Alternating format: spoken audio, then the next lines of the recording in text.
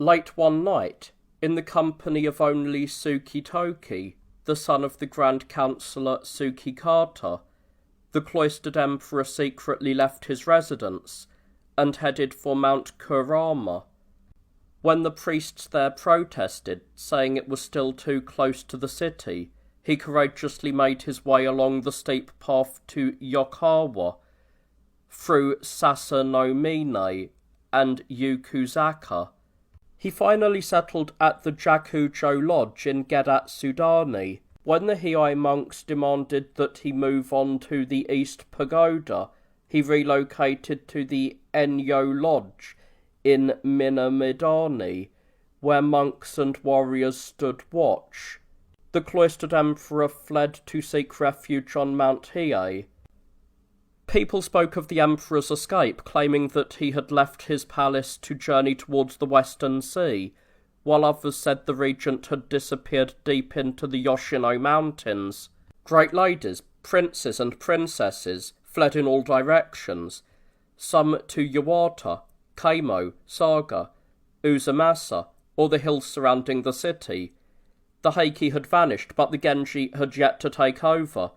The capital was left without a ruler, an unprecedented occurrence in its history. One could only wonder what the record of future time by Prince Shotoku might have to say about these events. Word spread that the cloistered emperor had gone to Mount Hiei, and soon everyone from Regent Motofusa, current Regent Motomichi, the Chancellor, ministers, palace officials, and those hoping for advancement, flocked there. The Enyu Lodge was packed with an immense crowd, all treating the gathering as a tribute to the mountain and its abbot. On the emperor's return to the city, Kiso provided 50,000 mounted warriors for his protection. Yamamoto Yoshitaka, a Genji leader, rode near the front with a white banner flying, an unusual sight in the capital after more than 20 years. Meanwhile, Yukie crossed the Uji Bridge into the city, and Yata Yoshikiyo, son of Yoshiyasu, entered via Ayama. Genji warriors from Setsu and Kawachi poured into the capital like swirling mist. Tsunafusa, the Kaidi no Kaji councillor, and Sanai, the police chief, awaited the cloistered emperor on the veranda of his lodgings. From there, they called for Yoshinaka and Yukie. Yoshinaka was dressed in Chinese-style damask armour, a red brocade hitatari, and carried an imposing sword. His quiver of arrows was fletched in black and white, and his bow was wrapped in rattan. Yukie, in contrast, wore a scarlet leather armour over dark blue brocade, with a sword of gold fittings and black lacquered bow. Both men knelt respectfully before the emperor. The emperor commanded them to crush the Heike and their former palace minister, Munamori.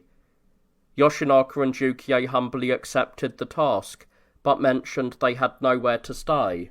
Yoshinaka was given a house at Rokujo and Nishi-no-to, while Yukie was assigned the southern pavilion of the Hojuji residence. The cloistered emperor was troubled by the thought of the emperor being taken captive by his commoner relatives and forced to wander the Western Sea. He issued a decree that the emperor and the free regalia be returned to the city. However, the Heike ignored his command. The father of the emperor, Antoku, Takakura, had 3 other sons, and the Heike had taken the second with them as their heir apparent. The 3rd and 4th sons stayed behind. On the 5th of the month, the cloistered emperor summoned the 3rd and 4th princes. The 3rd prince, only 5 years old, hesitated, but was dismissed. The 4th prince, at 4 years old, eagerly climbed onto the emperor's lap, bringing him great joy. Overcome with emotion, the emperor wept. He remarked that the 4th prince, like his father at that age, seemed to be his true grandson. Lady Tango, present at the time, suggested that the fourth prince should succeed to the throne, and the emperor agreed. A divination confirmed that the fourth prince would rule Japan for 100 generations. The fourth prince's mother had been a daughter of Nobutaka, director of upkeep. She had served the empress and gave birth to many children for the emperor. Nobutaka, believing in the power of a family with many daughters, had hoped for one of his daughters to become an empress. His belief may have played a role in the number of princes born to the emperor. Lady Ni, wife of Kiyomori, had ensured the prince's proper care and upbringing, though Nobutaka was cautious of drawing attention to them. Nobutaka's son, Noen, had fled west with the Heike, leaving his wife and prince behind. When the emperor called for the prince's return, Noen's wife began her journey to join him, only to be stopped by her brother, Norimitsu, the governor of Ki. He cautioned her, saying the prince had a golden future ahead of him. Eventually, the cloistered emperor sent for the prince, and Norimitsu's intervention likely served the prince well, though the emperor later forgot him. Years passed, and Norimitsu received no imperial favour. Frustrated, he posted 2 poems in the palace expressing his disappointment. The emperor finally noticed them, and, regretting his neglect, raised Norimitsu to the 3rd rank. In the middle of that same month, a list of appointments was read in the cloistered emperor's private chamber. Kiso no Yoshinaka was made chief left equerry and granted the province of Echigo. However, he rejected Echigo and instead received Iyo. Yukio was appointed governor of Bingo, but he declined the position and chose Baizen instead. A dozen other Genji were made governors, police officials, or officers of the Gate Watch. On the 16th, over 160 Heike officials were stripped of their positions, and their names were removed from the palace roster. The only exceptions were the Grand Councillor Tokitada, Nobumoto, the Lord of the Treasury, and Tokizane, a captain. This was because Tokitada had received repeated decrees from the cloistered emperor demanding the return of the emperor and the 3 sacred regalia. On the 17th, the Heike arrived in Dazaifu, Mikasa County, in Chikuzen. Kikuchi no Jiro Takanao, who had left the capital with the Heike, announced his intention to go ahead and open the Tsuyama barrier, but instead he crossed into Hygo, retreated to his fort, and ignored repeated orders to return. Only Kura no Tananeo remained with the Heike, the warriors of Kyushu, Iki, and Tsushima, who had promised to join them, never arrived. The Heike moved on to Anrakuji, where they composed poems and linked verses as part of their offerings to the deity. Lord Taira no Shigehira wrote a poignant poem that moved everyone present to tears. Desperate longing for the most noble city, many years our home, you too, O divinity, surely felt it in your time. On the 20th, in the capital, the 4th prince was formally declared emperor by the cloistered emperor at the Kanin mansion. Motomichi remained the regent. The chamberlains and their staff were appointed, and the nurses of the 3rd prince wept bitterly, but their sorrow had no effect. In the sky, there is not more than one sun, and on earth, there is not more than one sovereign. Yet due to the Heike's wrongdoings, 2 sovereigns now existed, one in the city, and one in the country. Emperor Montoku, who had passed away, left behind several sons who all longed to succeed him. The eldest, Korataka, the Hara prince, seemed destined for greatness, with wisdom and insight into the past. The 2nd prince, Korahito, born of the Somadono Empress, had the support of the highest Fujiwara lords. The choice between them was difficult, causing great concern. Korataka entrusted his prayers to the great Shinsei, abbot of Toji, while Korohito's prayers went to Yoshifusa's personal chaplain, Eri of Mount Hiei. The monks became rivals in their efforts to gain favour for their respective princes, and the outcome seemed uncertain. The decision was made to hold a public event to choose the next emperor. On the 2nd of the 9th month, both princes competed in a horse race and a wrestling match. Koritaka won the first 4 rounds of the race, but Korohito won the last 6. Then came the wrestling match. From Koritaka's side came Natora, an immensely strong man, while Korohito's side sent Yoshio, a smaller, more refined man, who had been convinced by a sacred dream to participate. The two wrestled fiercely, and despite Natora's strength, Yoshio managed to outmaneuver him and win. As a result, Korohito was declared the victor and took the throne as Emperor Saiwa. Meanwhile, the Heike, outraged by the turn of events, regretted not having fled with the 3rd and 4th princes as well.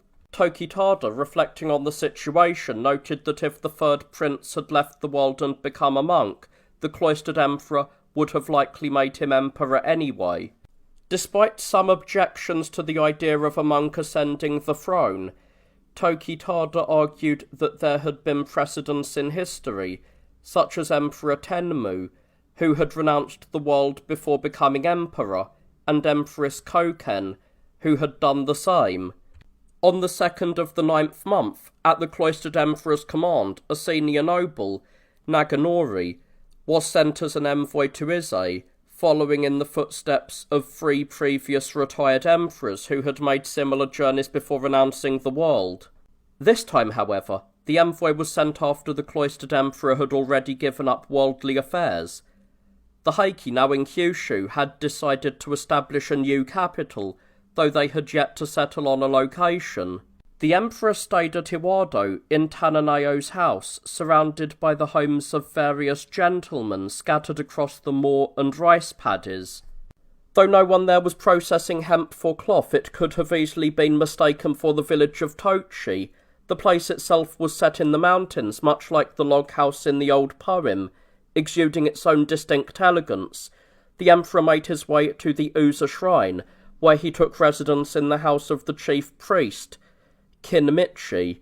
Senior nobles and privy gentlemen stayed in the shrine's buildings, while lower-ranking officials took up the surrounding galleries. In the court, warriors from Shikoku and Kyushu, fully armoured and weapons at the ready, stood like gathering clouds and mist. The red shrine fence, though aged, seemed newly vibrant in this setting. The retreat lasted for 7 days, and on the final morning Munomori received an oracle in a dream. The door of the sanctuary opened, and a powerful voice rang out. "Not even the gods command the shift's life forces on us. What, then, stirs such fervent prayers at Uza in Tsukushi?" Munomori awoke, his heart pounding. Perhaps one day, he thought. After a long silence, he expressed his sorrow with a poem. Hope long held in the heart, the shrill sound of cricket's song fades to mournful silence as autumn draws to a close. The 10th of the month came and passed. The evening winds swept through the reeds as the men, fully clothed, lay down, their sleeves soaked with tears. The melancholy of deepening autumn weighed heavily on all, but it was especially unbearable for those far from home. On the 13th night, famous for its brilliant moon, tears of longing for the city clouded every eye. Tadanori, recalling the nights spent at the palace making poetry under the moon with friends, offered a lament. Do those friends, who a year ago shared this moon with me in the capital, still remember me? Tsunemori responded saying, "I miss her, I say. Just a year ago it was she and I, all night, sealing our love for each other. How it all returns to me." Tsunemasa added, "The road was long, through wide wastes, heavy with dew, yet I, no dewdrop, still live on, to watch the moon from this strange place. Meanwhile, the province of Bungo came under the control of Fujiwara no Yoritsuke, the Lord of Justice, who installed his son, Yoritsune, as the local ruler. From the capital, Yoritsuke sent an order to Yoritsune. The gods have abandoned the Heike, and so has his cloistered eminence. They have fled the imperial city and now wander the seas as fugitives. The men of Kyushu have accepted them and welcomed them, but this is intolerable. The men of Bungo must not acknowledge them, and must drive them out with all of their might. Yoritsune passed the message along to Okata Koriyoshi, a warrior from Bungo. Koriyoshi had a fearsome ancestor. In a remote mountain village in Bungo, a young woman, the only daughter of her parents, found herself expecting a child, despite having no husband. Her mother, puzzled by nightly visits from a man her daughter claimed not to see leave, advised her to attach a thread to him the next time he departed. The daughter followed her mother's advice, pricking the man's hunting cloak with a needle. She traced the thread all the way to the border of Bungo and Hyuga, where it led to a large cave beneath a peak named Ubudaki. She stood at the cave's mouth and called out, "I want to see you." A voice responded, "My form is not human. To look upon me as I truly am would frighten you. Go home now as quickly as you can. The child you carry will be a son, and he will grow up to be the mightiest warrior in all of Kyushu and the islands." Refusing to be deterred, the young woman replied, "Whatever your form, it cannot erase the love we've shared. Let's meet."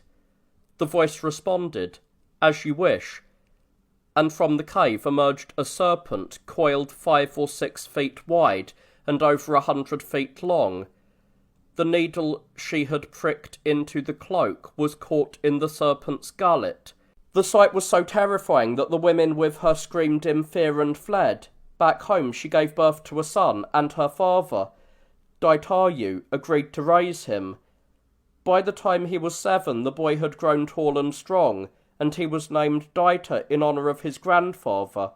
His limbs were so weathered by the elements that people called him Chapped Daita.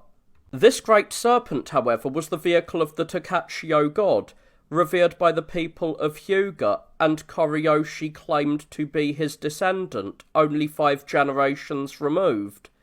This lineage and the legend of his terrifying ancestor helped secure Koriyoshi's command over the warriors of Kyushu, Iki, and Tsushima, ensuring their obedience to his orders.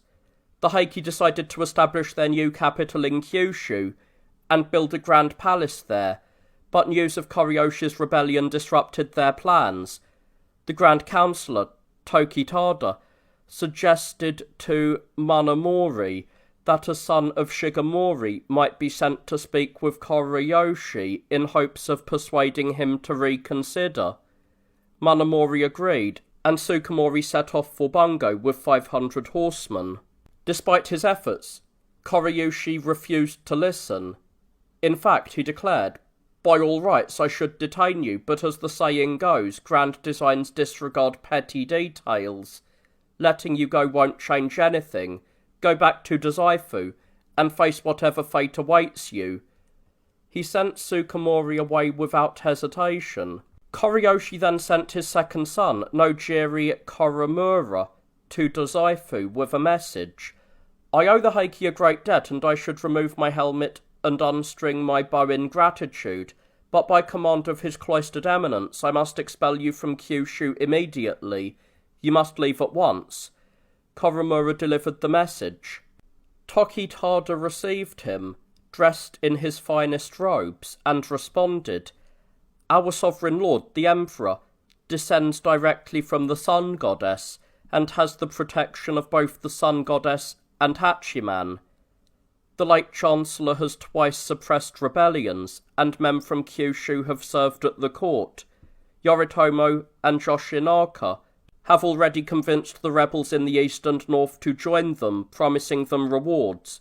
But you are making a terrible mistake if you follow the commands of Bungo the Nose, referring to Yorisuke, the Bungo governor, whose nose was notably large.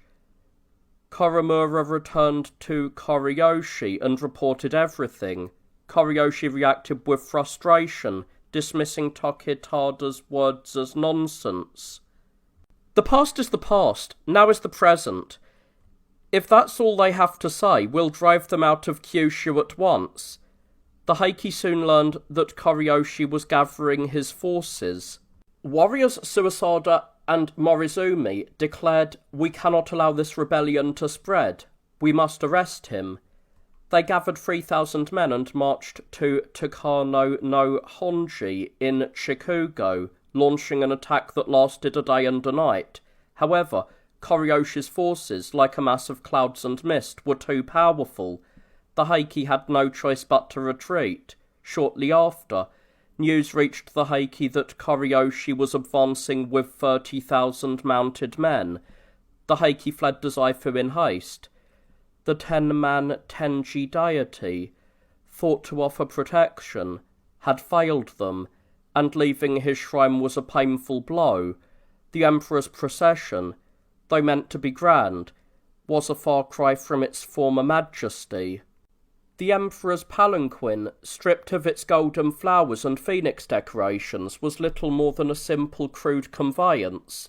The Emperor's mother and her ladies, as well as the ministers and nobles, hiked up their skirts and trousers and hurried through the gates of Dazaifu, desperately making their way to the harbour of Hakozai.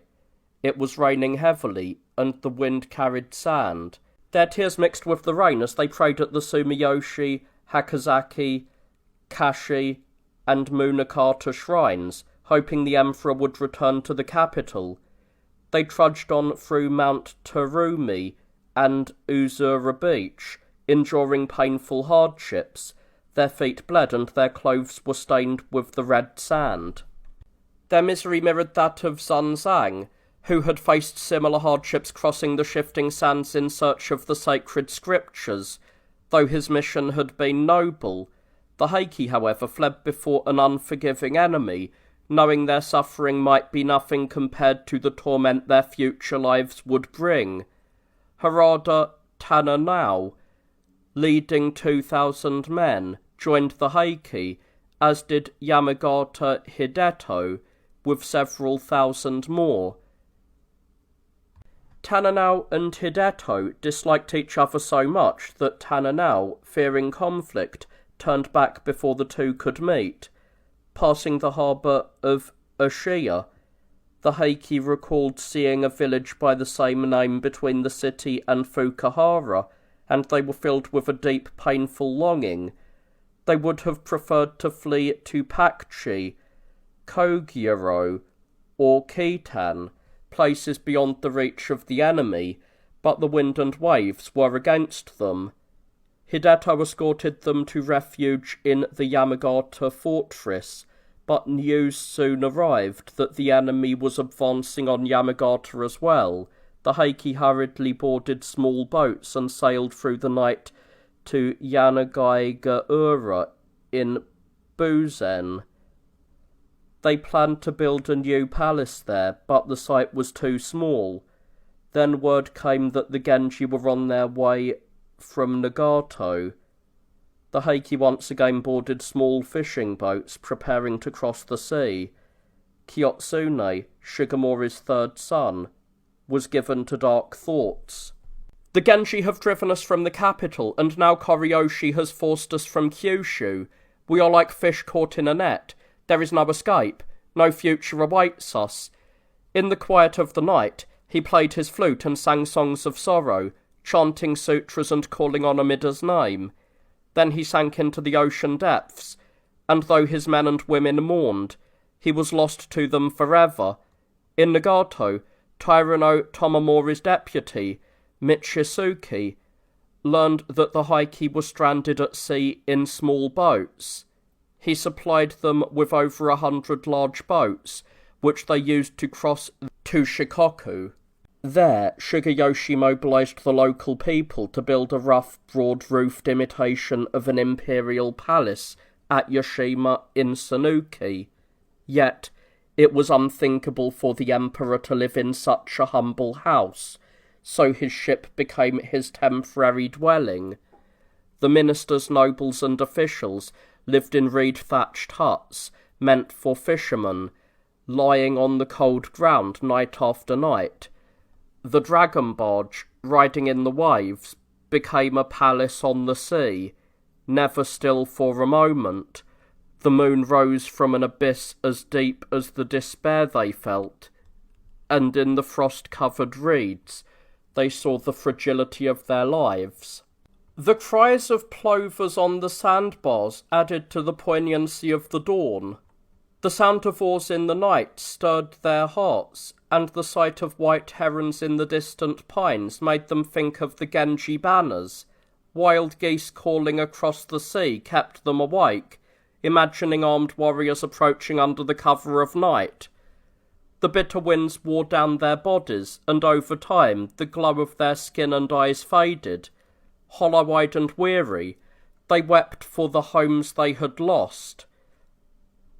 Where once their imperial chambers had been adorned with green curtains and crimson walls, they now slept under the reed blinds, in mud huts. The smoke of incense and the fires of the rushes filled their new homes, as scarlet tears of sorrow darkened the women's faces, their features unrecognizable from grief. In Kamakura, Yoritomo received a decree from the cloistered emperor appointing him as the supreme commander of the imperial forces.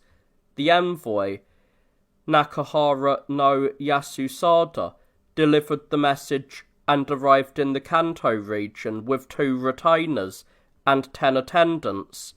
Yoritomo, reflecting on his years of struggle and recent victory in battle, said, "After so long under imperial ban, my success in battle has earned me this appointment. Would I dare accept it in my own home? No, I will receive it at the new shrine of Hachiman." He set off immediately for the shrine, which stood at Tsurugaoka, a place whose landscape resembled that of Iwashimizu, complete with an encircling gallery, an imposing gate, and a long avenue leading up to it. A discussion was held to decide who should take the decree from Yasusada's hands, and it was decided that Miura Yoshizumi would do so.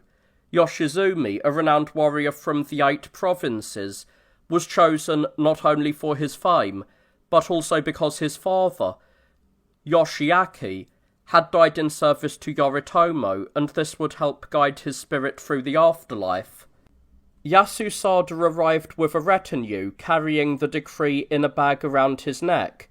Yoshizumi, accompanied by his own retainers, approached to receive it.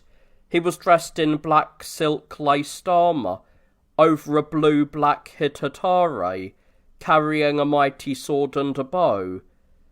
After receiving the decree with a deep bow, he presented it to Yoritomo's representative. Yasusada, seeing that the case was heavy, opened it to reveal 100 taels of gold dust. He was then treated to wine in the shrine's worship hall, served by Chikayoshi, an official from the Kamo priestess's household. The next day, Yasusada went to visit Yoritomo. The guards outside and within the compound were many, with kinsmen and allies sitting formally in their places. Yasusada was led to the Genji seat of honour, and then to the main house. Yoritomo, dressed simply in a hunting cloak and an eboshi, welcomed him. He spoke at length, detailing the situation. "The Heike have fled the capital, fearing my power, but Kizo no Yoshinaka and Juro Yukie have taken advantage of the situation, gathering offices and promotions as if they were the victors. Their arrogance is intolerable. In the north, Hidehira is governor of Matsu, and Satake Takayoshi is in Hitachi, both ignoring my orders. What I need is a decree from the cloistered emperor commanding me to deal with them immediately. Yasusada replied, I should formally present my name to you now, but since I am the emperor's envoy, I will send it to you once I return to the capital. My younger brother, the clerk, Shigeyoshi, also wishes me to convey the same message.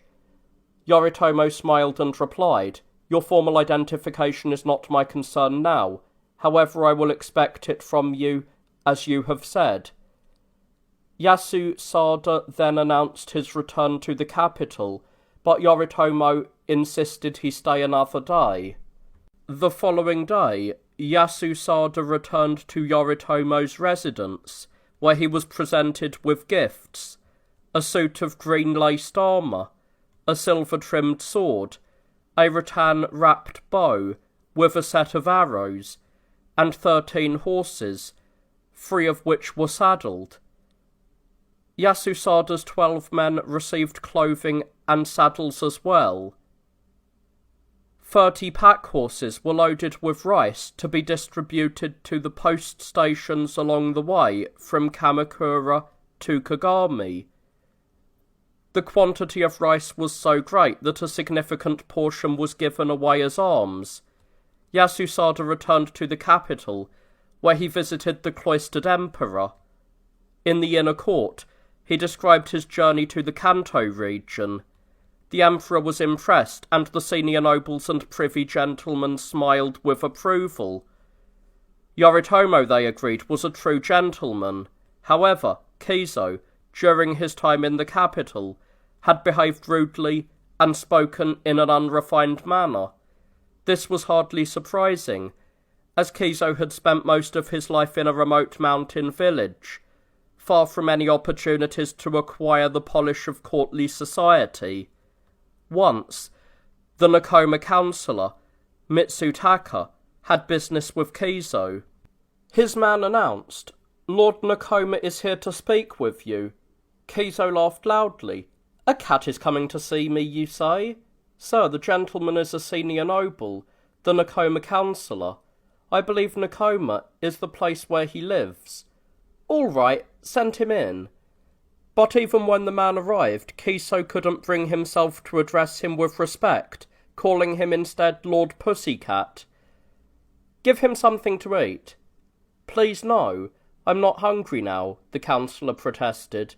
But why? It's time to eat, and I must offer you something. Kiso insisted, excited. We have some lovely unsalted oyster mushrooms. Serve them at once. The meal, served by Nanoi no Koyata, was a large rustic bowl of rice, 3 side dishes, and oyster mushroom soup. Kizo grabbed his chopsticks and ate eagerly. Lord Nakoma, however, eyed the simple meal doubtfully and hesitated to start. Kizo noticed his discomfort. You don't have much of an appetite, do you, Lord Pussycat? He remarked. Well, they say cats never finish their food. Come on, eat up. Lord Nakoma was so upset by the rudeness that he left without even discussing the reason for his visit. Kizo, trying to appear more dignified, decided to wear a hunting cloak for the first time, thinking it more appropriate than his usual warrior's attire. But with his tall eboshi hat and baggy trousers, he looked rather absurd. Despite his awkward appearance, he managed to climb into his carriage, which belonged to Munamori, who was away at Yoshima. The carriage was driven by an ox herd, a boy who resented being forced into service. He cared little for the magnificent ox, and kept it tied up in the stall all day, his resentment growing with each passing minute. When the time came to start, the ox bolted forward, and Kizo tumbled uncontrollably in the carriage. His sleeves spread out like butterfly wings as he struggled to regain his footing, but failed. Hey, you! The brat driving the ox, he shouted. The ox herd, interpreting Kizo's words differently, spurred the ox forward. "Give him his head," Kizo barked. Imai no Shiro Kanehira, travelling with them, shouted at the ox herd. "What's the meaning of this? How dare you handle my lord's carriage in such a way?" The ox herd explained. "The ox is very difficult to control, sir. Please, my lord, hold on to the grip there." Kizo grabbed it tightly, impressed. "Very clever. Was this your idea, kid, or your master's?" Eventually the carriage arrived at the cloistered emperor's residence. Kiso ordered the ox to be unhitched, but as he began to exit from the back of the carriage, one of his capital servants remarked, "A gentleman should board a carriage from the rear and leave from the front." Kiso, perplexed, retorted, "Just because it's a carriage, does it have to follow such rules about entering and exiting?" Ultimately, he chose to leave through the back. Many other amusing incidents followed, but people were too afraid to talk about them. From Yashima, the Heike took control of the 8 provinces of the Sanyo region, and the 6 provinces of the Nankade, a total of 14 in all. This news alarmed Kiso, who immediately sent a force to confront them. The army was led by Yata Yoshikiyo, with Uno Yoshihiro from Shinano serving under him.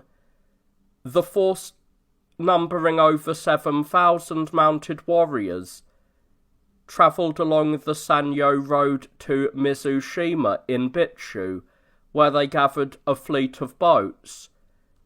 They were soon ready to set sail and attack Yashima. On the first day of the intercalate 10th month, a small boat appeared off Mizushima.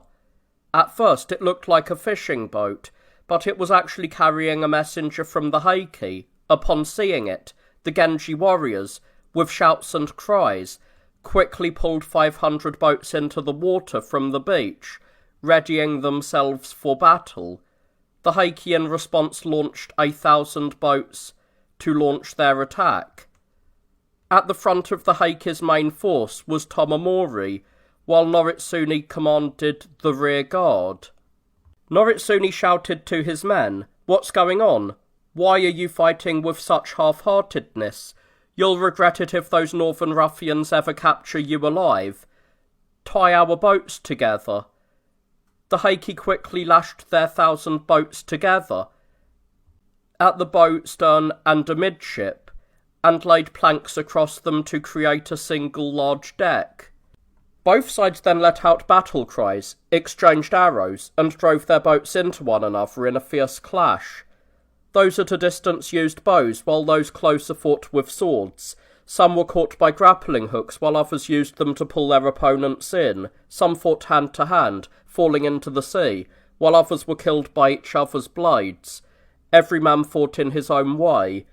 Uno Yukihiro, the deputy commander of the Genji force, was killed in the fighting. The sight of this loss pushed Yuta Yoshikiyo, the Genji commander, to rush a boat with 6 men into the thick of the battle, but disaster struck. His boat sank, and all aboard perished. The Heike, who had brought saddled horses into their boats, disembarked and mounted the horses.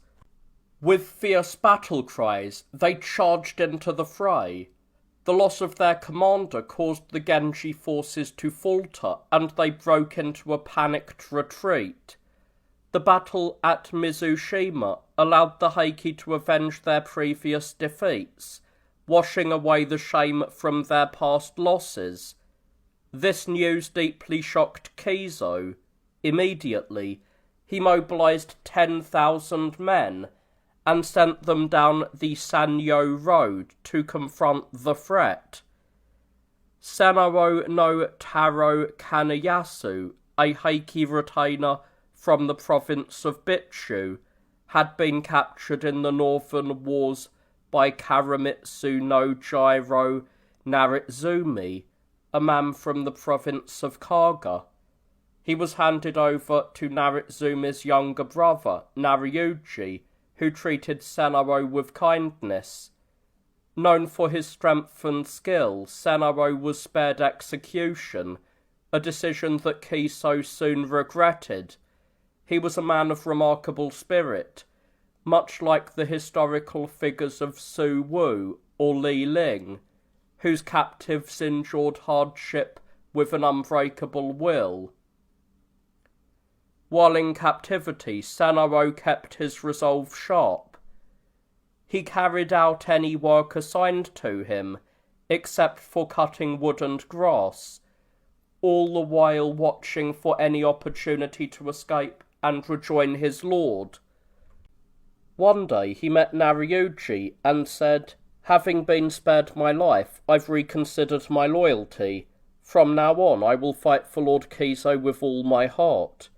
I have an estate in Bitchu at Senaro, rich in pasture for horses. Speak to Lord Kiso about it, and if he sees fit, let him take it." Nariuji relayed Senaro's words to Kiso, who was impressed, and ordered that Senaro guide Nariuji to the estate to make sure it could support more horses. Nariuji rode off to Bitchu with 30 men, and Senaro led the way. Meanwhile, Senaro's son, Kotaro Muniyasu, an ally of the Heike, gathered 50 men to greet his father. They met at the Harima provincial seat, and continued their journey together. Along the way they stopped at Mitsuishi post station in Baizen, where local men greeted them with wine. The welcoming party got Nariuji and his men drunk, then killed them. Baizen was in the domain of Yukie, and his deputy was riding there at the time. They killed him as well. "I've been released, and now I'm here," Sanaro declared. "Let every man loyal to the Heike follow me when Kiso arrives and greet him with an arrow." Warriors from Baizen, Bitchu, and Bingo rallied to Sanaro's cause. The older men quickly grabbed any armour they could find, patched up their clothing, and hurried to join him.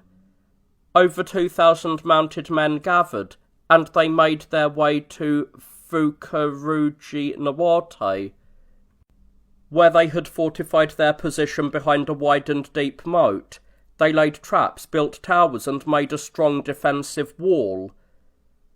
When Imai Kanehira, along with 3,000 men, arrived, they pressed forward but were met with heavy resistance. Senaro had assembled a formidable group of archers who fiercely defended the fort. The battle raged all day, with waves of soldiers charging at the enemy, only to be struck down. By dusk, Senaro's forces had been overwhelmed, and most of his men were killed. His remaining survivors retreated to Bitchu, where they made another stand along the Itakura River. As Imai's men approached, Senaro and 2 of his companions managed to fend them off for a while, but soon their ammunition ran out, and they were forced to flee. Senaro and his companions managed to reach the river, but Narizumi, still seeking revenge for his brother's death, pursued him. When they met at the river, Narizumi challenged Senaro to stop and fight. The 2 men grappled in the water, rolling over and over, equally matched in strength. Eventually, Senaro drowned Narizumi, stabbing him 3 times before cutting off his head. Senaro then mounted Narizumi's horse and fled, but his son, Kotaro Muniyasu, had fallen behind and was struggling to keep up. Weighed down by his size, Muniyasu couldn't run fast enough. Senaro, after a mile, met up with him and expressed his regret for abandoning him. His son, filled with shame, urged his father to flee without him, but Senaro refused to leave him behind. They were soon confronted by Imai Kanehira, who led 50 riders into the fray. Senaro fired his last arrows, killing or wounding several men, but when the enemy closed in, he drew his sword, killed his son, and charged at his enemies. The battle was fierce, but Senaro was eventually overwhelmed and struck down. His companion, too wounded to kill himself, was taken prisoner, and died the next day. The heads of Senaro, his son, and his companion were displayed in Segai Gamori in Bitchu, where Kiso inspected them. "Ah," he sighed, "these were true warriors, each worthy of facing 1,000 men. It's such a shame I couldn't spare them." Meanwhile, Lord Kiso gathered his forces at the Manju estate in Bitchu, preparing for an attack on Yashima. While he was away, Higuchi no Jiro Kanamitsu, who had been left in charge of the capital, sent a messenger with urgent news. The message stated, "In your absence, Lord Yukie is spreading false accusations about you to the cloistered emperor through the trusted advisers of the sovereign. Please put off your campaign in the west and return quickly." Kiso immediately raced back to the city, travelling day and night. It seemed that Yukie, wishing to avoid conflict, decided to stay out of the way. He chose to take the Tanba road towards Harima. Kiso, on the other hand, returned through the province of Setsu. As he did, the Taira were planning their own attack on him. The Heike commanders, Lords Tomomori and Shigehira, were assisted by Echu no Jiro Moritsugi, Kazusa no Goro Tadamitsu, and Akushi Chibu Kagakyo. With over 20,000 mounted soldiers, they crossed to Harima on 1,000 ships and set up camp at Murayama. It seems that Yukie hoped to regain Kiso's favour by fighting the Heike. Leading a force of over 500 men, he moved towards Murayama. The Heike camp was divided into 5 sections. The first was under Moritsugi with 2,000 men. The second, under Ienaga, also with 2,000. The third, led by Tadamitsu and Kagakyo, with 3,000. The fourth, under Shigehira, with 3,000. The fifth, Tomomori's camp, which had 10,000 men. Yukie and his 500 arrived with loud shouts and battle cries, and as they approached, each section of the Heike camp opened up and let them pass. First, Moritsugi's camp allowed them through, then Ienaga's, Tadamitsu and Kagakyo's, and Shigehira's. This had all been arranged beforehand. The Heike were planning to surround Yukie and strike together with a single war cry. Yukie realised he had been trapped, but he did not flinch. Fully expecting to die, he charged ahead, determined to fight to the end. "Engage him! Engage their commander!"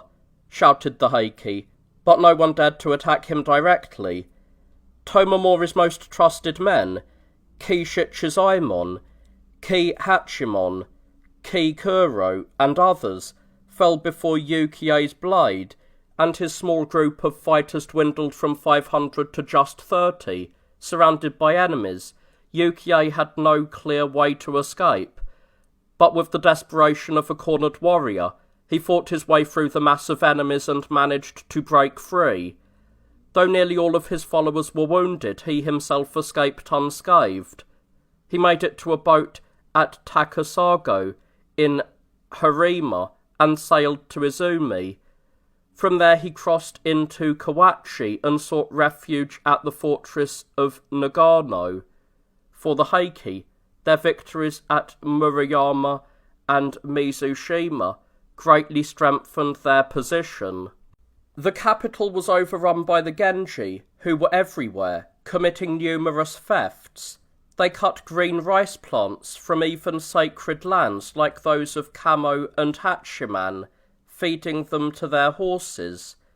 They broke into storehouses, took goods, robbed travellers, and even stripped them of their clothes.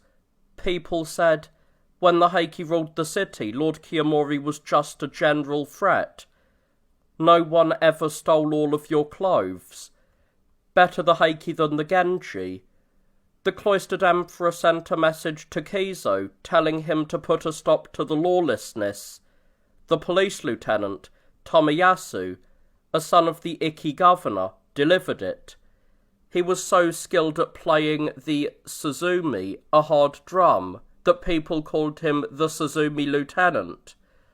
When Kiso summoned him, he did not respond to the message right away. Instead, he asked, "So they call you the Suzumi Lieutenant? Is that because everyone beats and thumps on you?" Tomoyasu said nothing and returned to the cloistered emperor with the report. "Yoshinaka is a fool," he said. "He will turn against the court at any moment. I urge his suppression immediately." The cloistered emperor should have issued proper orders, but he didn't.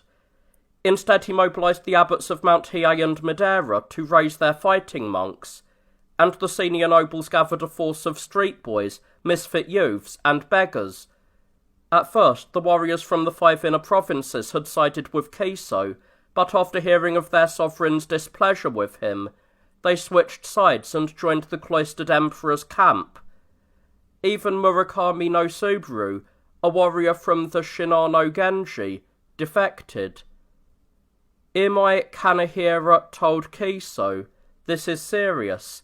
How can you fight against a sovereign so virtuous?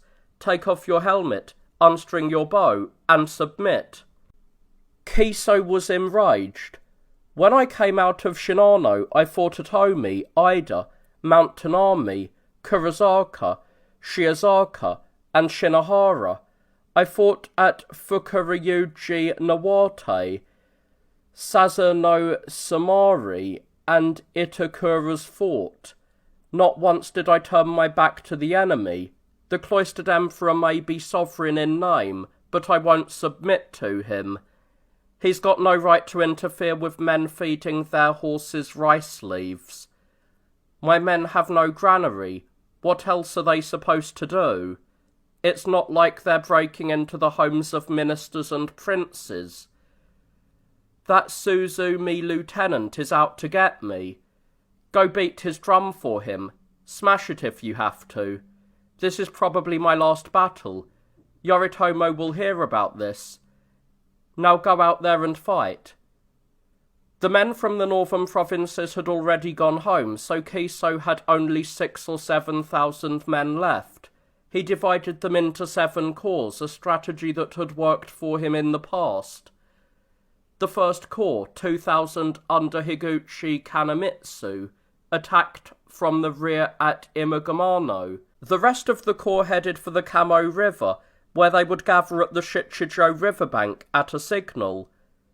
The battle began early in the morning, the word spreading that 20,000 troops had gathered at the cloistered emperor's Hojuji residence, wearing pine needle badges to identify themselves.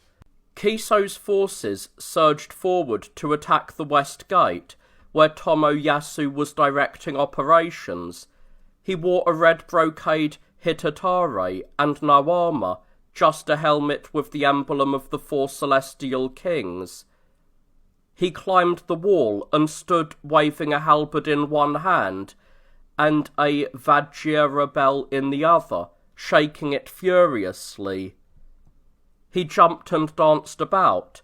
The young nobles watched this spectacle and laughed. "Disgraceful," they said. "He's got a Tengu spirit in him." Tomoyasu called out, "In the past, when the sovereign's decree was read, the plants and trees bloomed, fruits ripened, and even the demon powers bowed in assent. Yet now, in these later days, you turn against the sovereign with all of his virtue, pulling your bows against him. The arrows you shoot will turn back to strike you. The swords you draw will cut you." "Silence him!" Kiso shouted, and his men roared their battle cry. Kanemitsu's force added their voices from Imagumano, and they fired burning arrows into the Hojuji residence. A strong wind blew, and the flames quickly spread, filling the sky. Tomoyasu was the first to flee, and once he was gone, The rest of the 20,000 troops scattered in panic. Some grabbed bows without arrows, others carried arrows without bows. Some were so disoriented that they held their halberds upside down and cut themselves. The Setsugenji, positioned at the east end of Shichijo, fled westwards. The cloistered emperor had ordered that anyone fleeing be killed, so the people in the city, armed with stones from the rooftops, shouted, "Fugitives! Here they come!" They began throwing stones down at the soldiers, some of whom they hit and killed. The Hiei monks, who had held the east end of the Hachiji, fought to the death if they had any sense of shame, while the shameless fled. Shikanari, the head of the water bureau, tried to escape up the Kamo River on a pale roan, but Imai Kanehira shot him through the neck. Murakami no Subaru, having defected to the cloistered emperor, was killed, as were the Mii captain, Tamakio, and the governor of Echizen, Nobuyuki. Mitsunaga, the governor of Hoki, and his son were also killed. Lieutenant Masakata, wearing armour and a tall court hat, was taken prisoner by Kanamitsu. Mayuin, the abbot of Hiei, and Prince Enkei of Midera had sought refuge with the cloistered emperor, but they were killed by arrows. Kiso's men took their heads. Lord Yorisuke, the governor of Bungo, fled to the riverbank, but was stripped of his clothes by the warriors. Meanwhile, the cloistered emperor, accompanied by his officials, boarded a palanquin and attempted to flee, but arrows were showered upon them. The Bungo lieutenant, Munanaga, shouted to protect the emperor's person, but the warriors dismounted and knelt before the palanquin. The warriors continued to escort the cloistered emperor until they reached the Kanin mansion. The tragic spectacle of his flight, helpless and humiliated, was beyond words.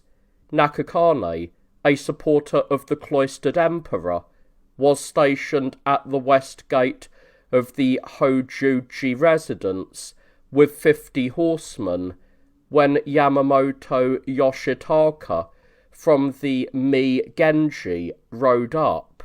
He asked, "What are you all doing here?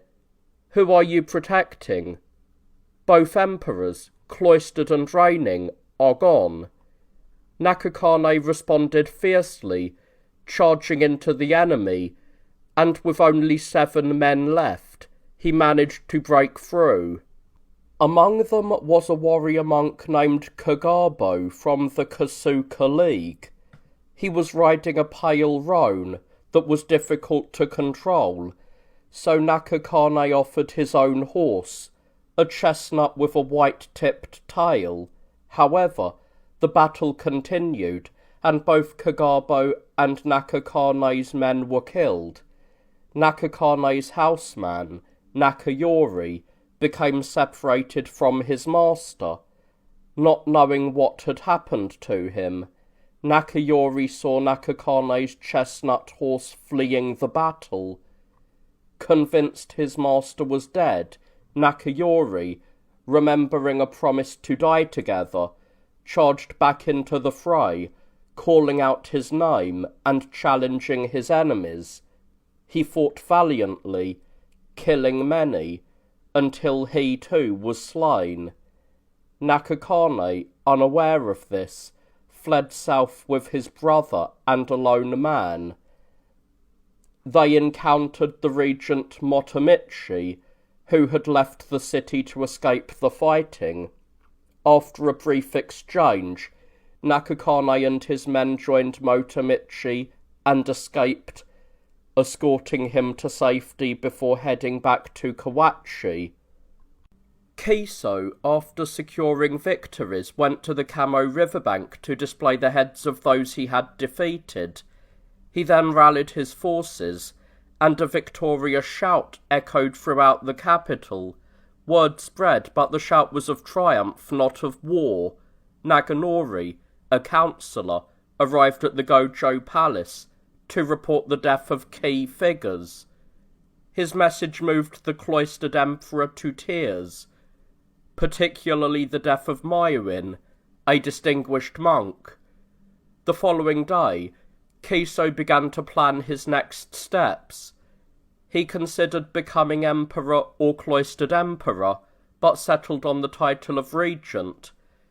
His secretary, Kakume, reminded him that only the Fujiwara could hold the regent title, but Kiso appointed himself as director of the emperor's stables instead. He also took the former regent's daughter as his wife. Kiso then removed several high officials from their posts, leading to tension. Yoritomo in Kamakura sent his brothers to deal with Kiso's rebellion. They paused upon hearing of Kiso's actions, and decided they needed to inform Yoritomo first. Kintomo, a member of the cloistered emperor's guard, was dispatched to report the situation. Upon hearing the news, Yoritomo sent a message back to the capital, condemning Tomiyasu, the Suzumi lieutenant, who had advised the cloistered emperor poorly. Tomiyasu fled to Kamakura to explain himself, but returned to the capital in disgrace. Kiso then reached out to the Heike in the west, proposing an alliance. Monomori was open to it, but Tokitada and Tomamori were wary, warning against trusting Kiso. Kiso, however, was undeterred. Motofusa, a former regent, advised Kiso to restore dismissed officials and return peace to the realm. Kiso followed his advice, even restoring Motofusa's son, Moroe, to a higher position. By the end of the year, Kiso's influence over the capital was undeniable, with the Heike in the west and Yoritomo in the east. The city was in turmoil, with no revenue coming in, and people suffering. Despite this, Kiso maintained control, reminiscent of the power struggles of earlier dynasties. On the first day of the new year, the cloistered emperor was staying in the home of Naritada, the master of the imperial table, in a place far from the grandeur of a proper palace.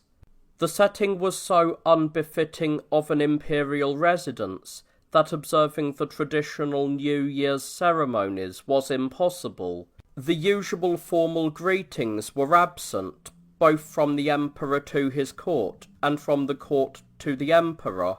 Meanwhile, the Heike spent the new year at Yoshima, but despite the turning of the calendar, their celebrations were lacking.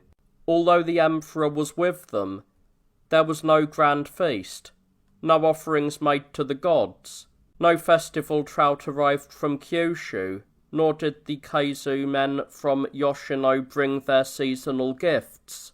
They murmured among themselves, recalling better days. Yes, the times are troubled now, but things were never like this when we ruled the capital. Spring arrived, bringing warmer breezes and softer sunlight. Yet for the Heike, it felt as though they were still trapped in the cold, like birds from distant frozen mountains.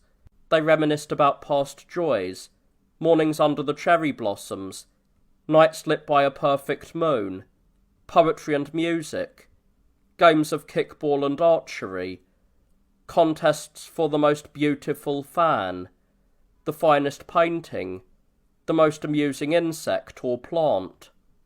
They shared these memories to ease the sorrow of the lengthening days. As the seasons continued, Kiso no Yoshinaka visited the cloistered emperor to announce his impending campaign against the Heike in the western provinces. Just as he was about to set out, word arrived that Yoritomo was marching from the east with a massive army, numbering in the tens of thousands, determined to put down Kiso's growing ambition. His forces had already reached the provinces of Mino and Ise. Shocked, Kiso quickly dismantled the bridges at Uji and Seta, splitting his smaller army to prepare for defence. he had few men at his disposal. To hold the Seta bridge, he sent 800 warriors led by Imai no Shiro Kanehira. At the Uji bridge, Nishina, Takanashi, and Yamada no Jiro led 500 horsemen. Another 300 under his uncle, Shida no Saburo Yoshinori, were stationed at Imawarai. Meanwhile, the Genji army advanced from the east, led by Noriyori in the main force, and Yoshitsune commanding the flanking troops. 30 commanders led a combined 60,000 warriors. Yoritomo had 2 exceptional horses, Ikazuki and Surazumi. Kajiwara Kagasui had long begged for Ikazuki, but Yoritomo always refused, saying, "When the time comes, I will ride Ikazuki into battle. Surazumi is just as good." Instead, he gave Kajiwara Surasumi. Sasaki Takatsuna too came to bid farewell, and for reasons unclear, Yoritomo remarked, "Many have asked for him. I want you to know that." Then he handed Ikazuki to Sasaki. Sasaki bowed and declared, "On this horse, I will be the first man across the Uji River. If you hear that I have fallen, you'll know someone else crossed before me. If I still live, you'll know I was first." With that he took his leave. Those gathered whispered among themselves, amused by his boldness. The Genji army departed Kamakura, some taking the Ashigara route, others travelling through Hakone. When they reached Ukishimagahara in Suruga, Kajiwara Kagasui surveyed the countless warriors on horseback, saddles of different styles, cruppas in various colours, thousands upon thousands of horses, yet none compared to Surasumi, the horse Yoritomo had given him. Then suddenly his eye caught sight of another horse, proud, restless, adorned with a gilt-edged saddle and a tasselled crupper, its mouth foaming as it resisted the efforts of many grooms struggling to hold it back. He rode up and asked whose horse it was. "It belongs to Lord Sasaki," they answered. Kajiwara frowned. "I don't like this at all," he muttered. "Sasaki and I serve our lord equally, yet somehow Yoritomo favours him. It's infuriating.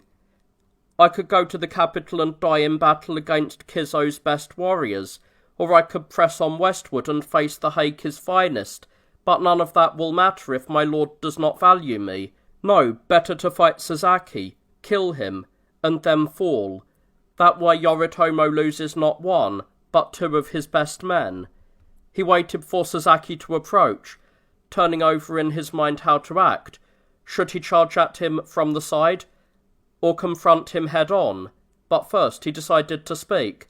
"Well now, Sasaki," he said, "it seems our lord has given you Ikazuki."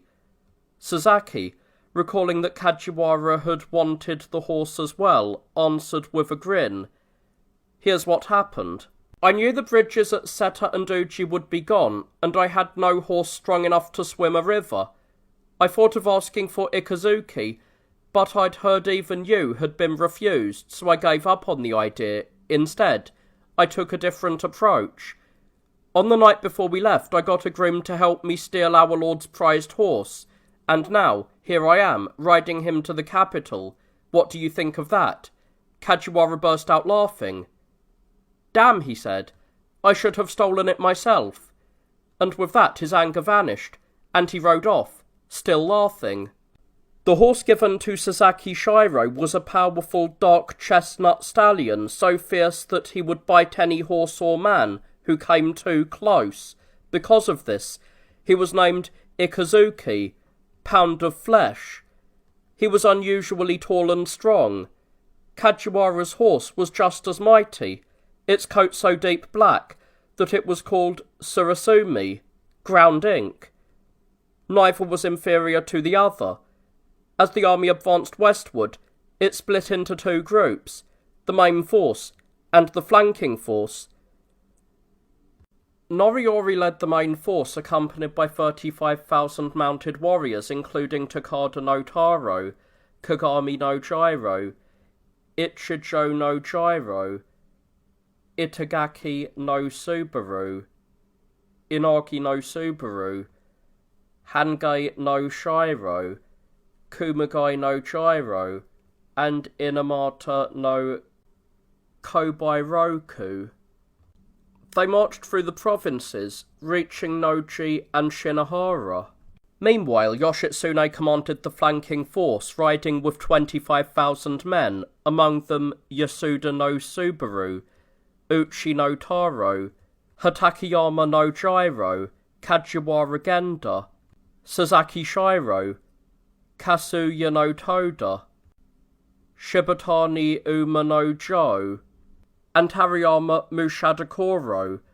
They passed through Iga province and made their way to the Uji River. When they arrived, they found that the bridges at Uji and Seta had been dismantled, their wooden planks removed. Barriers of felled trees had been fastened to stakes in the riverbed, straining against the rapid current. The last of the winter snows had melted from the mountains, and with the ice from the valleys now gone, the river had risen. Waves foamed and surged, churning into rapids, spinning into treacherous eddies. Dawn was breaking, but the thick morning mist along the river gave everything a ghostly grey appearance. Horses, men, and armour alike. Yoshitsune stood at the riverbank, studying the scene.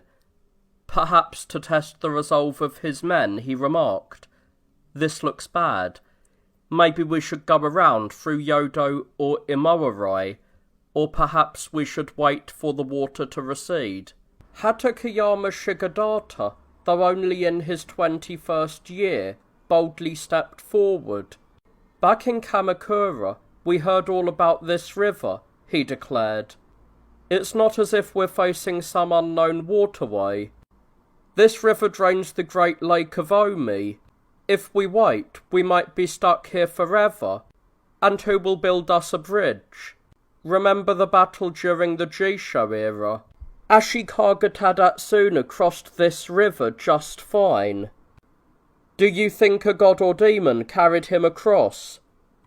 No, if no one else will go first, then I, Shigadata, will test the depth and the footing." With that, 500 horsemen, mostly from the Tan League, pressed forward, side by side, ready to follow him. From a small promontory known as the Tachibana no Kojima, just northeast of the Byodo-in, two warriors suddenly charged forward at full speed. One was Kajiwara Kagasui, the other Suzuki Takatsuna. No one had anticipated their move, but secretly each had sworn to be the first across the river. Kajiwara had gained several lengths across, when Sasaki called out, "This is the largest river in the western provinces. Your saddle girth looks loose. You'd better tighten it." Kajiwara, believing him, pulled back, shifted in the saddle, tossed his reins over his horse's mane, and quickly adjusted the girth. In that brief moment, Sasaki seized his chance. He galloped past and plunged straight into the river with a great splash. Realizing he had been tricked, Kajiwara followed right behind, shouting, "Watch yourself, Sasaki. Don't be a fool just because you're desperate for glory. There might be ropes stretched beneath the surface." Even as he spoke, Sasaki drew his sword and slashed at the ropes that had already begun tangling his horse's leg. Riding none other than Ikazuki, the finest steed in the land, he cut straight through the rushing waters of the Uchi River and scrambled up the opposite bank. Kajiwara, mounted on Surazumi, found himself swept downstream by the fierce current. He fought his way back and eventually emerged on dry land. Rising in his stirrups, Sasaki proclaimed in a booming voice, "I am Sasaki Shiro Takatsuna, descended from Emperor Uda 9 generations past, fourth son of Sasaki Hideyoshi, the first man across the Uji River. Hatakeyama's 500 men immediately followed. As they crossed, an arrow shot from the far bank by Yamada no Jiro struck Hatakeyama's horse in the forehead. The animal collapsed midstream. Undeterred, Hatakeyama leapt into the river, using his bow to steady himself. Waves splashed up to his eyes, but he pressed on, wading through the turbulent waters. Just as he reached the far shore, he felt someone grab onto him from behind. "Who's there?" he demanded. "Shigachika," came the reply. "What? Akushi Shigachika?" "Yes," the young warrior answered.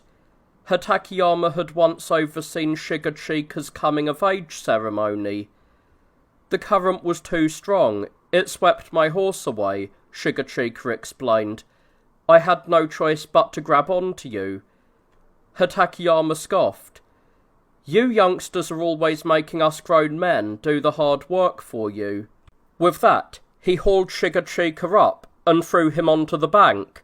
The moment his feet touched the ground, Shigachika straightened and proudly declared, "I am Akushi no Jiro Shigachika, from Musashi, the first to cross the Uji River." Both friend and foe erupted in laughter. Hatakeyama quickly found another mount, but just as he did, an enemy warrior advanced towards him. He wore red-laced armour over an olive-green robe, his saddle gilded, his horse a dappled grey. Hatakeyama called out, "Who are you? Name yourself." "I am a kinsman of Lord Kizo, Nagase no Hangan dai Shigetsuna." With no further words, the battle began.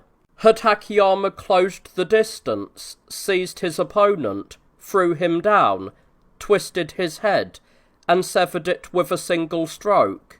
One of his men, Honda no Jiro, secured the head to his saddle. Thus the fight for Uji had begun.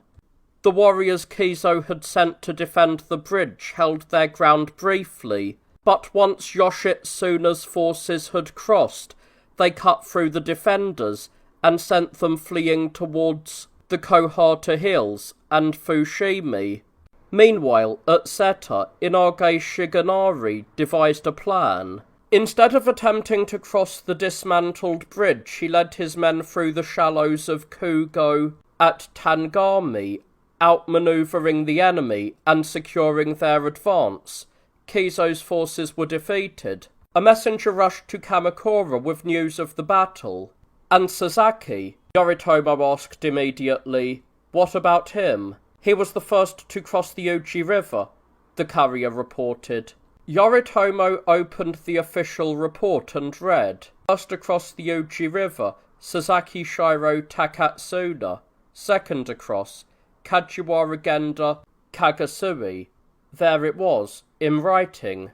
When Kizo learned that Uji and Seta had fallen, he went to Rokujo, where Go Shirakawa was staying, to bid him farewell. The emperor and his courtiers were in a state of panic, wringing their hands and crying, "This is the end of the world.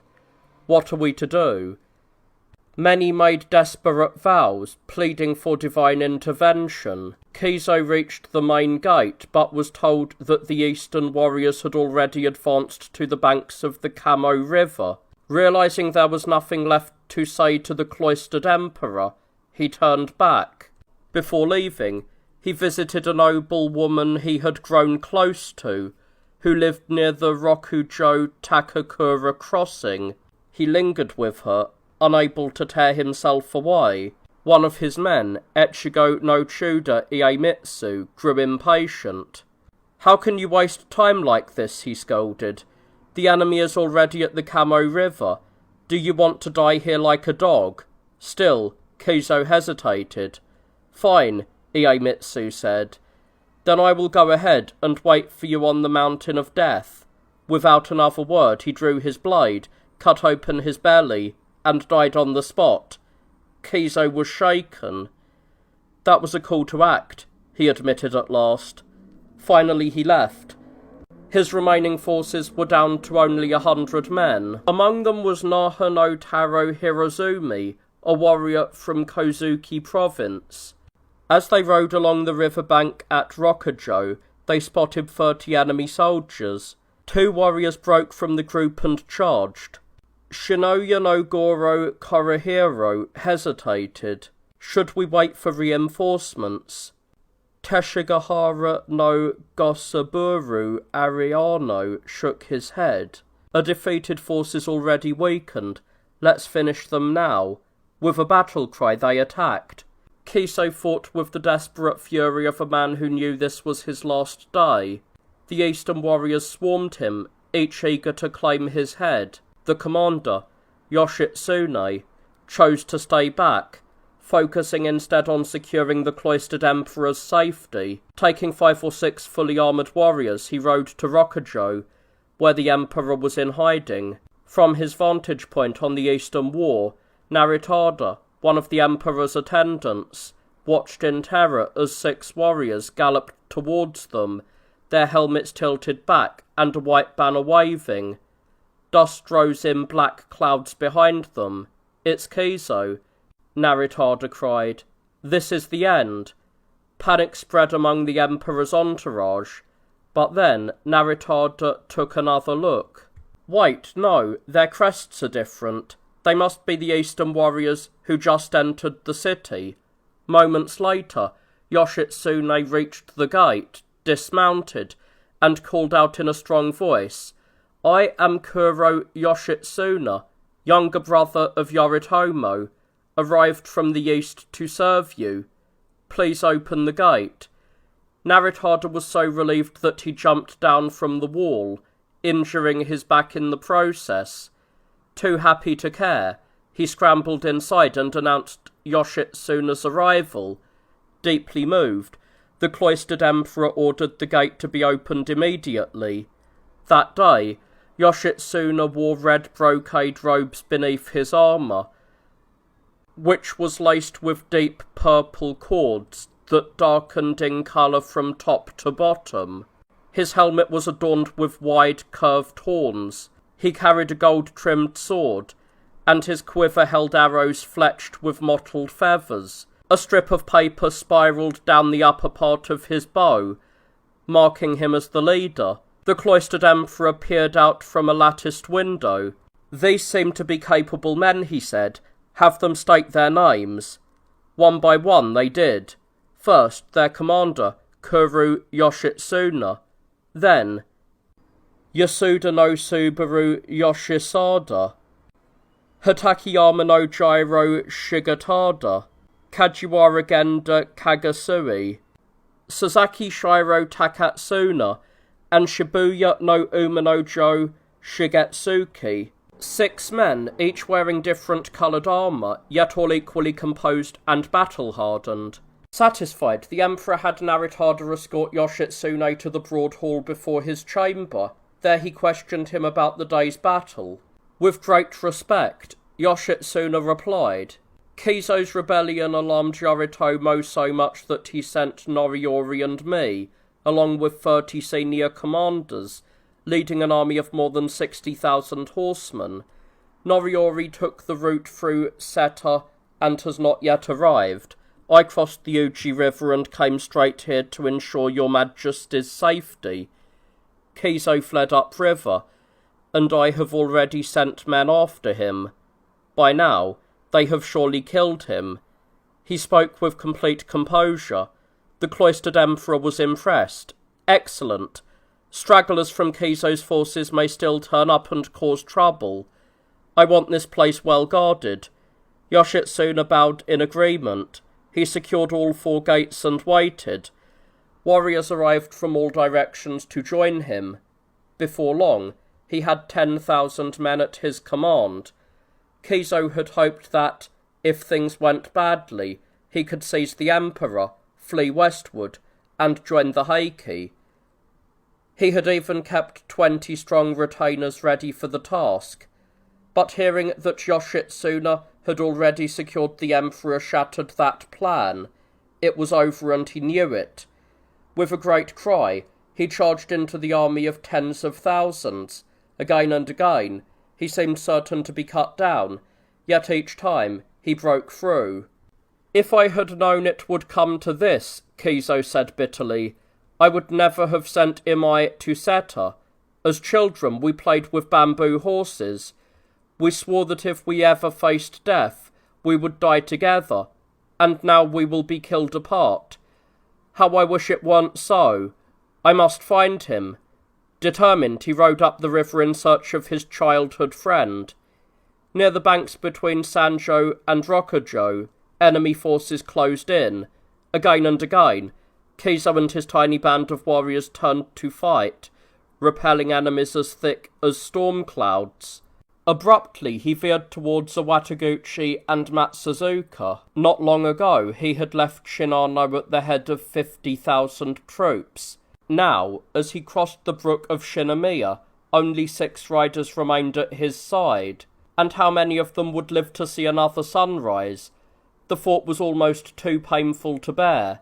Lord Kizo had brought 2 renowned beauties with him from Shinano, Tomare and Yamabuki.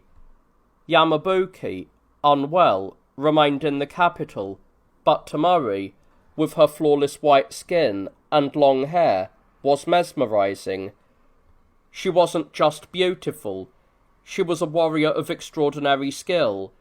Her archery was unmatched, her swordplay fierce, and whether on foot or horseback, she fought with the strength of 1,000 men. She could control even the wildest horse, down the steepest slopes. In battle, Kizo dressed her in the finest armour, armed her with a powerful sword and bow, and sent her to strike at enemy commanders.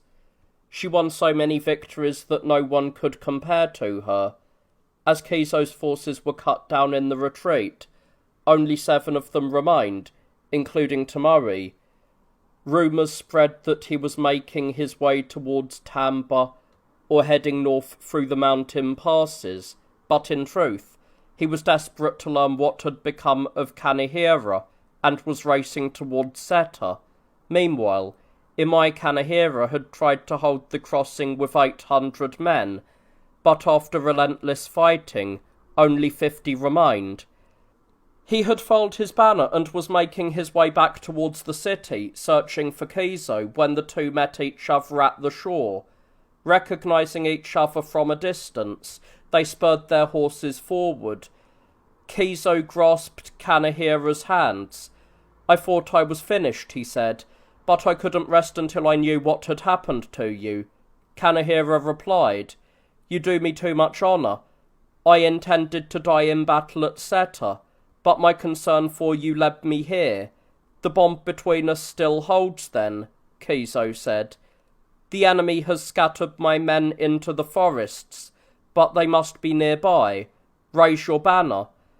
As soon as Kanehira unfurled it, 300 warriors, scattered remnants of their army, rushed to rejoin them.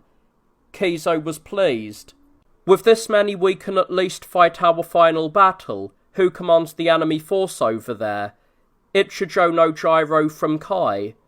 "And how many men does he have?" 6,000 horsemen.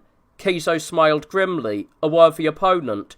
If I must die, I would rather be cut down by a superior force." With that, he rode straight towards them. That day, Kizo wore armour laced with fine damask over a red brocade robe, a helmet adorned with great curved horns, and a long sword at his side. On his back, the few arrows he had left stood out, fletched with eagle feathers. He carried a black rattan-wrapped bow, and rode his powerful warhorse, Demon Roan, under a gilded saddle. Rising in his stirrups, he shouted, "You have heard my name long enough. Now see me in battle. I am Minamoto no Yoshinaka, the Asahi Shogun. Ichino no Jiro, face me if you dare. If you kill me, take my head to Yoritomo." Ichijo shouted to his men, "That's their commander. Surround him. Don't let him escape." Kizo and his warriors charged. Though they were outnumbered 300 to 6,000, they cut through wave after wave of enemies. Time and again they broke through overwhelming odds, losing more men with each engagement.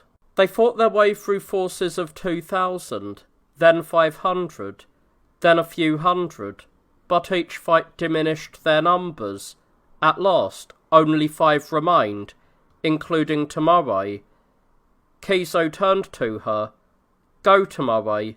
Escape while you can. I will die in battle, or if wounded, take my own life. It must not be said that I had a woman with me at the end." She hesitated, but he insisted.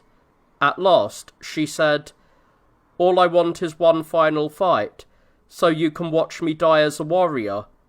At that moment, a powerful enemy warrior, Onda no Hachiro Morishige, rode up with 30 men. Tomare charged straight at him, seized him in an iron grip, wrenched his head down in her saddle, twisted, and severed it with a single stroke. She threw the head aside, abandoned her weapons and armour, and disappeared into the east. Now only Kizo and Kanehira remained. "This armour feels heavy today," Kizo muttered. Kanehira scoffed. "Your body is still strong, and your horse is still swift. Maybe your heart is weary. If so, think of me as 1,000 men. I have a few arrows left. I will hold them off while you escape to the pine wood. End your life there." As they urged their horses towards the trees, another force of 50 enemy soldiers appeared. "Oh, my lord," Kanehira said, "I will keep them occupied." "I should have died in the capital," Kizo replied, "but I came all this way to die by your side. I will not leave you now." He turned to charge with Kanehira, but his foster brother grabbed his bridle. "A warrior's reputation lasts forever," Kanehira said, "but a single mistake at the end can ruin it. If you let yourself be captured, if you fall to some nameless soldier, people will say, 'Ah, Lord Kizo, so great and famous, and yet he was cut down by a nobody.' That must not happen. Go into the trees." Kizo hesitated, then nodded. With a final glance at Kanehira, he galloped towards the pines.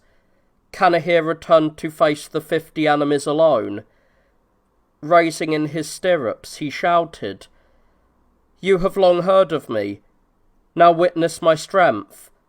I am Imai no Kanehira, foster brother of Lord Kizo. If you kill me, take my head to Yoritomo." With his remaining arrows he brought down 8 men. Then he drew his sword and charged. He cut down enemy after enemy as they surrounded him, unable to land a single fatal blow. Meanwhile, Kizo raced towards the trees, but as he rode through the marshy fields, his horse stumbled into deep mud. It flailed helplessly, unable to move. He glanced back, worried about Kanehira, and in that moment an enemy arrow found its mark. The shot was fatal. He slumped forwards onto his horse's neck. 2 soldiers rushed in, seized his head, and lifted it high. "Ishida no Jiro Tamahisa has taken the head of Lord Kizo," one of them cried. Kanehira, still fighting, heard these words. He knew his duty was done. "Well then," he called, "I have no one left to protect. Watch me now, warriors of the East. Learn from me how a true samurai dies."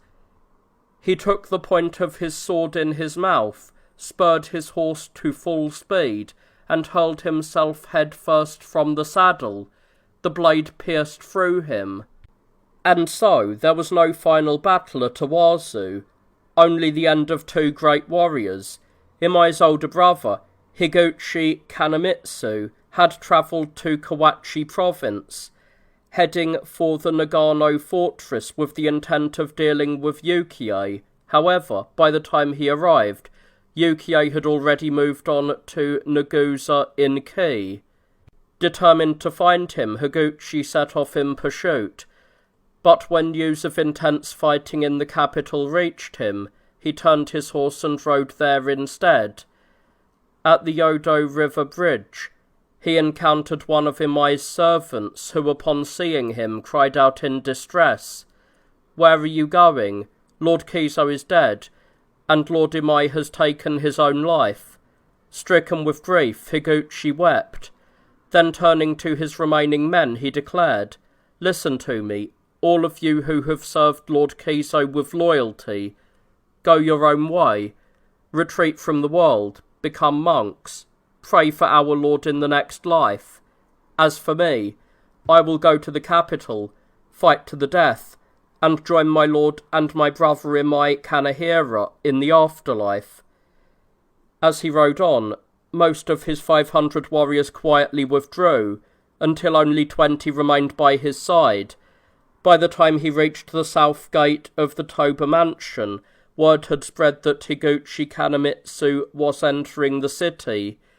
Warriors from all ranks gathered at Shichijo and Suzaku streets, preparing to intercept him. Among Higuchi's remaining men was a warrior named Chino Mitsuhiro. He rode ahead under the enemy ranks and called out, "Is there anyone here who serves under Ichijo of Kai?" His challenge was met with laughter. "Do you refuse to fight anyone else? Pick one of us, we'll take you on."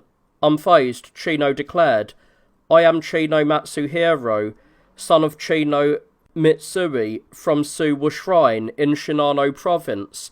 I don't insist on fighting one of Ichijo's men, but my younger brother, Chino Shichiro, serves under him. Back in Shinano, I have 2 sons who will want to know how their father died. If I fall in battle today, let it be in front of my brother, so he can bear witness to my children." With that, he charged into the enemy, cutting down 3 men before engaging a 4th. The 2 fought fiercely, neither yielding, until they struck each other down and died together. Higuchi had long been connected to the Kodama clan, and its members gathered to discuss his situation. He allied with us in hopes of finding some refuge in battle. Now we have the chance to return the favour. They sent him a message. "Once, you and Imai were the most renowned warriors in Lord Kiso's army, but now Kiso is gone. Surrender to us. There is nothing stopping you. We will take responsibility for your fate." Higuchi, knowing his glory days were over, surrendered. The Kodama clan petitioned Yoshitsune for his life, who in turn sought the cloistered emperor's decision. At first his life was spared, but the emperor's advisors were furious. Kiso's army attacked the Hojuji palace, disturbed his majesty with their battle cries, and set fire to the buildings. Imai and Higuchi were the loudest among them. It would be wrong to let either live. Under their pressure, the death sentence was reinstated. Shortly after, the heads of Kiso and his last warriors were paraded through the city. Though Higuchi had surrendered, he pleaded to share their fate. He was granted his request. Dressed in a tall eboshi hat and an indigo-patterned robe, he was executed the next day. Yoshitsune and his brother, Noriyori, fought to save him, but their pleas were ignored. Imai, Higuchi, Tate, and Nanoi, these were Kiso's 4 heavenly kings. To let even one live would be to court disaster, like raising a tiger only to be devoured by it. With that, Higuchi was put to death. History recalls that when the mighty Xiangyu Empire collapsed, and warlords swarmed like wasps, it was Liu Bang who first entered the Xiangyang Palace. Yet fearing that Xiangyu might return, he took no spoils for himself, neither riches nor women, but instead stood guard over the Han Valley and slowly conquered his enemies, seizing the realm with patience.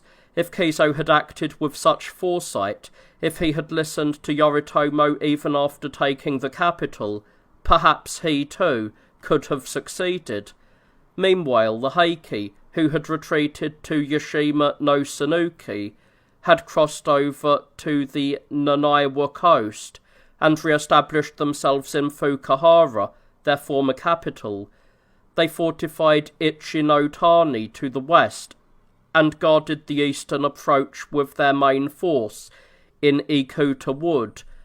Their army drew warriors from the 8 provinces of the Sanyodo and the 6 of the Nankaido, 14 provinces in total, amassing over 100,000 men, Ichinotani was nearly impenetrable, with mountains to the north, the sea to the south, and cliffs as sheer as folding screens.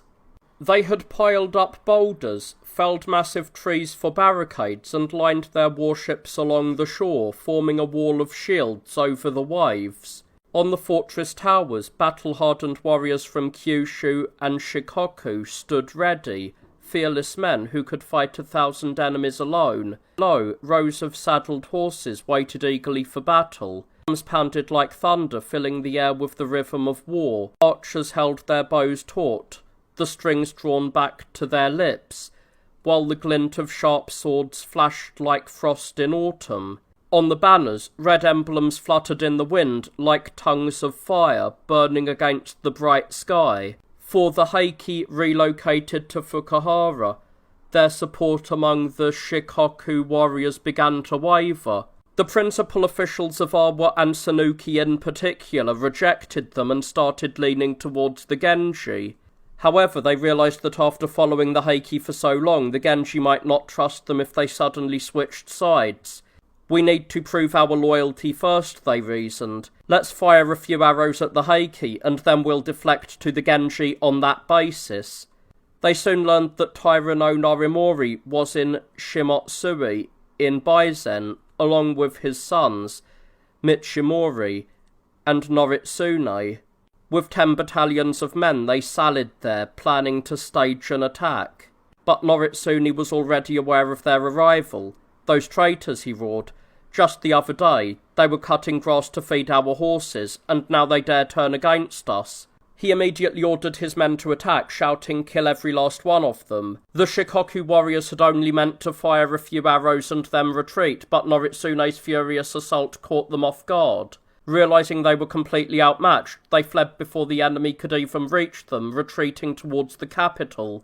On their way through Awaji province, they arrived at Fukara harbour. There they sought refuge with 2 Genji supporters, Kamo no Kanja Yoshitsugi and Awaji no Kanja Yoshihisa, both descendants of the great Tamayoshi. Under their command, they built a fortress and prepared for battle. Noritsune soon arrived, launching a relentless attack that lasted all day. Yoshitsugi was killed, and Yoshihisa, gravely wounded, took his own life. More than 130 defenders had fought bravely with their bows, but Noritsune ordered them all executed. Afterwards he compiled a list of their names and sent it to Fukuhara. Norimori then travelled to Fukuhara himself, while his sons, Michimori and Noritsune, set out to punish those who had failed to answer their call to arms. Michimori led his forces to Hanazono fortress in Awa, while Noritsune headed to Yoshima in Sanuki. Hearing of their movements, Kawano no Shiro, the Lord of Iyo, fled to Aki province, seeking the protection of his uncle, Nuta no Jiro. As soon as Noritsune heard, he set out in pursuit. He landed at Minoshima in Bingo province, and the following day he attacked Nuta's stronghold. Nuta and Kawano mounted a determined defence, but Noritsune pressed on. The battle raged for a full day and night. Realising that defeat was inevitable, Nuta surrendered by removing his helmet. Kawano, however, refused to give in. With only 50 men left from his original 500, he charged out of the fortress. He was soon surrounded by 200 warriors under Heihachi Bioi Tamikazu, one of Noritsune's retainers. As the enemy forces closed in, he was left with only 6 men. Hoping to escape, he dashed towards the shore along a narrow path. Temikazu's son, Yoshinori, a skilled archer, pursued him, and swiftly shot down 5 of the remaining men. Kawano was left with just 1 companion. Yoshinori closed in, wrestling with the man until both tumbled to the ground. Just as he was about to take his head, Kawano turned back, cut off Yoshinori's head instead, and threw it into the deep mud of a rice field. Standing tall, he bellowed, "I am Kawano no Shiro, born Ochi no Michinobu. I am 21 years old, and this is how I fight. If anyone dares to stop me, then let them try." Lifting his injured companion onto his shoulder, he galloped towards the shore, boarded a boat, and escaped to Rio. Though Noritsune failed to capture Kawano, he took Nuta as a prisoner and returned to Fukuhara. Meanwhile, Ama no Rokuro Tadakage of Awaji pledged his support to the Genji. Loading 2 large vessels with weapons and rice, he set sail for the capital. Noritsune quickly pursued him with 10 smaller boats. Off the coast of Nishinomiya, Ama turned back to face him. The battle was fierce, and seeing that he was at a disadvantage, Ama retreated to the port of Fukehi in Izumi province. Another warrior, Sonobe no Hiyori Tadayasu from Ki, also defected from the Heike to join the Genji. Hearing that Ama had taken refuge at Fukehi, he rode there with 100 men to reinforce him. Noritsune attacked again. Battle lasted a full day and night, but in the end, Ama and Sonobe, realizing they had no chance of victory, escaped under cover of their men's arrows and fled towards the capital. Noritsune, furious, ordered all 200 of their archers to be executed. Their severed heads were displayed as a warning before he finally returned to Fukuhara. Kawano no Shiro, having regrouped in Iyo, joined forces with 2 warriors from Bungo, Azuki no Jiro Koritaka and Agata no Subaru Koriyoshi. With a force of 2,000 men, they fortified themselves in Imagi Castle in Baizen province. Noritsune received word of this and immediately dispatched an army of 3,000 to attack them. "These men will not be easy to defeat," he warned. "I need reinforcements." Rumours spread that tens of thousands of Heike warriors were on their way. The defenders of Imagi fought fiercely, taking trophies and earning great renown. But they knew they were vastly outnumbered. "We cannot possibly win," they admitted. "We must escape and regroup." Asuki and Agata managed to flee by boat to Kyushu, while Kawano escaped to Iyo. With no one left to oppose him, Noritsune returned to Fukuhara. Back in Fukuhara, the entire Heike leadership, senior nobles and imperial officials alike, praised Tyranno Noritsune for his bravery and success in battle. Noriori and Yoshitsune met with the retired emperor to inform him of their departure for the west, where they planned to defeat the Heike. The retired emperor reminded them of the 3 sacred treasures, the mirror, the jewel, and the sword, that had been passed down through the ages. He urged them to ensure their safe return to the capital. The 2 warriors bowed in agreement and then took their leave. At Fukuhara, the anniversary of Lord Kiyomori's death was observed with the appropriate memorial rites. The relentless battles had blurred the passage of time, but as the new year began, a sorrowful spring unfolded. If the Heike had still controlled the land, they would have built grand stupas, made offerings to the Buddha, and given generous gifts to the monks. But now, Kiyomori's surviving family members could only gather and mourn. During the ceremony, new appointments were announced, and both clerics and officials received promotions. Lord Munamori declared that Councillor Norimori would be elevated to the rank of Grand Councillor. However, Norimori, deeply aware of the precarious state of the Heike, responded with humility. "Am I truly still here, alive against all the odds? What I see before me feels like a dream within a dream." Moved by his words, they decided against his promotion. Instead, Morozumi, son of Chief Secretary Nakahara Murano, was appointed Chief Secretary. Masakira, an assistant deputy in the Bureau of War, was also promoted and given an honorary title, earning him the nickname Chamberlain Assistant. Long ago, Tyranno Masicado had taken control of the eastern provinces, declaring himself ruler and appointing officials of his own, though even he had stopped short of naming a court astrologer. The Heike's situation was different. Though they had lost the capital, they still had the emperor and the three sacred treasures, which gave them legitimate authority to issue appointments. News spread that the Heike had advanced as far as Fukuhara, and were expected to return to the capital soon. Those who had remained behind were filled with hope. The monk Senshin, who had long resided in the temple of Prince Abbot Jonin, received a letter from an old friend. The letter expressed sorrow for Senshin's exile and noted that even in the capital there was no peace. At the end of the letter was a poem. "This fond heart of mine, where you live in memory, shared by no other, I now send forth to be yours, westward with the sinking moon." Overcome with sorrow, Senshin pressed the letter to his face and wept. Meanwhile, Lord Kiyomori's grief deepened each day, torn from his wife and children left behind in the city.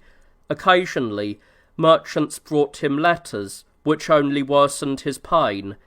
He considered calling for his family so they could share the same fate, but he could not bear to bring such suffering upon them. Instead, he endured day after day, a testament to his deep love for them. The Genji had originally planned to attack, but when they learned it was the anniversary of Kiyomori's death, they chose to wait and allow the rites to be completed. The next day, the roads to the west were blocked, and the following day, all travel was prohibited. They then decided to begin their battle against the Heike with an initial exchange of arrows. Although the almanac marked the 4th as a lucky day, the commanders of the Genji army's two divisions, the main force and the flanking force, set out from the capital earlier than planned. Noriyori led the main force, supported by warriors such as Takada no Taro Nobuyoshi, Kagami no Jiro Tomitsu, Yamana no Subaru Yoshiyuki, and many others. His field commanders included Kajiwara Heizo Kagatoki and his 3 sons, as well as a host of other seasoned warriors. Under their command, a force of 50,000 troops marched off out of the capital early in the morning and established camp by evening in Kuyano, in the province of Setsu. Yoshitsune commanded the flanking force, supported by his own trusted men, including Yasuda no Subaru Yoshisada, Tasahiro Nobitsuna, and others. His field commanders included Doi no Jiro Sanahira, Miura no Suki Yoshizumi, and their sons. Additionally, warriors like Kumagi no Jiro Naozane and Masashibo Benkai were part of his force. This flanking force, which consisted of 10,000 men, departed the city at the same time as the main force, taking the Tamba Road, covering in one day a distance that would normally take 2. They stopped at Onabara, at the base of Mount Mikusa, near the border of Harima and Tamba. The Genji army was now in position, ready to strike. The Heike had stationed over 3,000 horsemen about 7 or 8 miles from Onobara, at the western base of Mount Mikusa.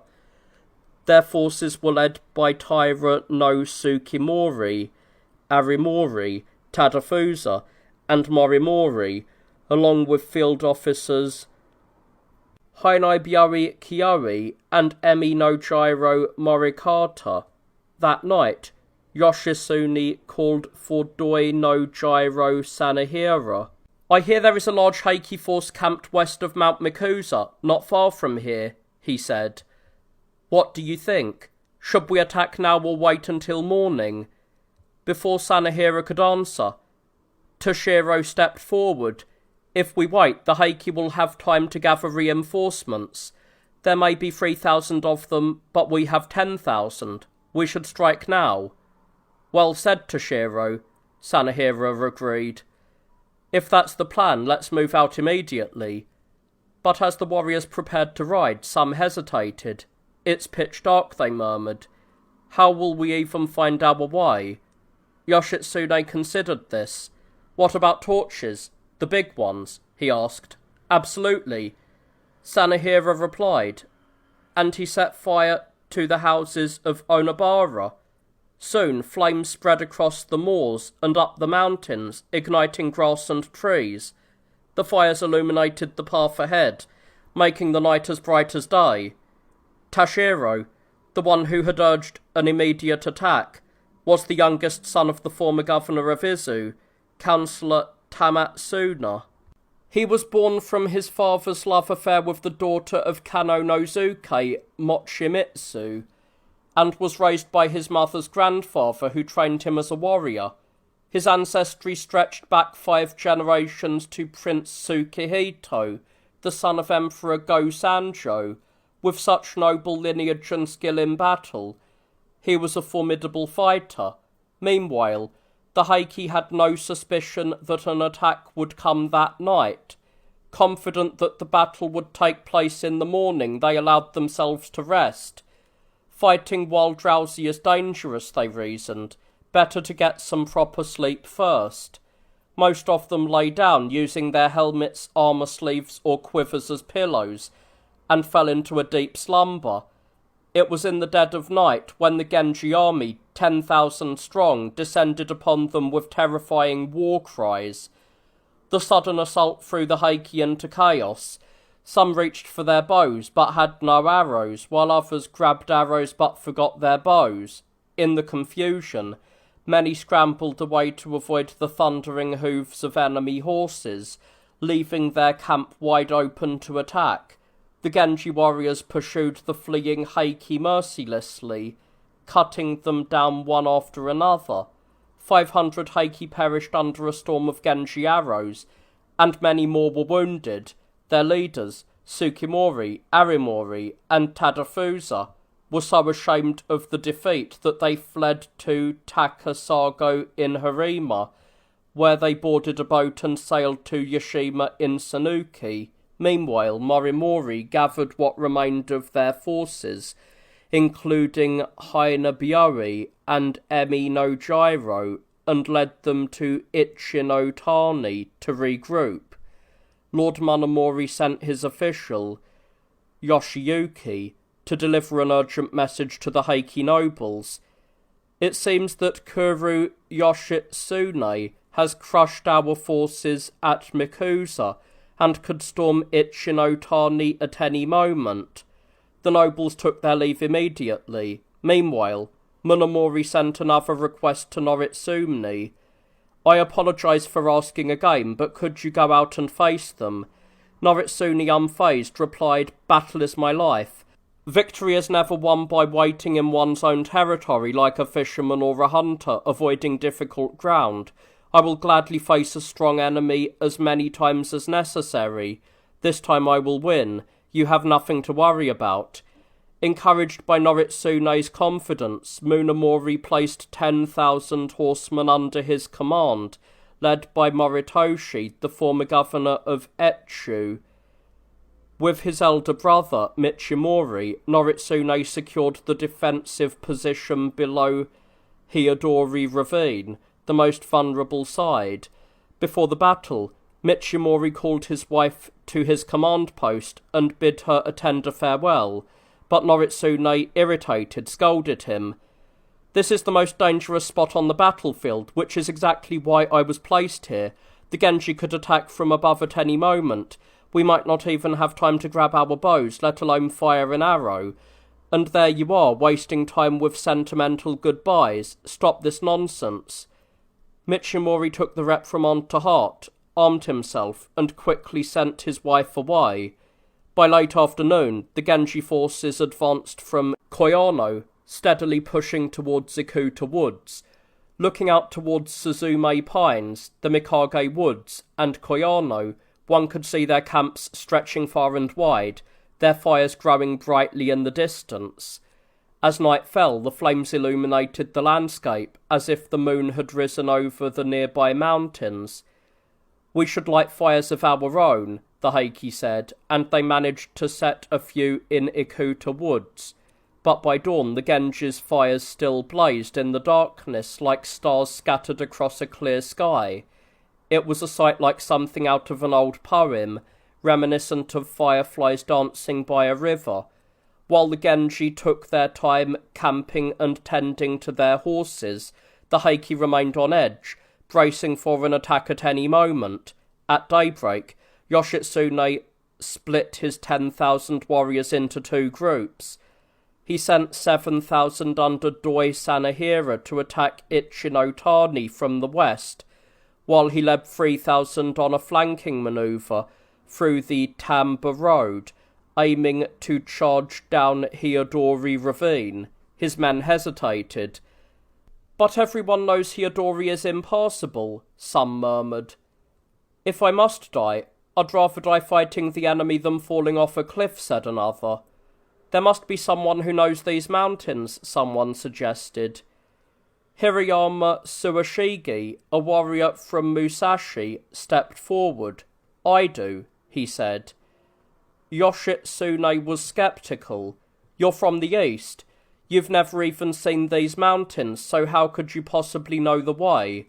Hariyama smirked. "Poets know the cherry blossoms of Yoshino and Hatsune. A true warrior knows the terrain behind his enemy's fortress." His confidence bordered on insolence, but another young warrior, Beppu no Kotaro Kiyashige, also from Musashi, spoke up. "My father always said that if you're lost in the mountains, whether fleeing an enemy or just out hunting, the best thing to do is bridle an old horse and let it lead. It will always find a trail." "Wise words," Yoshitsune agreed. "Even in deep snow, they say, an old horse never loses its way." He selected a pale roan horse, placed a steel-trimmed saddle on its back, fitted it with a polished steel bit, and let the reins hang loose. The horse set off at its own pace, picking its way through the unfamiliar mountain paths.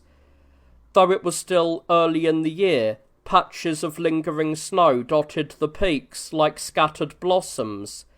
Warblers sang in the valleys, mist drifted through the air, and the warriors climbed towards brilliant white clouds before descending into thick green forests.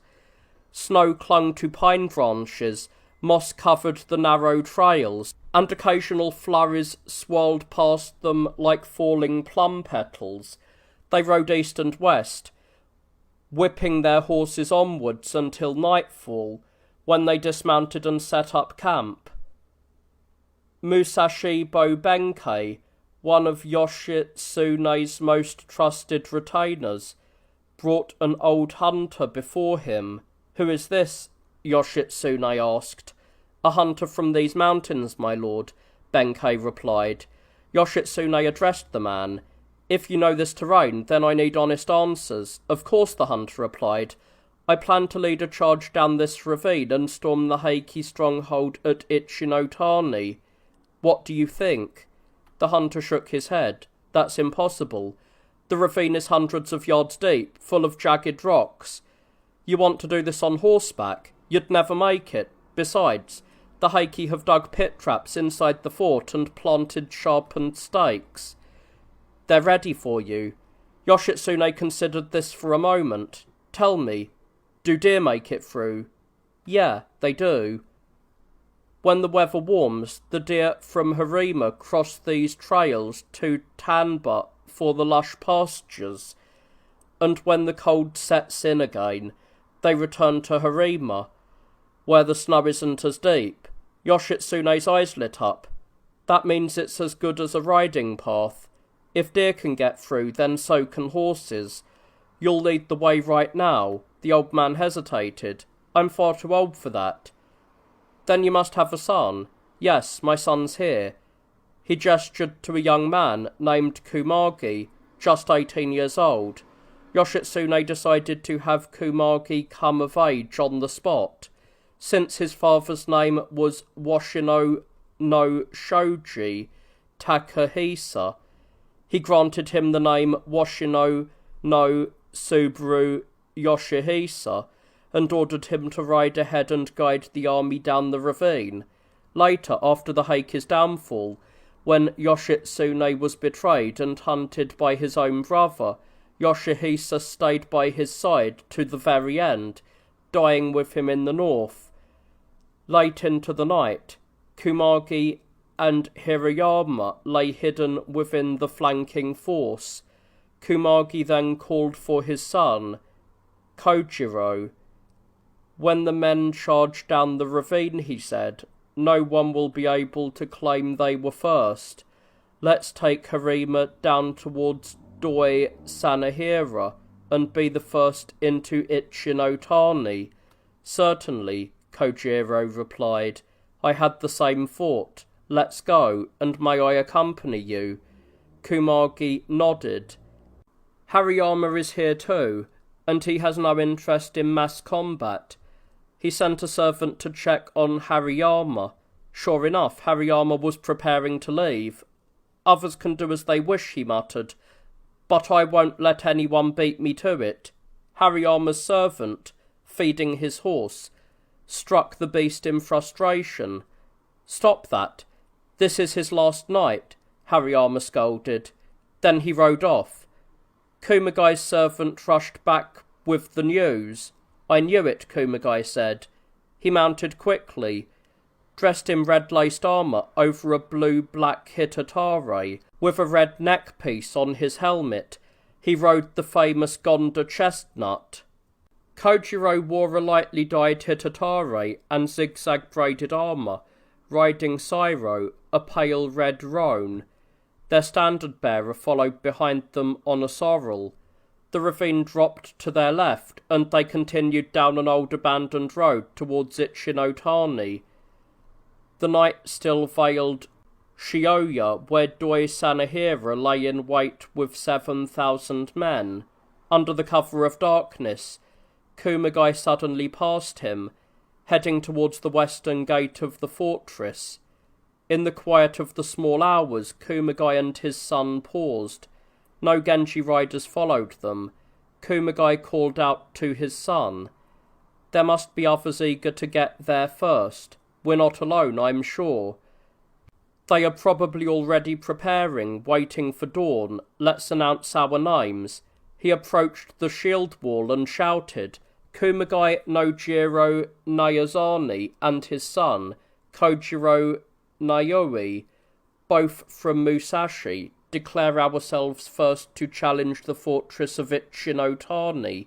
Inside, the Heike warriors whispered, "Let them wear out their horses," but there was no answer. Then a warrior rode up behind them. "Who goes there?" Kumagai asked. "Hirayama Suashiga. And you?"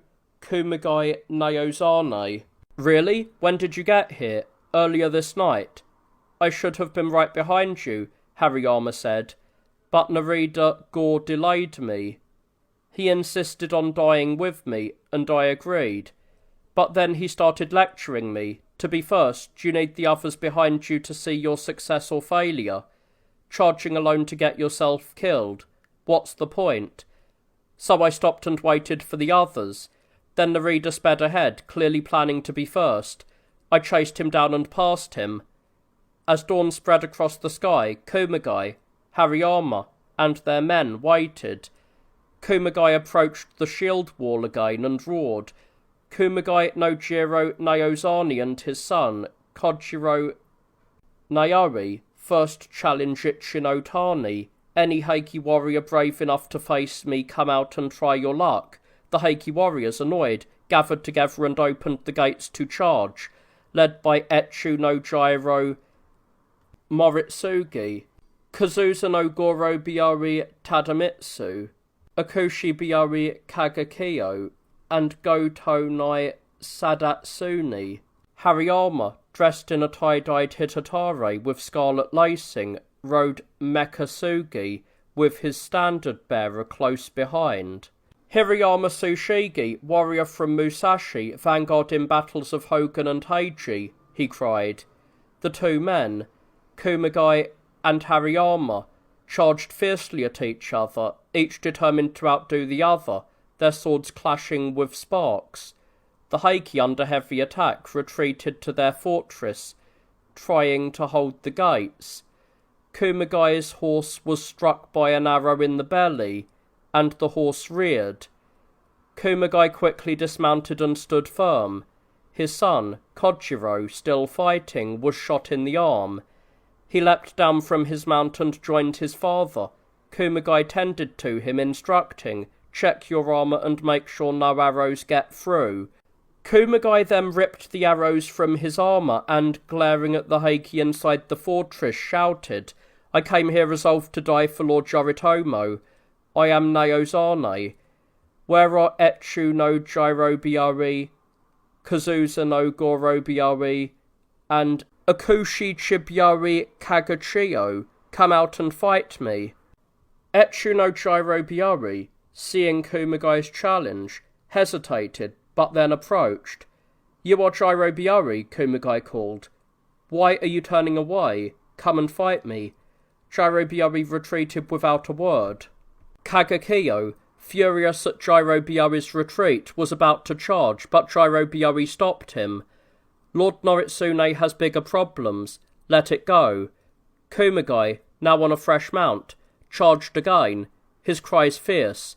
Meanwhile, Hariyama, after resting his horse, caught up and joined the attack. The Heike had few mounted warriors, and their horses were weak from lack of food and long confinement. Kumagai and Hirayama's well-fed horses were powerful and knocked any Heike mount flat. Despite many challenges, no warrior came out to face them.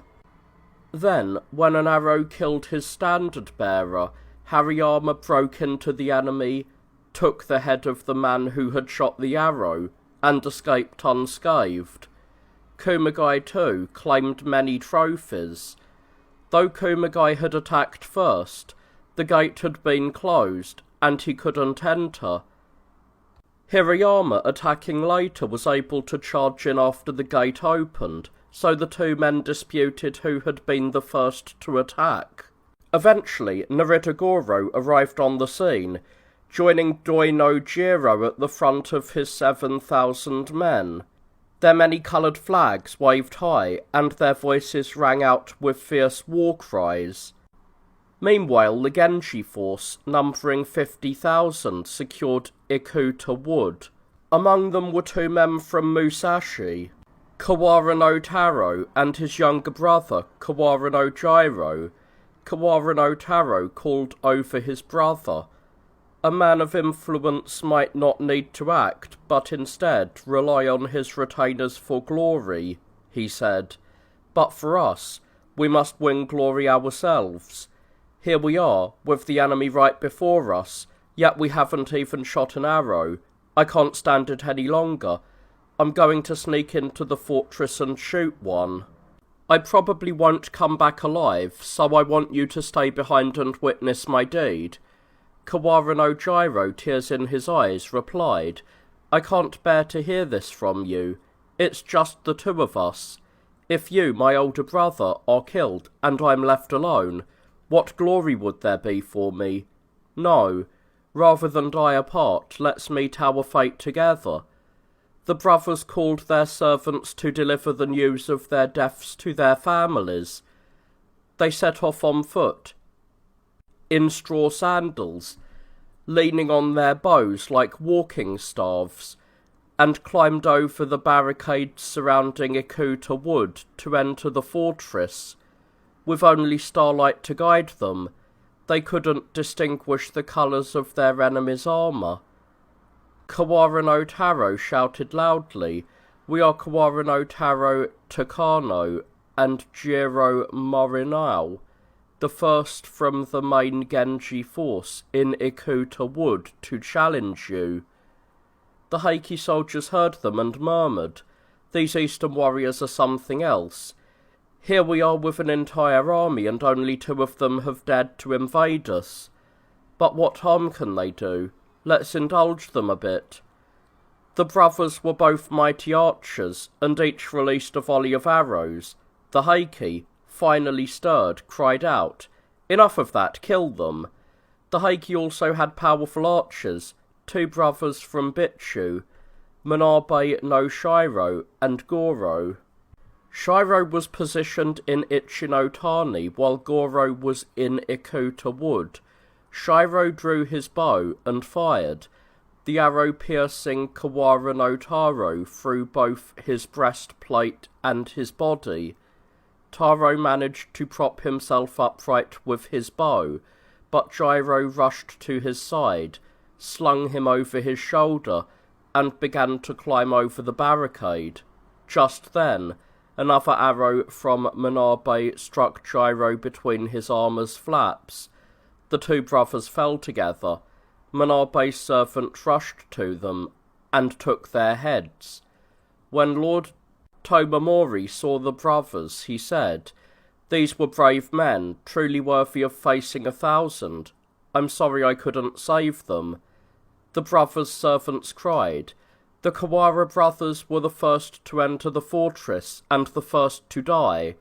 Kajiwara Kagetoki, hearing this, angrily declared, "It's their allies' fault that they died, but now the time has come. Let's attack." With this, he shouted his battle cry, and 50,000 men rode after him, raising a massive roar.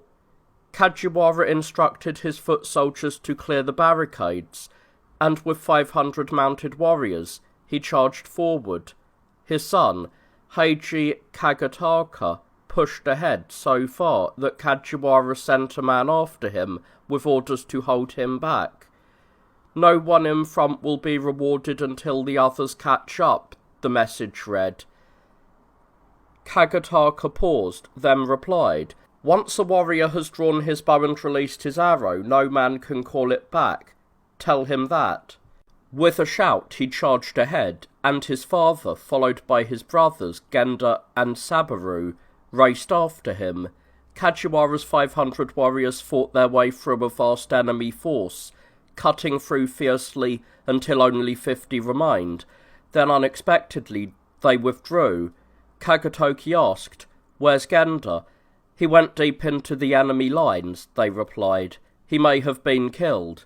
Upon hearing this, Kagetoki said, "I only want to stay alive for the sake of my sons. If Genda is dead, there's no point in me living any longer."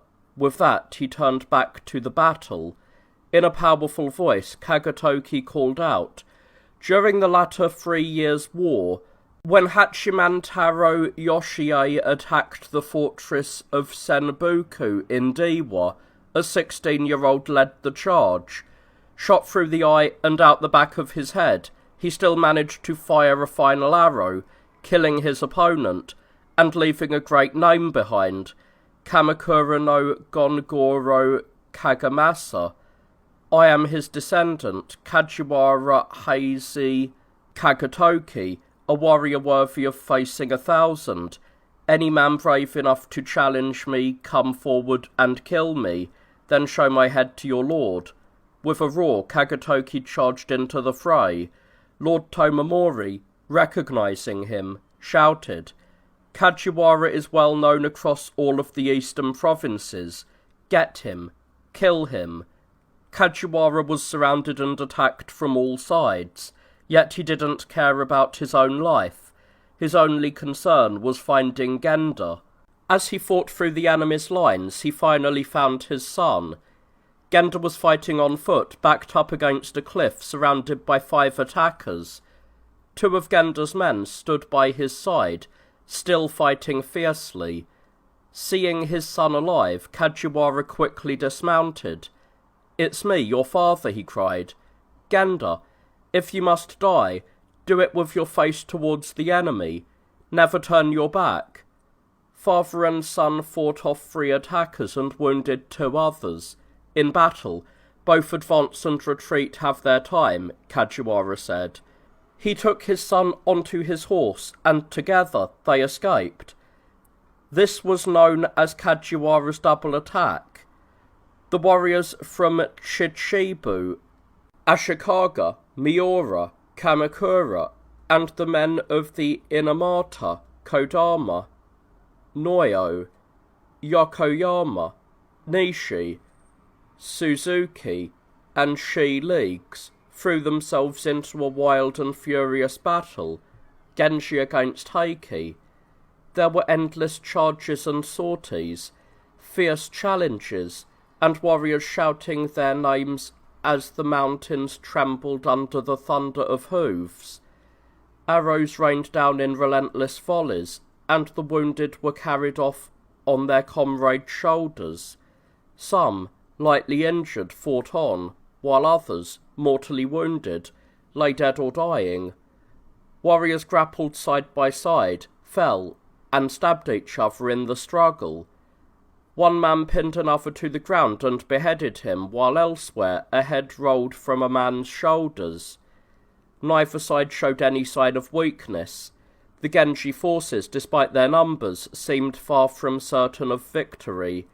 At a crucial moment, Yoshitsune sent his flanking force around to the rear. At dawn, he climbed up behind Ichinotani to the top of Hiyadori Ravine, preparing to descend. As they did, 2 stags and a doe, likely startled by Yoshitsune's men, fled straight into the Heike fortress. Their sudden arrival caused confusion below. Those deer are used to humans, but they should have run further into the mountains, the Heike soldiers muttered. It makes no sense for them to run right into the enemy. The Genji must have scared them down from the hills. Takechi Kiyanori from Iyo stepped forward and said, "Maybe, but nothing from that direction must be allowed to pass." He shot both stags, letting the doe escape. Moritoshi, watching, protested. What was the point of shooting those stags?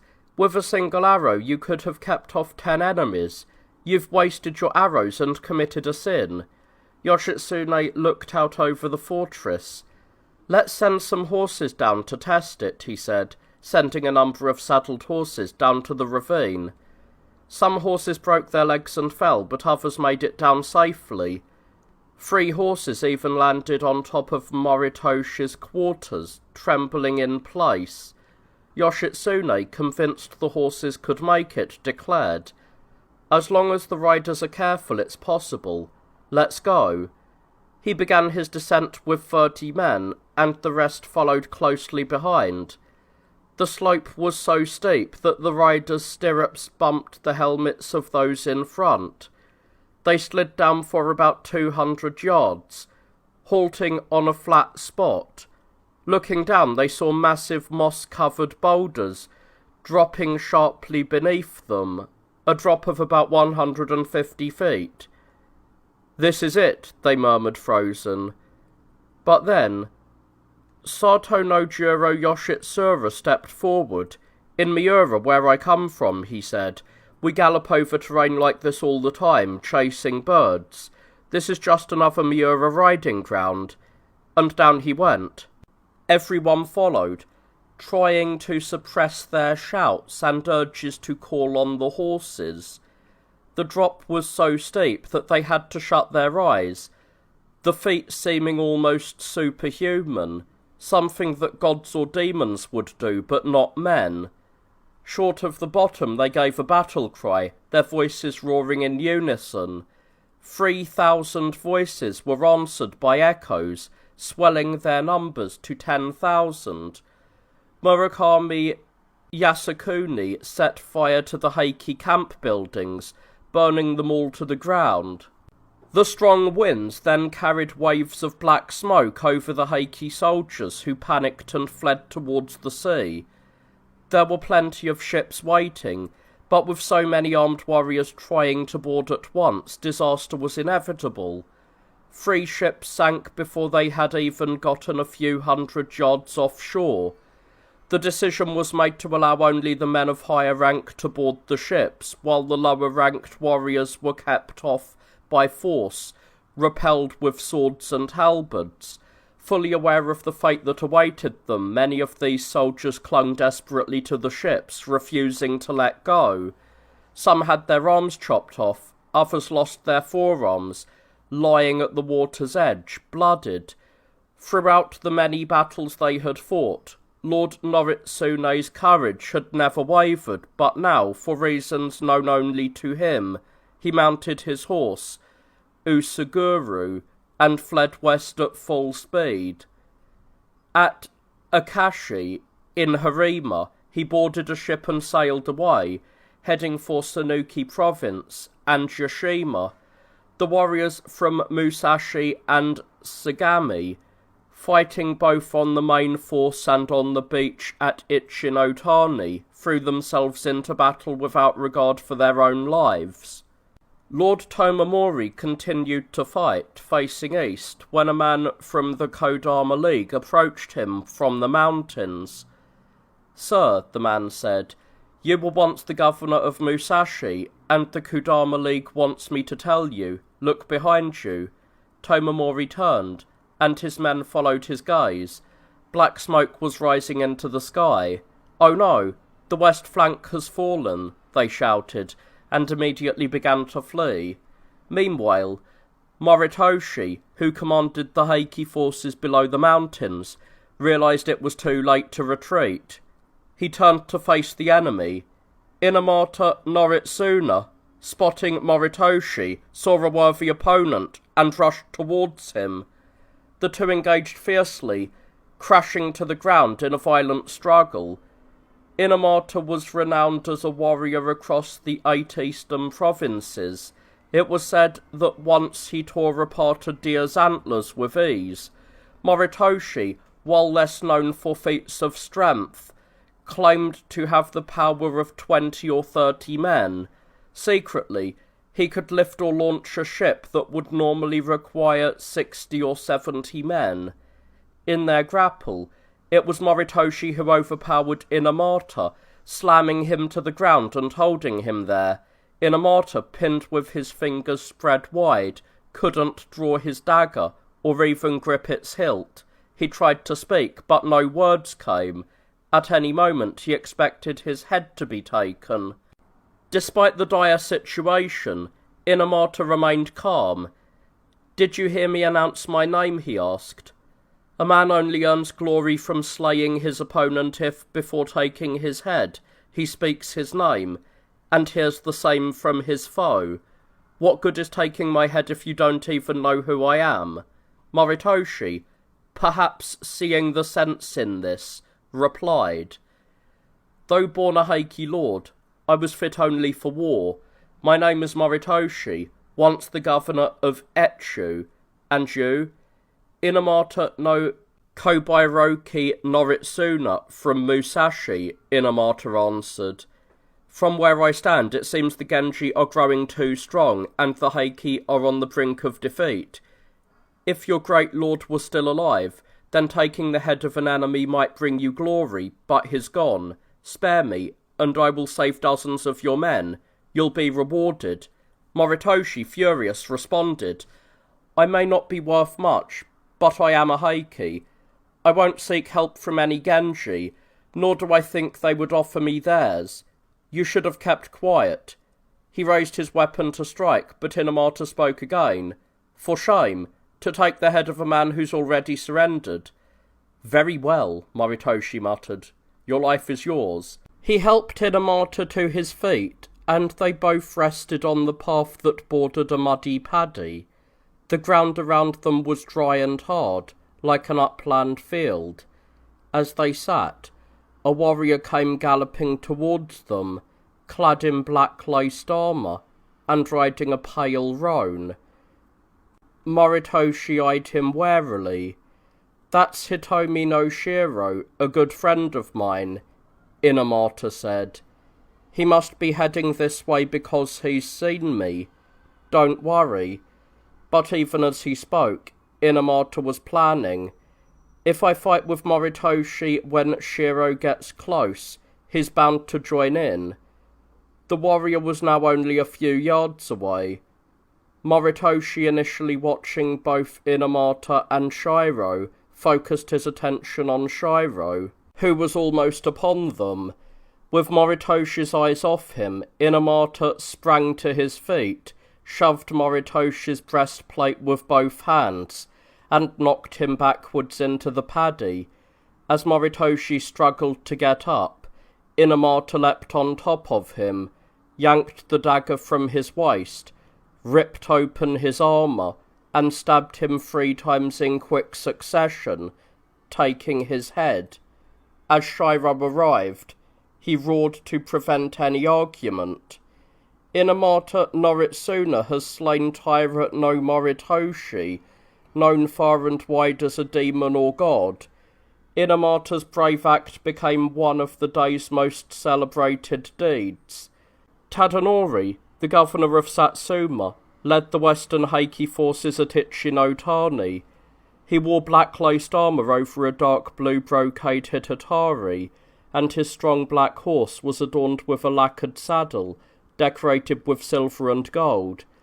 Amidst 100 of his men he fought coolly, engaging in a series of skirmishes while strategically retreating. It wasn't long before Okabe Tadazumi from the Inamata League recognised him as a commander. With a whip in hand and stirrups in place, Okabe caught up to him. "Who are you?" he demanded. "Declare your name." "One of yours," Tadanori replied, glancing back. Okabe caught a glimpse of blackened teeth behind the man's helmet.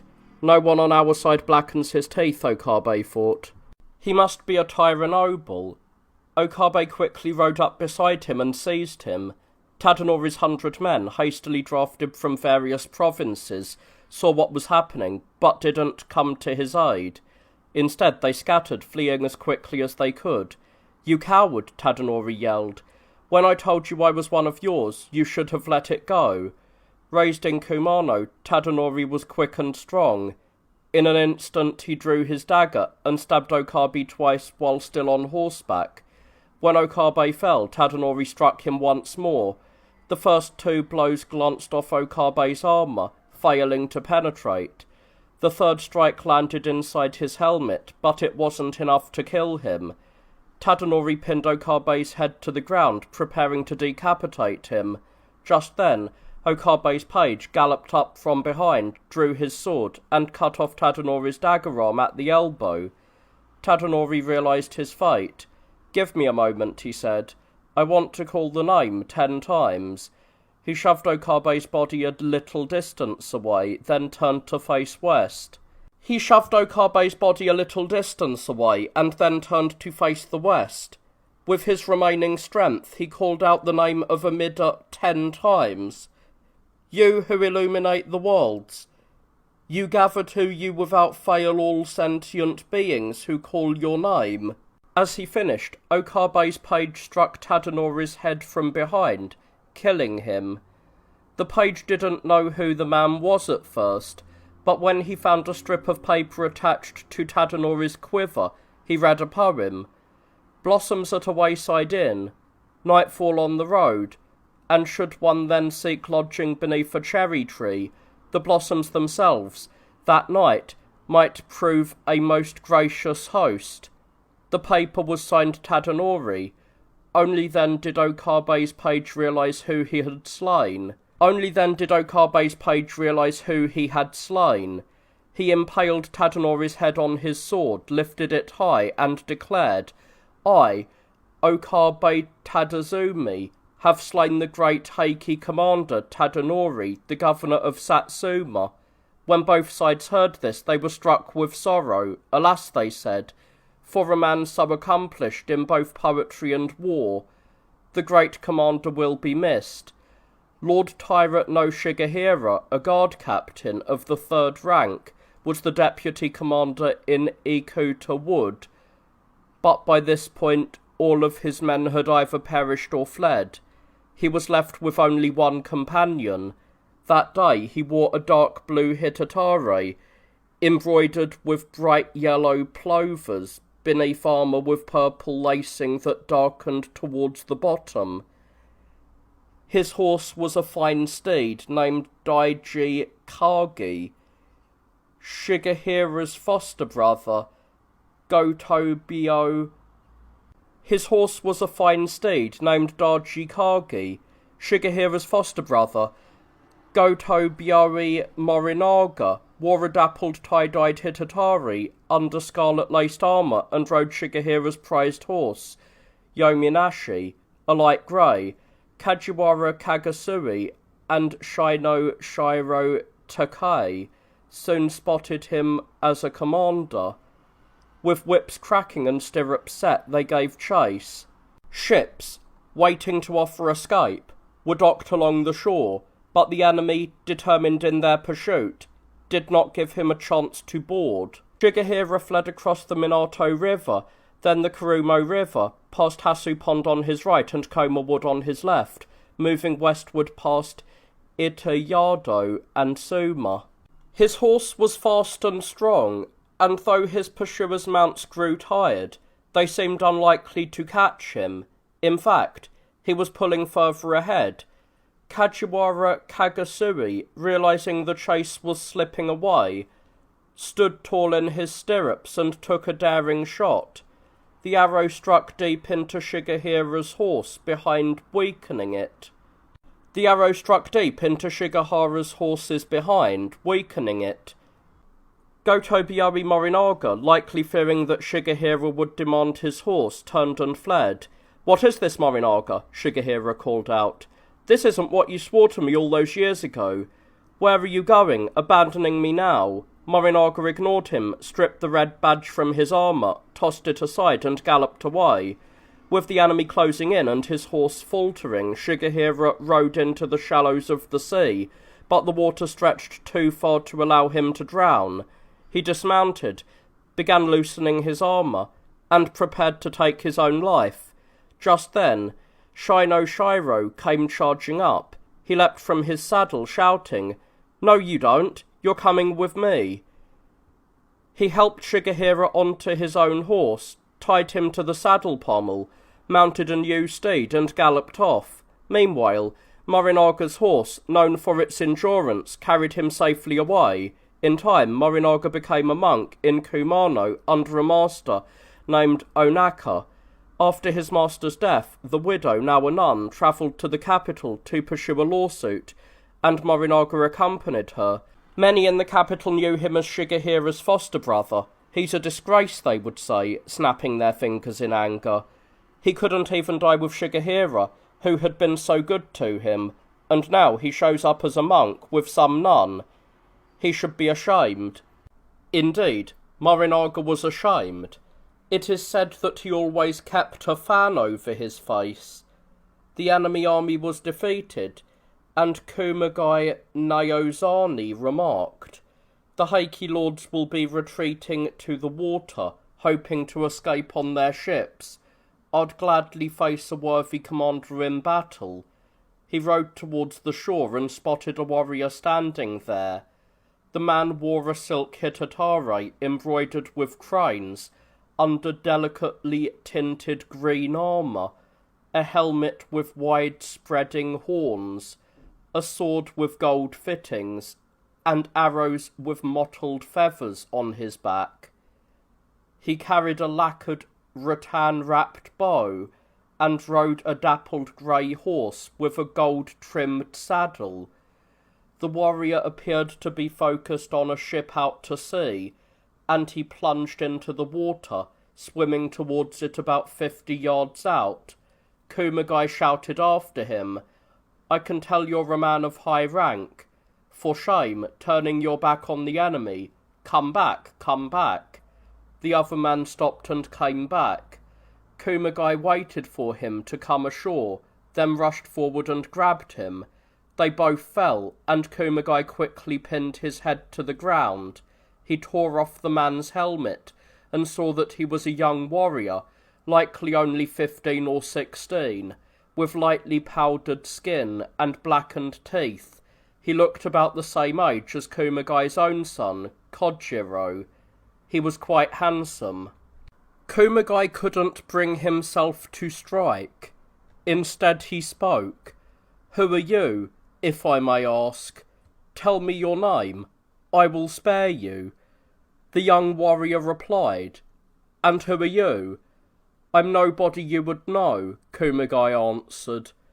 "Kumagai no Jiro Naozane, from the province of Musashi." "Well then, nothing about you requires me to give you my name," the young warrior said. "I'm a worthy opponent. Take my head anyway. If you don't know me, ask around.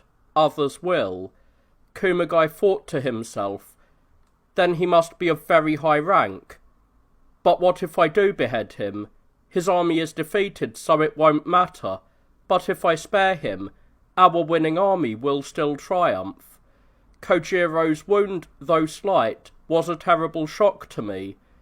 How will this young lord's father suffer when he learns of his son's death? No, I simply must spare him. But then Kumagai looked over his shoulder. He saw Doi and Kajiwara galloping towards him with 50 men. Holding back his tears, he said, "What I want is to spare you, but my side's forces won't allow it. Rather than leave your fate to others, I prefer to handle it myself, and I will pray for you in the afterlife." The young warrior, seeing that he had no other choice, said, "Just take my head now. Be quick about it." Kumagai, overwhelmed with pity, could hardly bring himself to act. His vision blurred, and his courage faltered, but there was no turning back. With tears in his eyes, he finally took the young warrior's head. "Alas," Kumagai muttered in sorrow, "the way of the warrior is harder than anything. Had I not been born into a warlike family, I would never have had to know such pain. What cruelty this has been." He wiped his eyes with his sleeves and wept. After a moment, he had more to do.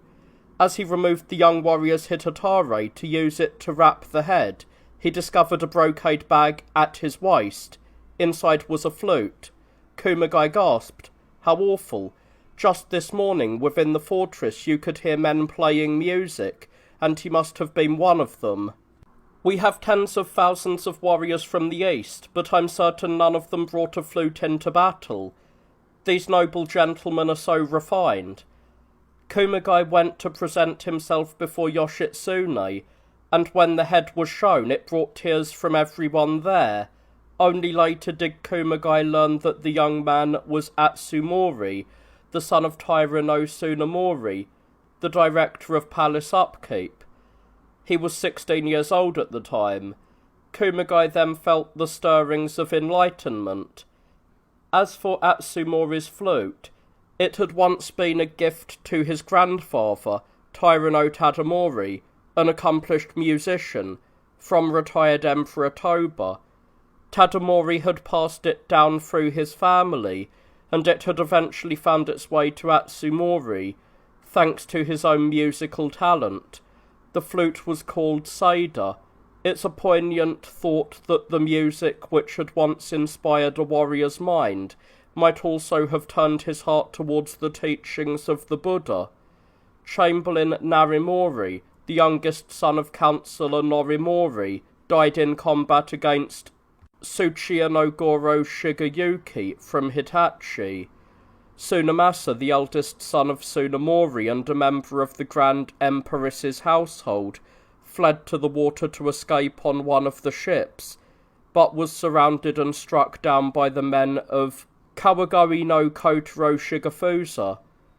Tsunetoshi, Kiyofusa, and Kiyosada, the governors of Wakaza, Awaji, and Awari, charged into the enemy ranks together. They fought fiercely, took many trophies, and died in battle. Councillor Tomamori, who had commanded the Heike forces at Ikuta Wood, fled to the shore with only 2 others after losing all of his men. His son Tomo Akira, the governor of Musashi, and a man named Kenmotsu Taro Yorikata were with him, hoping to escape on a ship. But just then 10 riders, seemingly from the Kodama League, appeared, flying a banner adorned with a battle fan. They came at them with furious yells. Kenmotsu, skilled with a mighty bow, shot an arrow into the neck of the standard-bearer, knocking him off his horse. Another rider, seemingly their commander, charged towards Tomomori to seize him, but Tomo Akira, his son, threw himself between them. He grappled with the man, brought him down, and took his head. As he was getting back on his feet, the man's page attacked, and Tomo Akira lost his head to him. Kenmotsu Taro, enraged, grabbed the page and disposed of him. He emptied his quiver, drew his sword, and killed several of the enemy men before an arrow struck his left knee. He died where he sat, still fighting. Amid the chaos, Tomomori managed to swim his superb horse out into the sea and catch up with Lord Munemori's ship. However, the ship was too crowded, and they turned the horse away. "That horse will fall into the enemy's hands," Shigeyoshi warned. "I'll shoot him with an arrow." He pulled his bow back, but Tomomori stopped him. "Let anyone take him who will. He saved my life." "I won't let you kill him." Shigeyoshi was forced to relent. The horse, unwilling to leave its master, swam towards the open sea for a while, but as the ship grew further ahead, the horse eventually returned to the shore. Once on dry land, he looked back to the ship, neighing a few times, and then rested for a moment. Kawagawa no Kotaro Shigefusa took the horse in hand and presented it to the cloistered emperor. The horse went straight into the sovereign's stables, where he had lived before, in the stalls reserved for the most valuable steeds. Tomomori had once prized the horse, and every first of the month he would pray to Taizan Bukan for the steed's well-being. Perhaps that is why the horse lived long and even saved his master's life. He had been raised in Shinano, at a place called Inoue, which is why he was named Inoue Black. After Kawagawa presented him to the sovereign, his name changed to Kawagawa Black. Tomomori came before Lord Munemori and said, "I have lost Tomo Akira.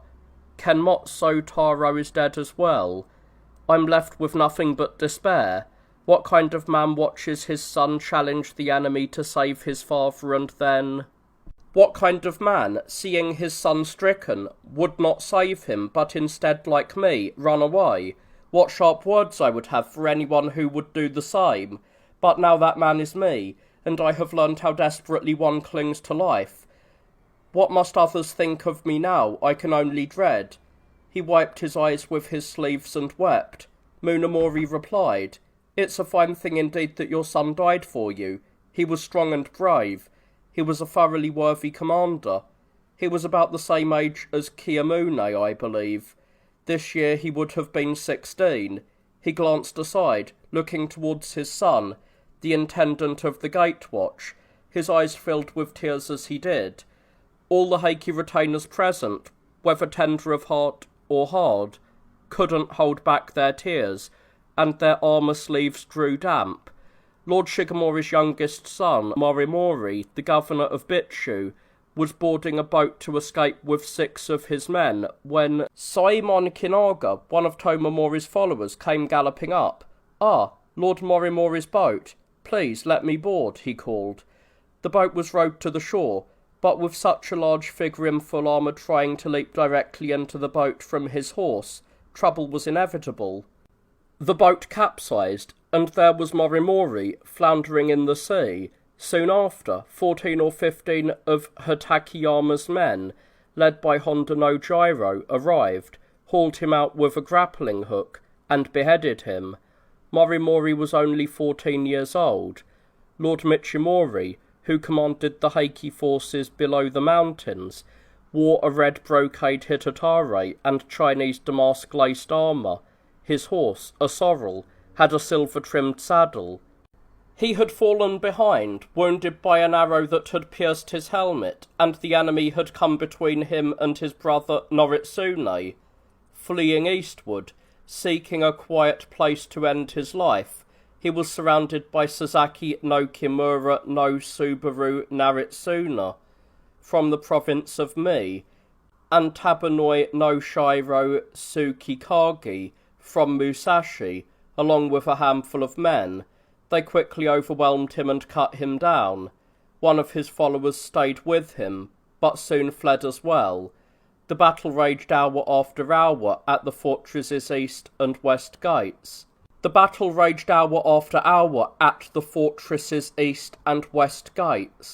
Countless Genji and Heike soldiers died. Around each tower, and against the abattis, piles of dead men and horses grew. Ichinotani, once green, had turned red. In addition to those killed by arrows or swords in Ikuta Wood, below the mountains or along the shore, the Genji had taken and publicly displayed the heads of over 2,000 men.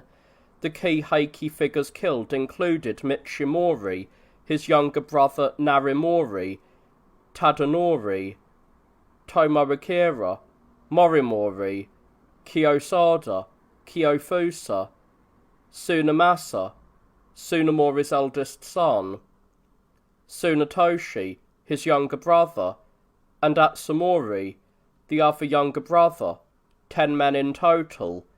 With their army defeated, the grieving Heike boarded their ships, taking their emperor with them. Some ships, carried by the wind and tide, made their way towards Ki. Others drifted off Ashiya. Some sailed from Suma to Akashi. No harbour awaited them, only endless waves.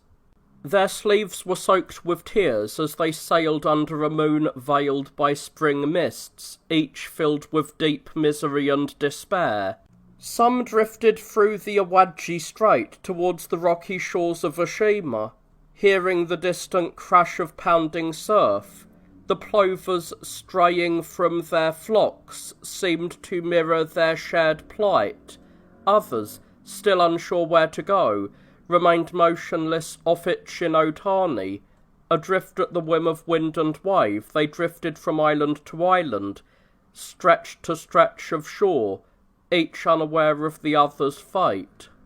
They had once conquered 14 provinces, marshalled 100,000 horsemen, and driven so close to the capital that it was only a day's march away. They had believed that success was certain, but after the fall of their fort at Ichinotani, all their hopes were dashed. There was a man named Kunda Takiguchi Tokikazu, one of Lord Michimori's retainers. He came aboard the ship carrying his lord's wife and told her. 7 men surrounded Lord Michimori near the mouth of the Minato River, and they killed him. The main attackers were 2 men, named Sasaki no Kimura no Subaru Naritsuna from Mii, and Tamanoi no Shiro Tsukikage from Musashi. By right, I should have stayed to face the same fate, but my lord had given me this command.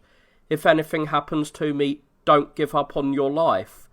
Go to my wife, wherever she may be. The lady could not respond. She simply lay down with her robe over her head. The news of her husband's death left her uncertain, and though she waited for 2 or 3 days, hoping he might return alive, her hope soon faded, and she fell into deep melancholy. Her nurse, her only companion, shared her sorrow. From the evening of the 7th, when the news arrived, until the night of the 13th, the lady did not rise. The next day, they were set to reach Yoshima. She lay motionless through the final evening, and when the stillness of the night settled in, she spoke to her nurse. At first I couldn't believe the news of his death, but now I do. I've heard repeatedly that he was killed near Minato River, and no one has reported seeing him alive since. The night before he left, we spoke briefly. He seemed so sad, saying, "I know I won't survive the battle tomorrow. What will you do when I'm gone?"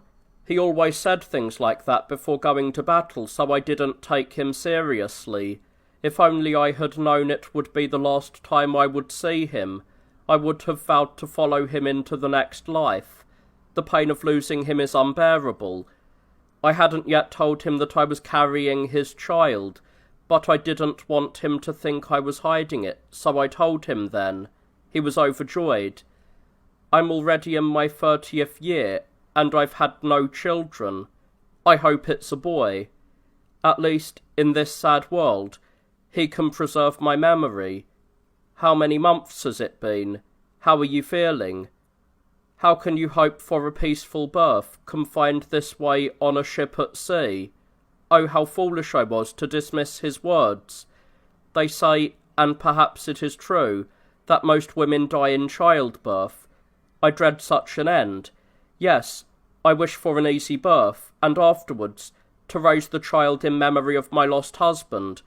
But every time I look at the child, I'll only miss him more, and my sorrow will leave me no peace. If I somehow survive, I fear what new trials life will bring, and the thought is unbearable. When I sleep, I see his face in my dreams. When I wake, I find it before me. I can't bear this yearning any longer. I have decided to sink to the bottom of the sea. You, my nurse, I ask to remain behind, despite the pain it will cause you, to gather my clothes, and give them to a monk to pray for my husband's soul, and for my rebirth in the next life. And please, take this letter to the capital. The nurse, hearing these instructions, could only weep. I left my own small child and elderly parents to follow you all this way, she said. Can you doubt my devotion? And how could any wife of a man killed at Ichinotani take her loss lightly? You must not think this grief is yours alone. Once you've given birth and raised the child, then go wherever you please, become a nun and pray for your husband's enlightenment, but you cannot know where your rebirth will take you, and drowning yourself won't guarantee you'll reunite with him. What about those left behind in the capital? Who will care for them if you do this? I won't hear of this any more. The lady seemed to understand that her words had struck her nurse deeply, so she replied, Try to understand my sorrow. Grief makes people speak of drowning. If I truly intend to do it, I'll let you know. Now it's late. Let's sleep. Her nurse, who had been deeply alarmed by the lady's condition, knew her mistress was serious. If you truly mean it, my lady, the nurse said, then allow me to accompany you to the bottom of the sea. I can't imagine living without you. The nurse, overcome by exhaustion, dozed off for a moment. When she awoke, her mistress was gone. The ship was drifting on a vast ocean, and the nurse found no sign of her. She cried out in horror. Several men jumped into the sea to try to rescue her, but the night was hazy, with clouds obscuring the moonlight. Despite repeated attempts, they couldn't find her. When they finally retrieved her body, it was too late. She wore 2 layers of silk beneath a white skirt, her hair streaming in the water. The nurse pressed her cheek to the cold hands of her mistress, crying, Why didn't you take me with you? Why did you leave me behind? Please, speak to me. One word, just one word. But no answer came. Her mistress was gone. The moon sank lower in the sky, and dawn's light brought clarity to the misty night. The lady's body was wrapped in her husband's armour and lowered back into the sea. The nurse, overwhelmed by grief, was restrained from following her mistress. Left with nothing but sorrow, she cut off her hair and became a nun under Michimori's younger brother, the monk Chukai. She vowed to uphold the precepts, and always in tears prayed for her lady's rebirth. Many wives have lost their husbands, and most have taken the veil as nuns. Only a few have chosen drowning as an escape. Michimori had married Kazaishi, the beautiful daughter of Lord Norikata, a lady-in-waiting to Princess Shosaimonin. When Michimori first saw her, he fell in love with her instantly. He sent her countless poems and sorrowful letters, but she did not respond. 3 years passed, and Michimori sent what he intended to be his last letter. When the messenger arrived, the gentlewoman who usually accepted the letters was away, so he tossed it into Kazaishi's carriage as she passed by. She didn't know who it was from, but when she opened it, she saw it was from Michimori. Later, while at the palace, Her Highness found the letter and read it aloud. She then wrote Kozaishi's reply. Though your heart may remain firm, there is a way forward. Step forth. It's time to cross. Michimori's love for Kozaishi only deepened, and they married. He took her with him on a ship westward, bound for distant shores. Norimori had lost his 2 sons, Michimori and Narimori, and now, with the loss of Kozaishi, he fell into a deep despair. The heads of the Heike, killed in battle at Ichinotani, were brought to the capital shortly after. Those connected to the fallen men were lost in deep distress, wondering what their own fate would be. None more so than Lord Korimori's wife, who had been hiding at Daikakuji. She overheard someone say, almost all the Heike were killed at Ichinotani, but a senior noble, a 3rd-rank guards captain, was captured. He is on his way to the city. Thinking the man must be her husband, she cried out and collapsed, covering her face with her robe. One of her attendants tried to reassure her. No, my lady, it is Lord Shigehira. Then his head is among the others, she said in anguish, still full of dread. On the next day, Nakayori of the police went to the Rakuji riverbank to collect the heads. Noriyori and Yoshitsune, with the blessing of the cloistered emperor, requested that the heads be displayed in public, hanging from trees by the prison gate. Unsure of how to proceed, the emperor consulted with senior advisers. These 5 nobles, who included the chancellor, left and right ministers, and a grand councillor, unanimously agreed. No precedent allows the public display of the head of a senior noble. Furthermore, these men were relatives of the former emperor, and they served the imperial family for many years. This request should not be granted. It cannot. However, Noriyori and Yoshitsune persisted. They argued that their ancestors had fought against the Heike in the past, and now, to avenge their forefathers' honour, they had risked everything to destroy the emperor's enemies. If these heads cannot be paraded through the streets, they asked, what will deter others from wrongdoing? Their impassioned plea convinced the cloistered emperor to change his mind, and the heads were put on display.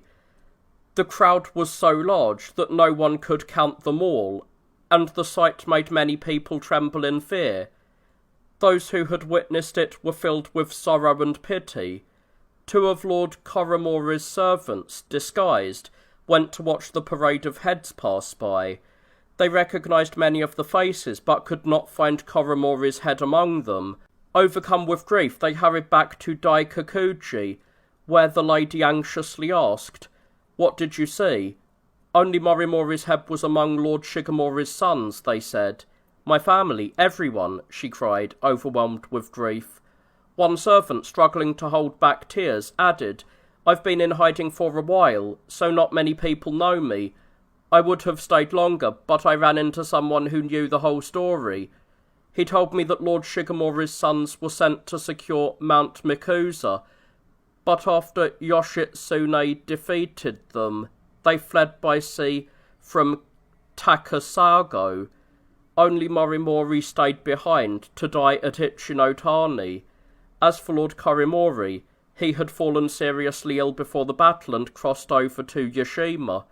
He was never at Ichinotani." Her heart ached. "He must have been sick with worry about us," she whispered. "I can't bear to think of him at sea or imagine him dying in battle. And now, with him so ill, who is there to care for him?" Her children, too, worried for him. "Why didn't you ever ask what's really wrong with him?" they asked, expressing a sadness that matched her own. Korimori, too, was consumed with worry. "They must be so anxious about me," he thought. "They must think I'm dead. If only I could tell them that I'm still alive, if only they knew." Determined to ease their worry, he sent a messenger to the capital with 3 letters. The first was to his wife. In it he wrote, "The city must be full of enemies, and I'm sure you don't know where to hide. I can't imagine how difficult it must be with the children. How I wish I could bring you here to share this fate with me. but no matter what happened to me, I couldn't bear to put you through it. He wrote at length and ended with a poem. What reunion then awaits us, I cannot say. Let these spindthrift lines, gathered from my tide-born brush, be your memory of me. He wrote similar letters to his children, telling them, "How are you spending your time? I promise to bring you here very soon." The letters reached his wife and brought more sorrow. After a few days, the messenger asked for permission to return, and she tearfully wrote her reply. The children, too, wanted to write their own letters. "Why haven't you brought us to you? We love you. Please, bring us to you soon." Korimori read these letters from his children first. They made him even more despondent. He said, through his tears, "I don't have the strength to keep living in this corrupted world. The bonds of love are too powerful. I don't want to reach the Pure Land anymore. I will cross the mountains, return to the city, see my family one last time, and then end my life. That will be best." And so, his heart heavy with grief, he cried as he spoke. On the 14th, Lord Shigehira, who had been captured alive, was paraded eastwards along Rakuji. His carriage displayed a simple 8-petal flower motif, with the blinds raised and the windows on both sides wide open. Doi no Jiro Sanehira, wearing light armour over a tan hitatare, led 30 guards who rode before and behind the carriage. People from all walks of life gathered to watch the procession. "Poor man," they murmured. "What fate led him here? Why him of all Kiyomori's sons?" His parents adored him, and the Heike family held him in high regard. He was always greeted with respect by everyone, whether emperor or commoner. But the burning of Nara, this must be his punishment. The carriage passed by the river bank and then turned back. Shigehira was taken to a chapel near the Hachijo Horikawa crossing, once owned by the late Councillor Fujiwara no Ianari. Doi Sanehira stood guard. Soon, an envoy from the cloistered emperor, Chamberlain Sadanaga, arrived. He was dressed in red and carried a sword and baton.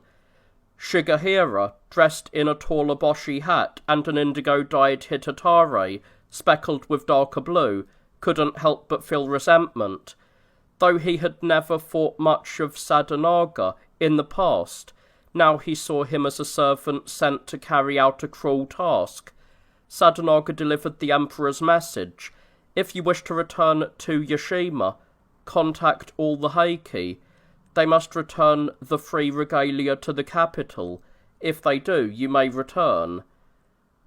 Shigehira responded, "No matter how many Shigehiras there are, Lord Munamori or anyone in the Heike would never exchange the regalia. Perhaps my mother might, being a woman, but I cannot outright reject his cloistered eminence's request. I'll pass the message along and see how it's received." Shigehira's servant, Haizaimon Shigakuni, went in his place, accompanied by Hanakata, one of the emperor's servants who carried the formal decree. Private letters were not allowed, so all communication had to be delivered verbally. One message was for Shigehira's wife, Lady Dainagon no Suke. He had his servant relay this: "Under distant skies, we gave each other comfort. How miserable you must be now, separated from me, yet our bond remains unbroken. I promise that in the lives ahead we shall be born together again." Shigehira wept as he gave this message, and Shigakuni, holding back tears, set off. Shigehira had long been served by a man named Moko Umano Jo Tomotoki, who had been assigned to serve the Hachijiro princess. But he had been greatly troubled by the sight of his master's parade. Feeling an intense need to see Shigehira one last time, he asked Doi Sanehira for permission. Though Tomotoki was not a warrior, and had not fought by Shigehira's side, he had been his servant for many years and could not bear to watch the public humiliation alone. Doi Sanehira, moved by Tomotoki's request, agreed. though he took Tomotoki's dagger into his own care before granting him leave. Tomotoki, relieved, hurried to see Shigehira. When he arrived, he found his lord in such despair that all he could do was weep. Shigehira, seeing him, was overwhelmed, thinking that Tomotoki was nothing more than a fleeting dream. After a long while, they exchanged words, and Shigehira asked, "The lady who used to take letters for me, do you know if she's still at the palace?" "I think so," replied Tomotoki. "She never received a letter from me when we went to the west," Shigehira continued. "Not even a final word. She must think I was lying when I swore to love her forever. I need to get a letter to her. Will you take it for me?" "Of course, my lord," said Tomotoki, eager to help. Shigehira wrote the letter immediately, but when Tomotoki tried to take it, the guards stopped him. "What's this letter?" they asked. "We can't let it go." Shigehira, calmly, told them to let Tomotoki show it. The guards read it and, satisfied, returned the letter. Tomotoki took it to the palace, where he waited all day in a shed nearby to avoid the crowds. He finally positioned himself by the back entrance to the women's quarters, and overheard a voice that sounded like hers. She was speaking bitterly about Shigehira's capture. "Of all the people in the world," she said, "how awful is it that Shigehira should be treated this way? People say it's punishment for burning Nara, but it wasn't his idea. He told me the people around him set the fires, yet the blame has fallen on him alone. How true that was." She wept as she spoke, and Tomotoki, filled with compassion, stepped forward. "I beg your pardon," he said. "Who are you?" she asked. "I bring a letter from Lord Shigehira."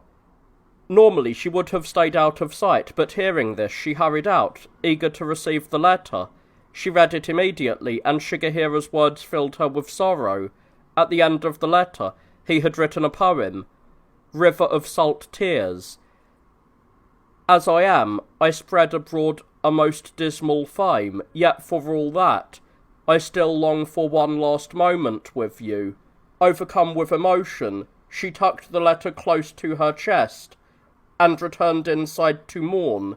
Later, she composed her reply, telling him of the pain she had endured in his absence.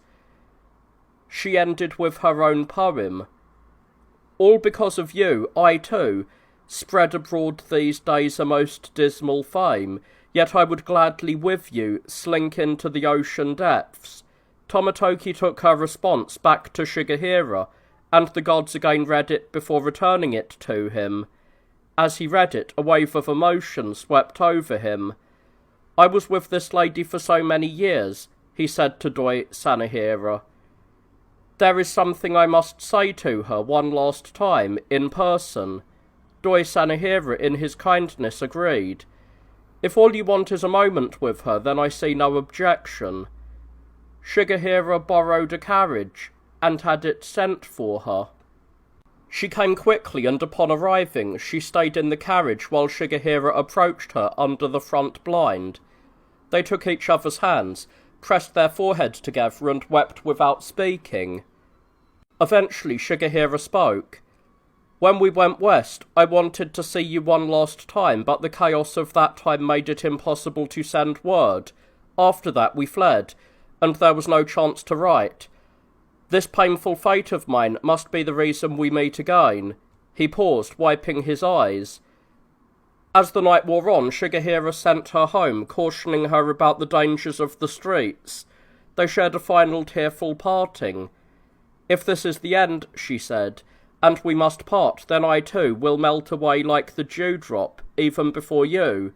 She returned to the palace, and it was the last time they saw each other. When Shigehira was executed, she entered a religious life, wearing black robes, and prayed for him in the afterlife. Their love story remains one of deep emotion. Meanwhile, the two envoys, Shigekuni and Hanakata, reached Yashima and delivered his cloistered eminence's decree. Lord Monomori and the other Heike nobles gathered to review it. The message explained the situation.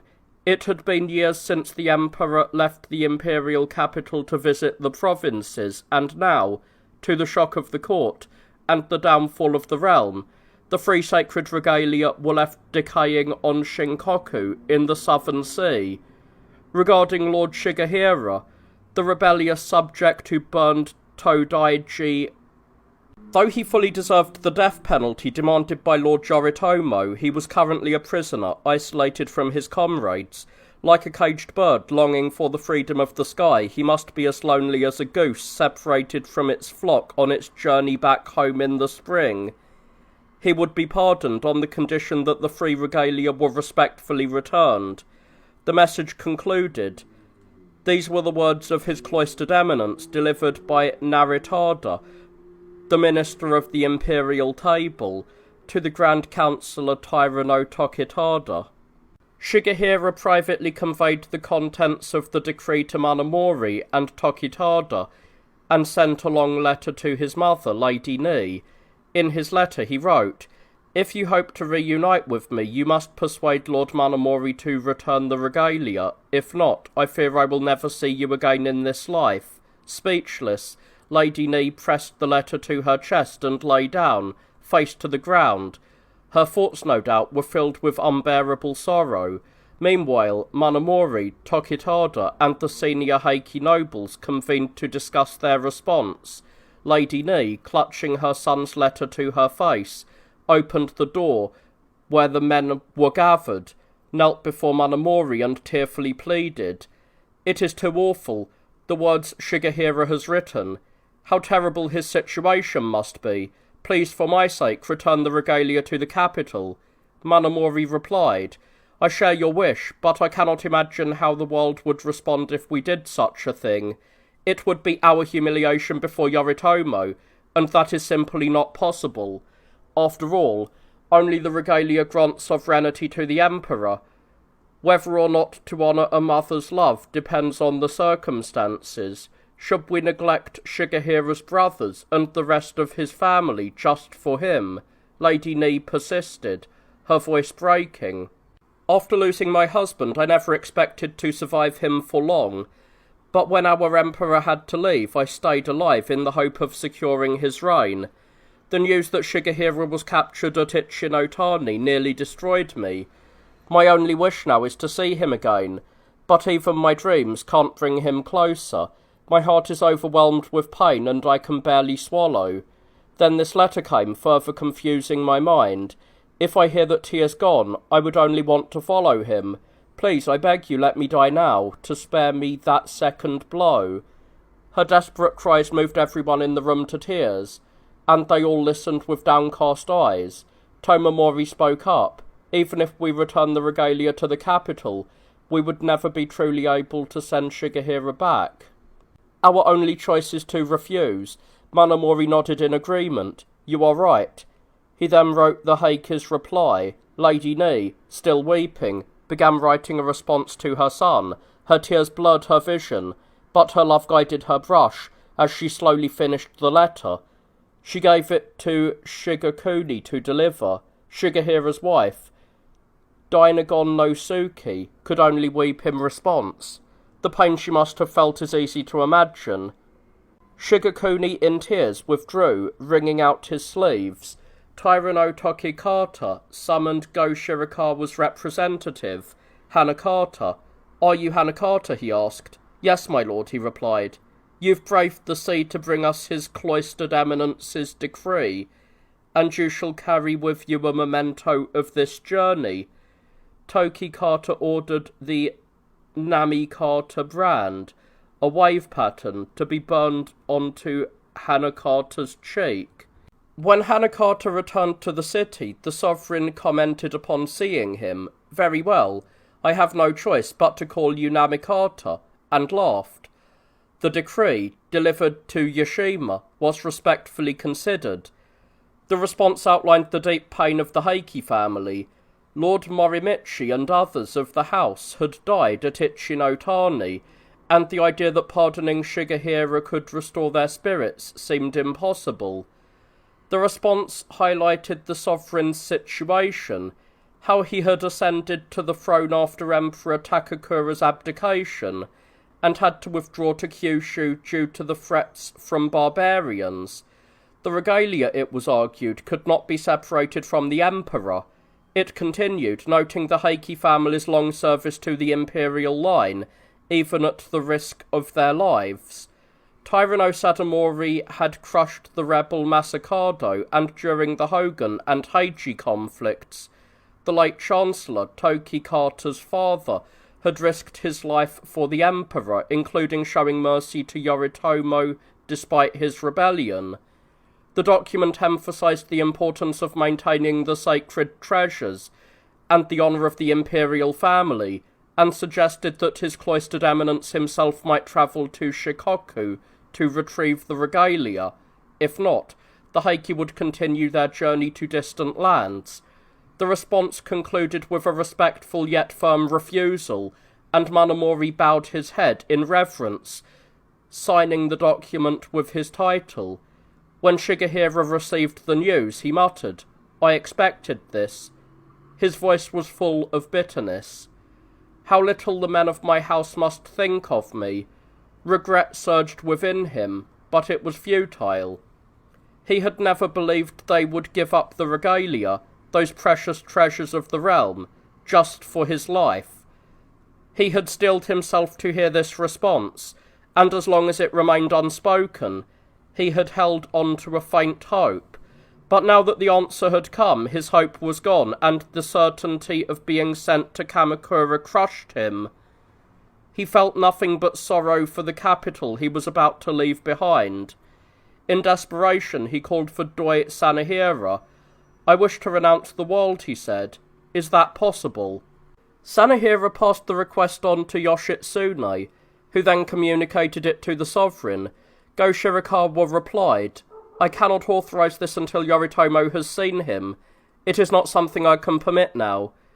Shigehira, upon hearing the response, resignedly said, "In that case, I wish to meet a holy man whom I have long been devoted to discuss the afterlife." "Which holy man do you mean?" Sanahira asked. "His name is Honen, and he lives in Kurodani." "I see no objection," Sanahira said, allowing the meeting to take place.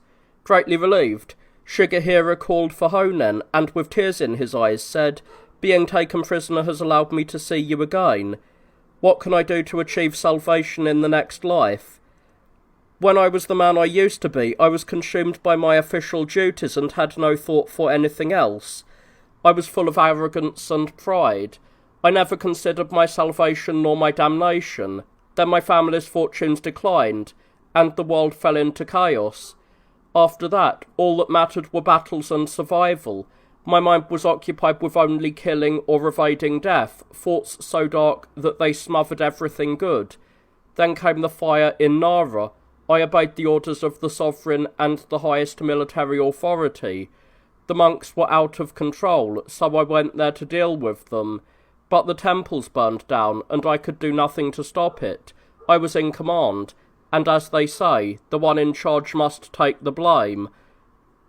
I'm sure the shame will fall on me. I've been punished enough already. Now, all I want is to shave my head, follow the precepts, and practice the Buddha's teachings. But I can't even do that. The end could come at any time, and I regret that no practice I undertake will ever lessen my sins. Looking back on my life, I see nothing but bad karma, far higher than Mount Sumeru, and no good deed to balance it out. If my life is about to end in such waste, then fire, blood, and sword await me in the afterlife. Please, I beg you, show me the way to salvation." Honen, overcome with emotion, sat silently for a moment before speaking. No sorrow could truly mourn the loss of a human life, so rare and precious. only to fall into the three dreadful realms. But if you will now turn away from this polluted world and aspire to the Pure Land, if you will renounce evil and seek good, then the Buddhas of the past, present, and future will surely rejoice.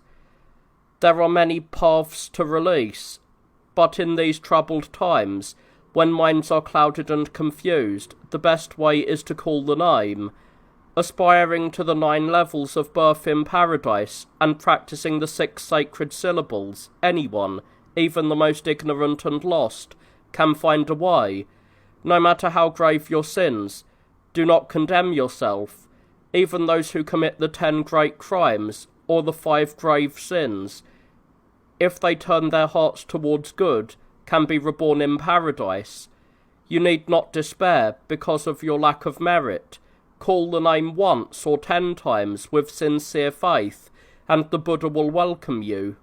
A great saint once said, by calling his name single-mindedly you will reach his western paradise. With every thought call the holy name and repent. This is the essence of the Pure Land teachings. Whether you die now or later, whether you stand or lie, whether you speak or remain silent, if you call the name with your whole heart, you will leave this world of suffering and enter the land of eternity. Hearing these words, Shigehira's heart swelled with joy.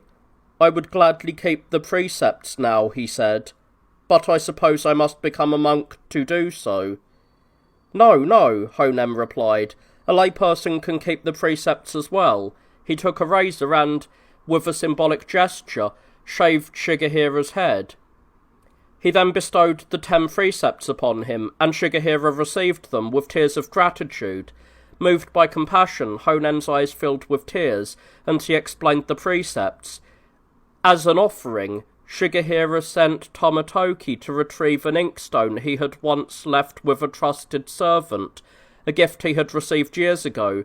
He presented it to Honen, saying, "Please keep this inkstone and never give it away. Place it where you can see it often. Whenever you look at it, think of me and call the name for me. I would also be grateful if, whenever you have a moment, you would read a sutra and dedicate the merit to me." Shigehira wept as he spoke.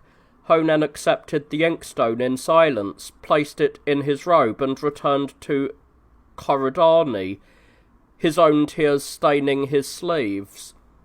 The inkstone had once been given to Shigehira's father, Lord Kiyomori, as a return gift from the Emperor of Song China. It had been inscribed with the words, "To the great Taira Chancellor of Wada in the land of Japan." In Kamakura, Yoritomo was demanding Shigehira's presence, so his journey was arranged. Doi Sanehira first took him to Yoshitsune's residence, and from there, Kajiwara Kagatoki began the journey with him towards Kamakura.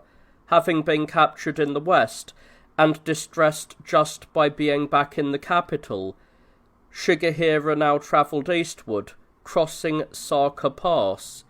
His feelings as he made the journey were certainly heavy. First, they passed through Shinomiya, where, by a babbling brook, Shigehira's thoughts turned to the distant past, particularly to Semimaru, the 4th prince of Emperor Daigo's reign, who had listened to the howling wind while playing his biwa. Whether the wind blew or the moon shone that night didn't matter. He, along with Hakuga no Sanemi, had stood in that place, learning the sacred 3 pieces of music. Though the hut where they had once gathered was long gone, the memories still lingered in Shigehira's heart. As he continued on his way, his horse's hooves thundered over Seta Bridge. Larks sang overhead as he rode along the road towards Nori village and the Shiga coast, where gentle springtime waves lapped at the shore. Ahead, through the mist, he could see the distant Mirror Mountain, and to the north the towering peak of Mount Hira. Mount Ibuki was soon in view. Though not striking in appearance, it held a certain eloquence in its ruin. As he passed by the old Fuwa barrier guard hut, with its decaying wooden eaves, retreating into the tidal flats. Thoughts of what awaited him ahead filled his mind. He passed Narumi, his sleeves damp with tears, and later, as he reached Yatsuhashi in Mikawa, he reflected on Narihira's poem about the fleeting sorrows of life. Crossing Hamana Bridge, he felt a chill wind stir the pines, and the sound of waves on the inlet shore only deepened the gloom of his travels. He arrived at the inn in Okada at last, weary and lost in thought. At the inn, the woman named Yuya, who ran the post station, had a daughter named Jiju, and Shigehira stayed at Jiju's house that night. When Jiju first saw him, she said, "I could never have sent you a poem before, not even through someone else. How extraordinary it is to see you here today." She then presented him with a poem, "Beneath unknown skies, this earthen-floor house of mine, doubtful as it is, must make you miss all the more the city so long your home." Shigehira, touched, replied, "My home, the city? No, I do not miss it at all, beneath these unknown skies. Not even the capital can shelter me to the end." Kajiwara, who was accompanying him, commented, "Her poem is beautifully done. Do you not know her, my lord? When Lord Manamori, now at Yashima, governed the province, he brought her into his service and loved her above all others. She left her old mother here, but often asked for permission to return home, though he never allowed it. One year, early in the 3rd month, she wrote him a poem. What am I to do? Springtime in the capital I would sorely miss, yet in the east, the blossom I love may now be falling. That poem did the trick. He let her go. There's no poet like her along the Tokaido."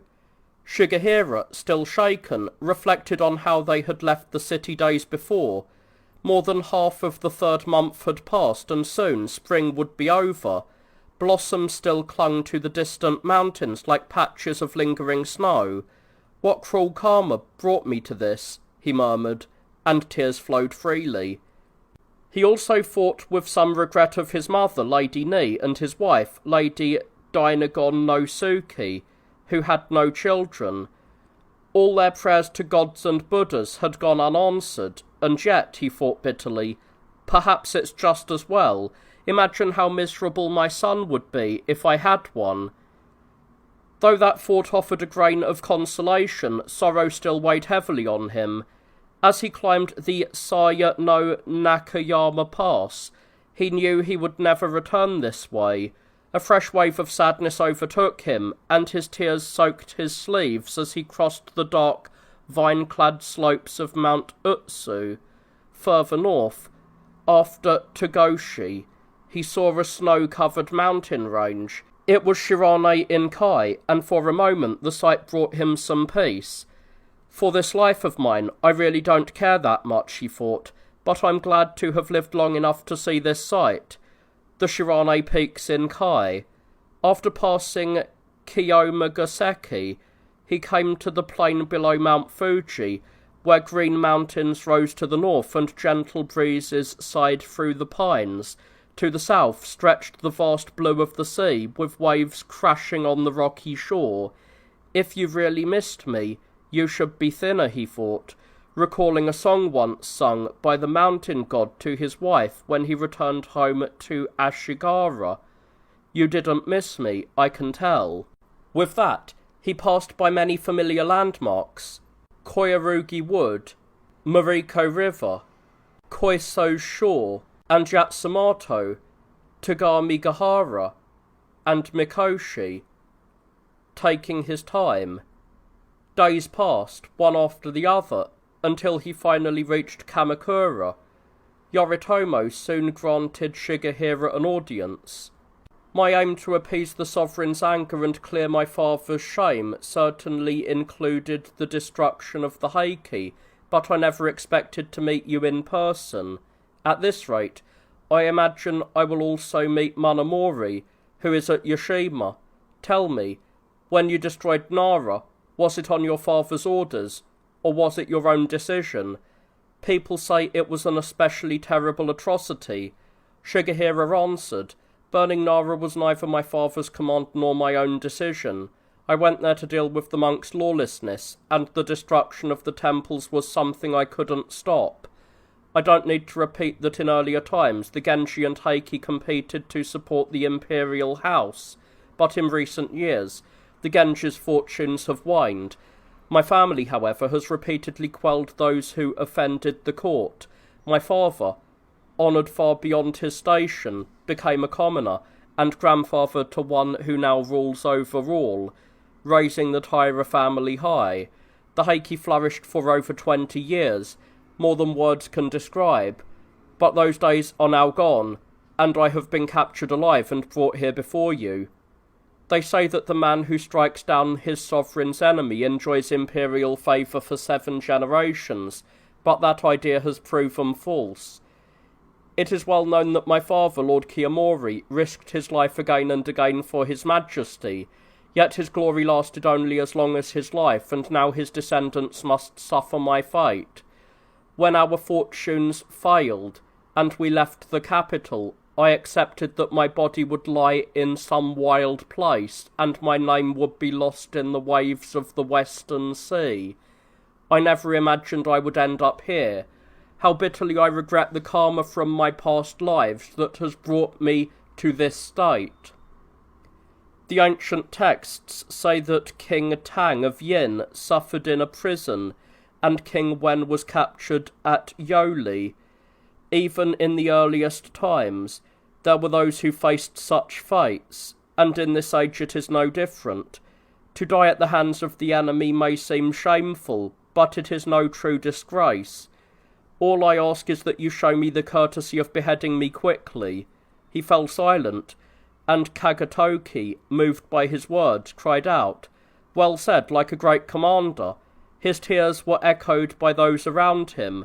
Yoritomo, for his part, declared, "The Heike are not personal enemies of mine, but I must heed the sovereign's will. Still, Shigehira had destroyed the temples of Nara, and the monks there would certainly demand justice. Therefore, Yoritomo entrusted him to Kanonosuke Munamochi from Izu province.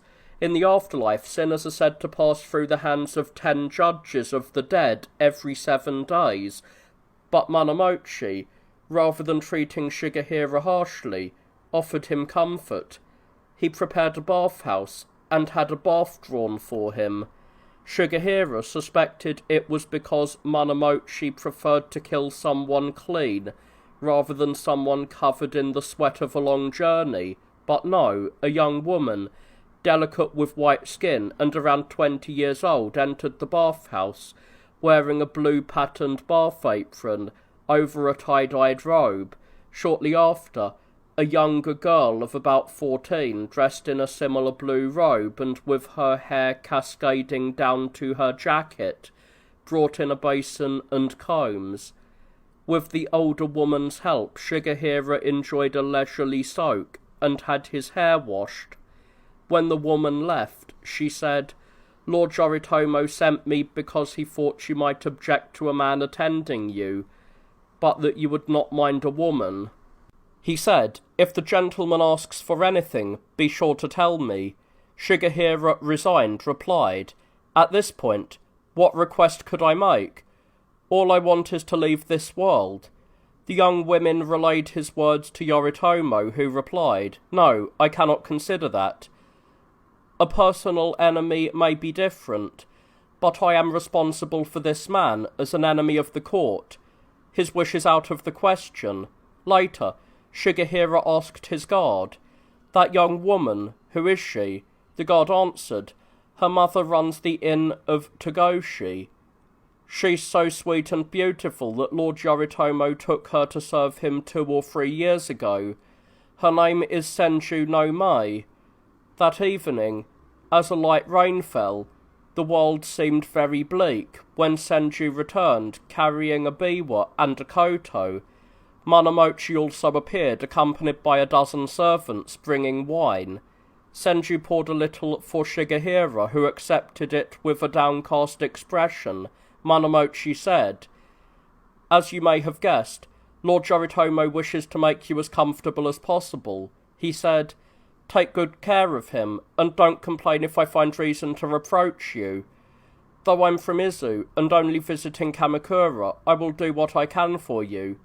Turning to Senju, he added, sing something for him, anything you like. Senju placed the wine dipper down and began to sing. The first song she sang was, So heavy the robes creep and damask, I hate the cruelty of the weaver. Shigehira, moved, responded, the Kitano Tenjin deity has promised to protect the singer of this song 3 times a day, but he has forsaken me in this life. There is no point in my joining in. However, I will if you sing something to ease my sins. Senju then sang, Though your crimes span the 10 evils, Amida will yet draw you to him, and followed it with, He who aspires to paradise, let him call Amida's name. Shigehira, now more at peace, took the cup and drank. Senju took it, passed it to Monomochi, and he drank as well, while she played the koto beautifully. This song, Shigehira said, is called Gojiraku, but tonight it will be my Goshiraku, Song of Paradise. Allow me to play the final movement, Rebirth in Bliss. He turned the biwa and played the piece. As the night deepened, he felt a rare sense of peace and said, I never imagined that I would find anyone as lovely as you while here in the East. Sing me another, anything. Senju sang a song from a Shirabiyoshi dancer's repertoire.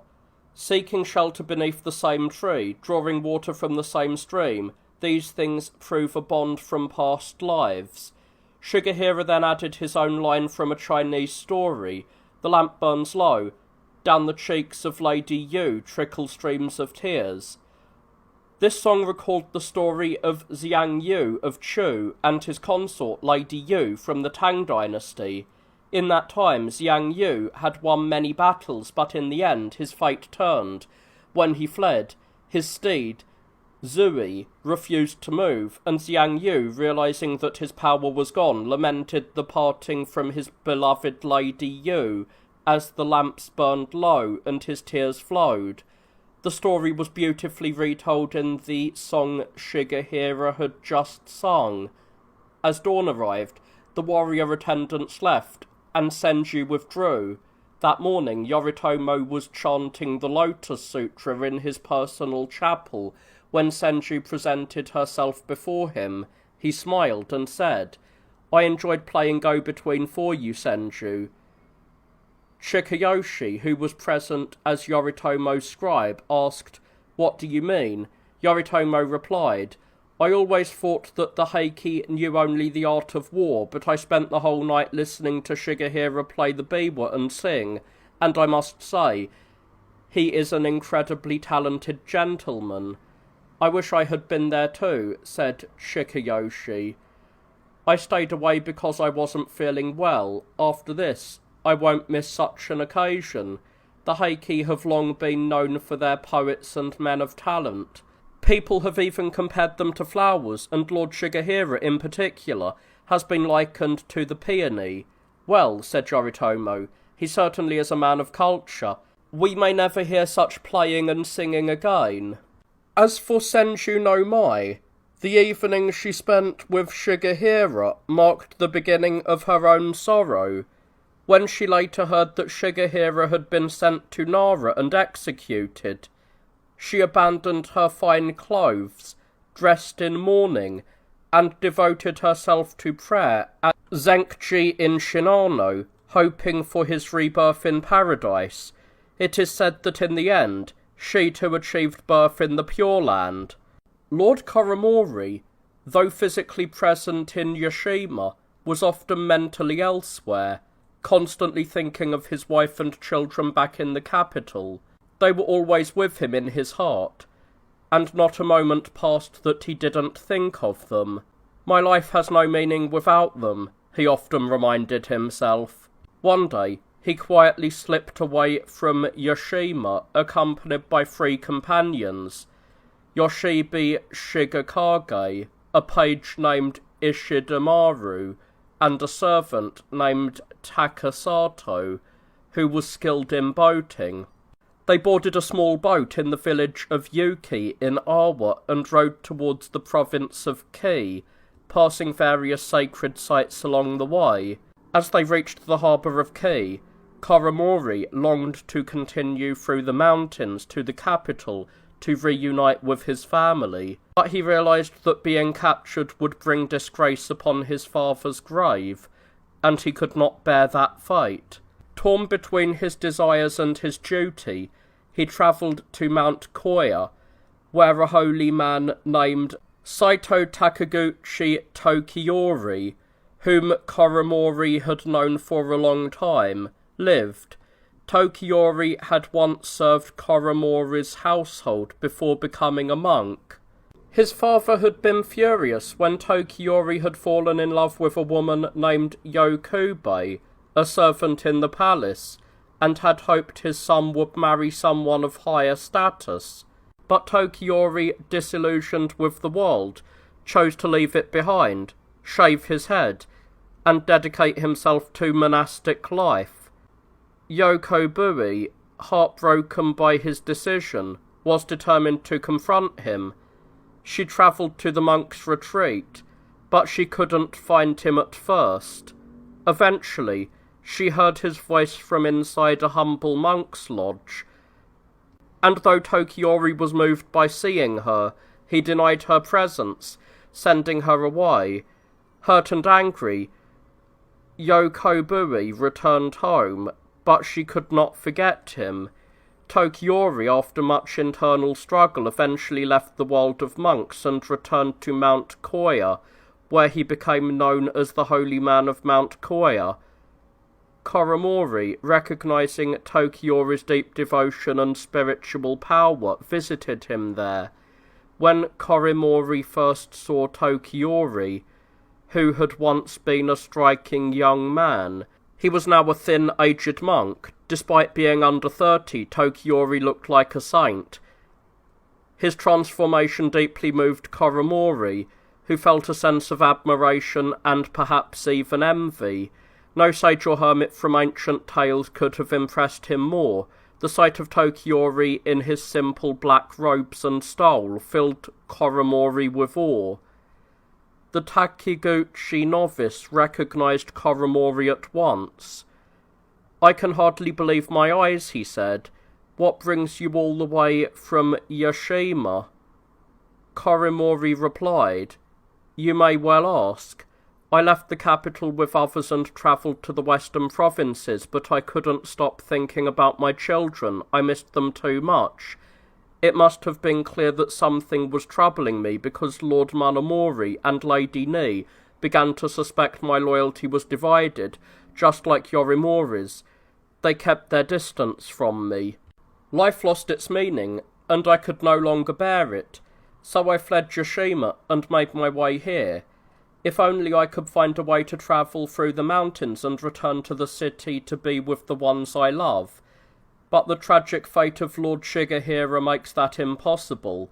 I might as well renounce the world right here and end my life, but I did once vow to make a pilgrimage to Kumano."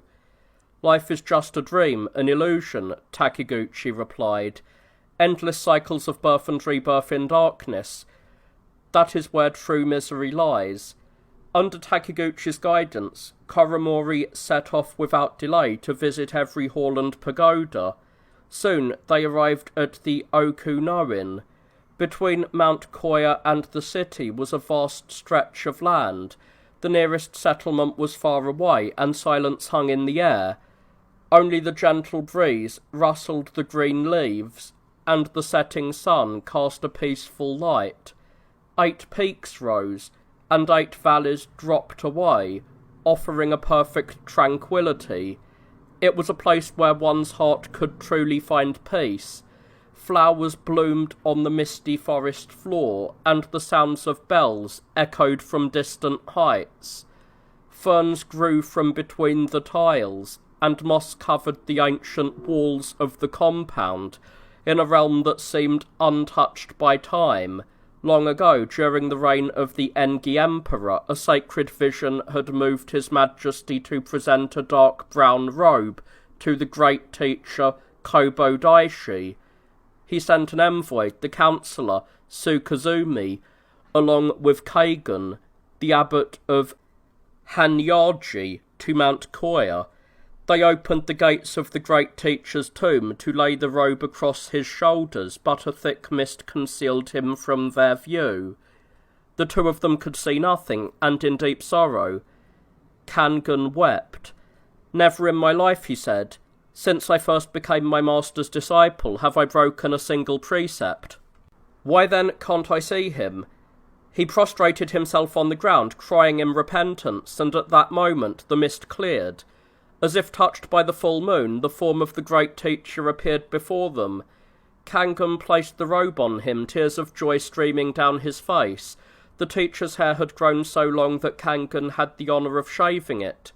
But while the envoy and Kangan witnessed this, Kangan's disciple Shun Yu, who was still an acolyte, and had accompanied his master, was deeply troubled to find that he couldn't see the teacher. Kangan took Shun Yu's hand and placed it on the great teacher's knee.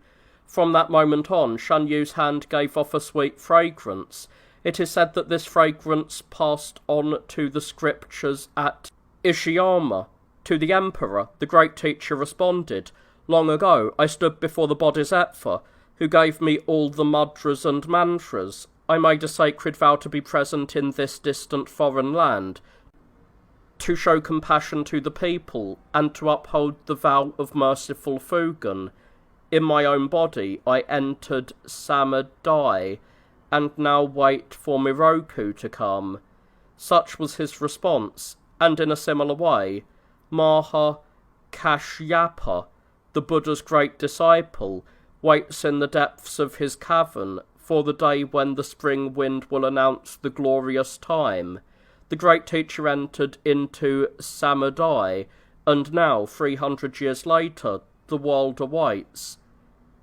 There are still many millions of years to go until the King of Mercy addresses the morning of that day to his free assemblies.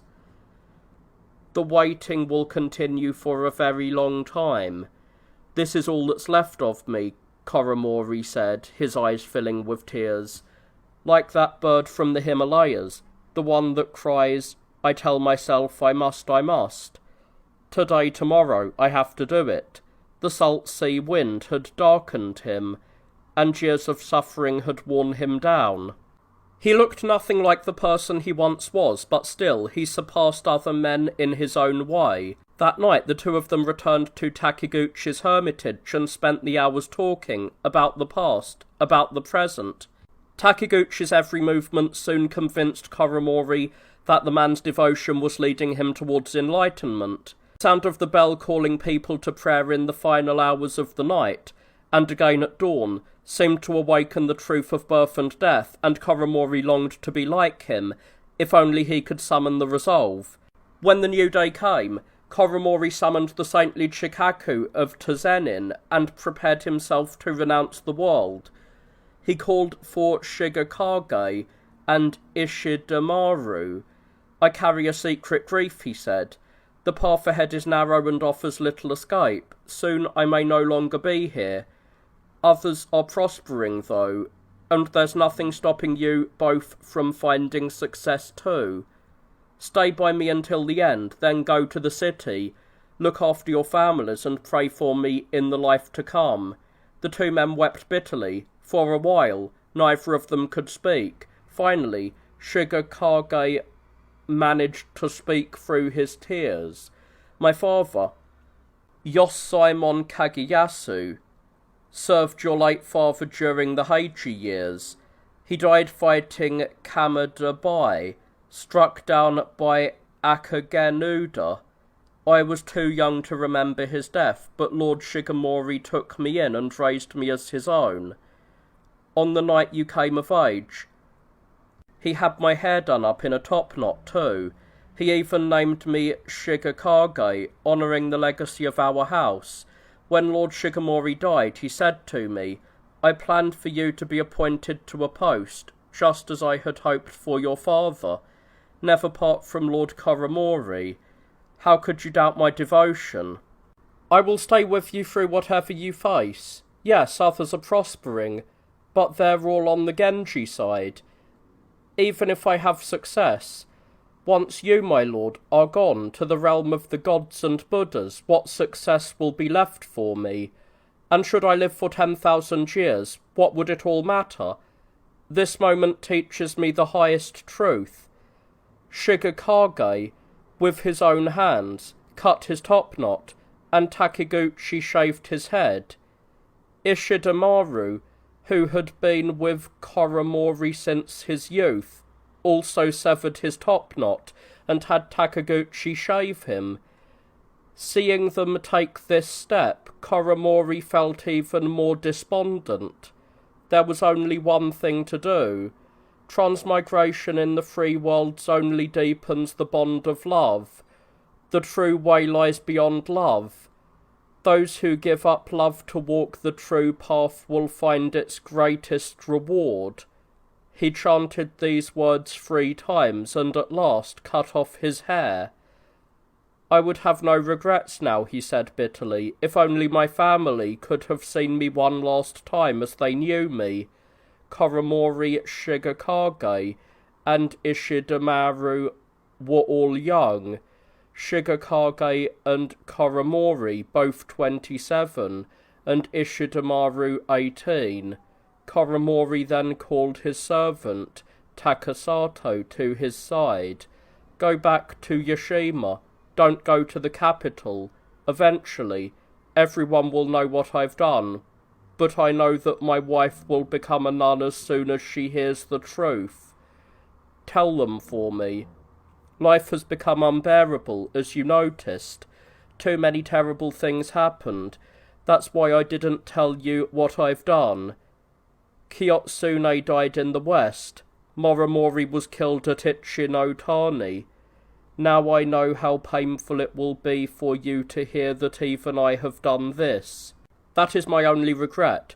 Also tell them that the Karakawa armour and the Togarasu sword, heirlooms passed down through 9 generations, should go to Rokudai if we ever regain our standing. Takasato nodded. I'll go to Yashima, my lord, once I've seen you through this. Very well, Koromori said. Stay with me, and Takiguchi will guide me on the path. Koromori set out from Mount Koya towards Sanda in the same guise as a mountain ascetic. He visited the Ji shrine in Fujishiro and others along the way. Near the Iwashiro Ji shrine, just north of the Senrai no Hama, a group of 7 or 8 horsemen approached them. Koromori and his companions readied their daggers, prepared to end their lives rather than face capture. But the riders showed no signs of hostility. They dismounted in haste, bowed low, and passed by without a word. They recognized me, Koromori exclaimed. Who are they? He quickened his pace. The riders were led by Yasuno Shichirobi Muramitsu, son of a provincial man. Yasuno Gonno Kami Monoshigi. Who was that? One of his men asked. I can hardly bear to tell you, Manamitsu replied, his voice shaking. That was Lord Koromori, Lord Tyler no Shigemori's eldest son. I don't know why he's here so far from Yashima. He's renounced the world, and Shigekage and Ishidomaru are with him. I wanted to greet him, but I didn't want to embarrass him, so I just passed by. He pressed his sleeve to his eyes and sobbed.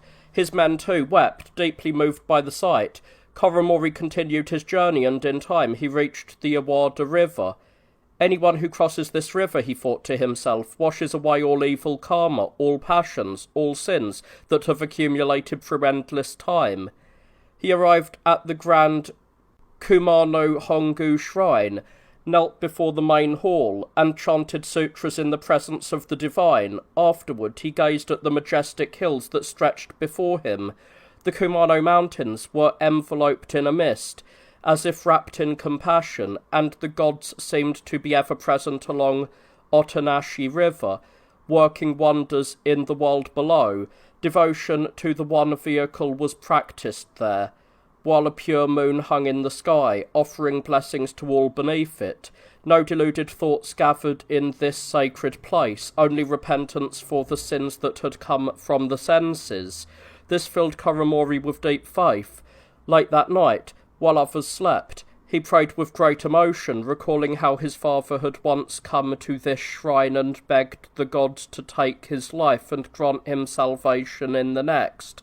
Koromori prayed, "O, you who manifest the Buddha Amida himself, honour your vow and gather every believer and abandon none. Guide me to your pure land."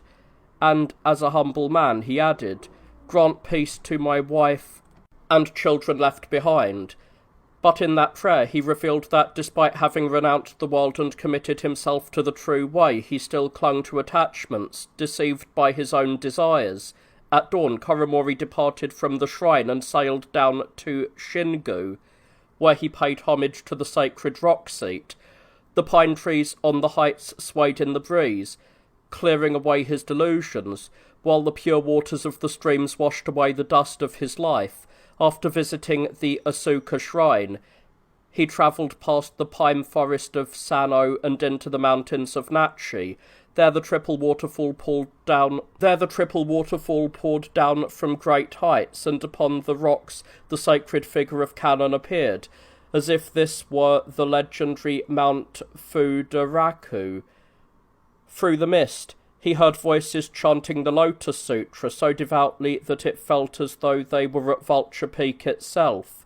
Since the day of his first descent, pilgrims from all walks of life had visited the site, seeking blessings, and the area had become a bustling centre of prayer, with monks and lay people alike. One summer, not long ago, the cloistered Emperor Kazan had fled the throne to seek rebirth in the highest paradise, and this very place had been the site of his hermitage. An old cherry tree stood there, in full bloom, perhaps as a tribute to that noble past.